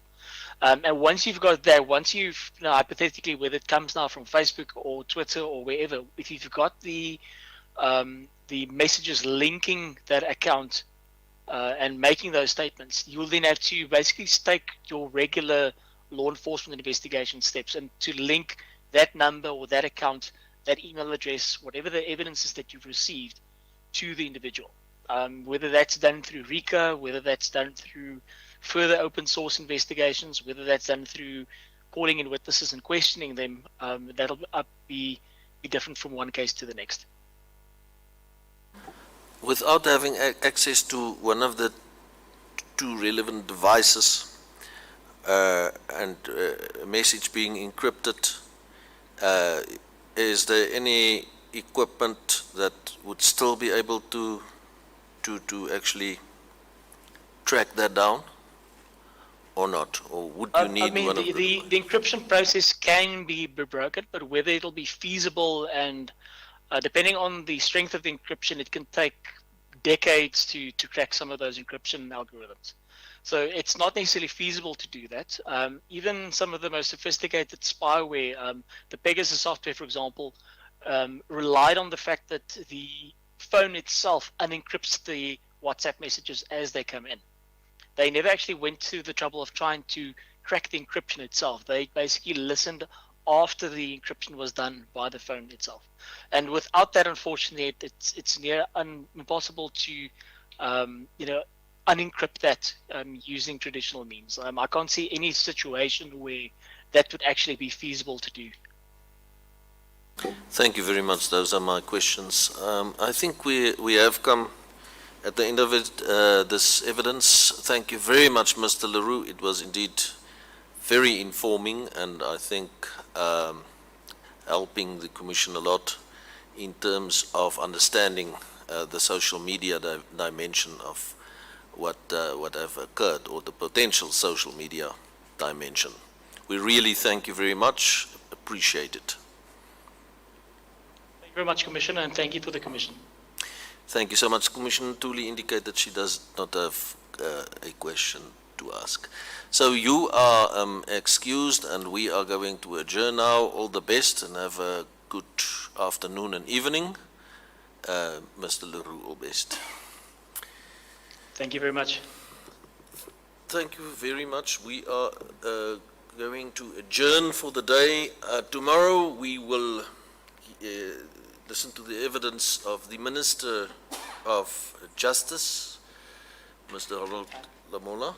The time for that is 9 o'clock, Commissioner. 9 o'clock. So we adjourn until 9 o'clock tomorrow for the evidence of the Minister of Justice and Constitutional Development. Thank you very much. Thank you.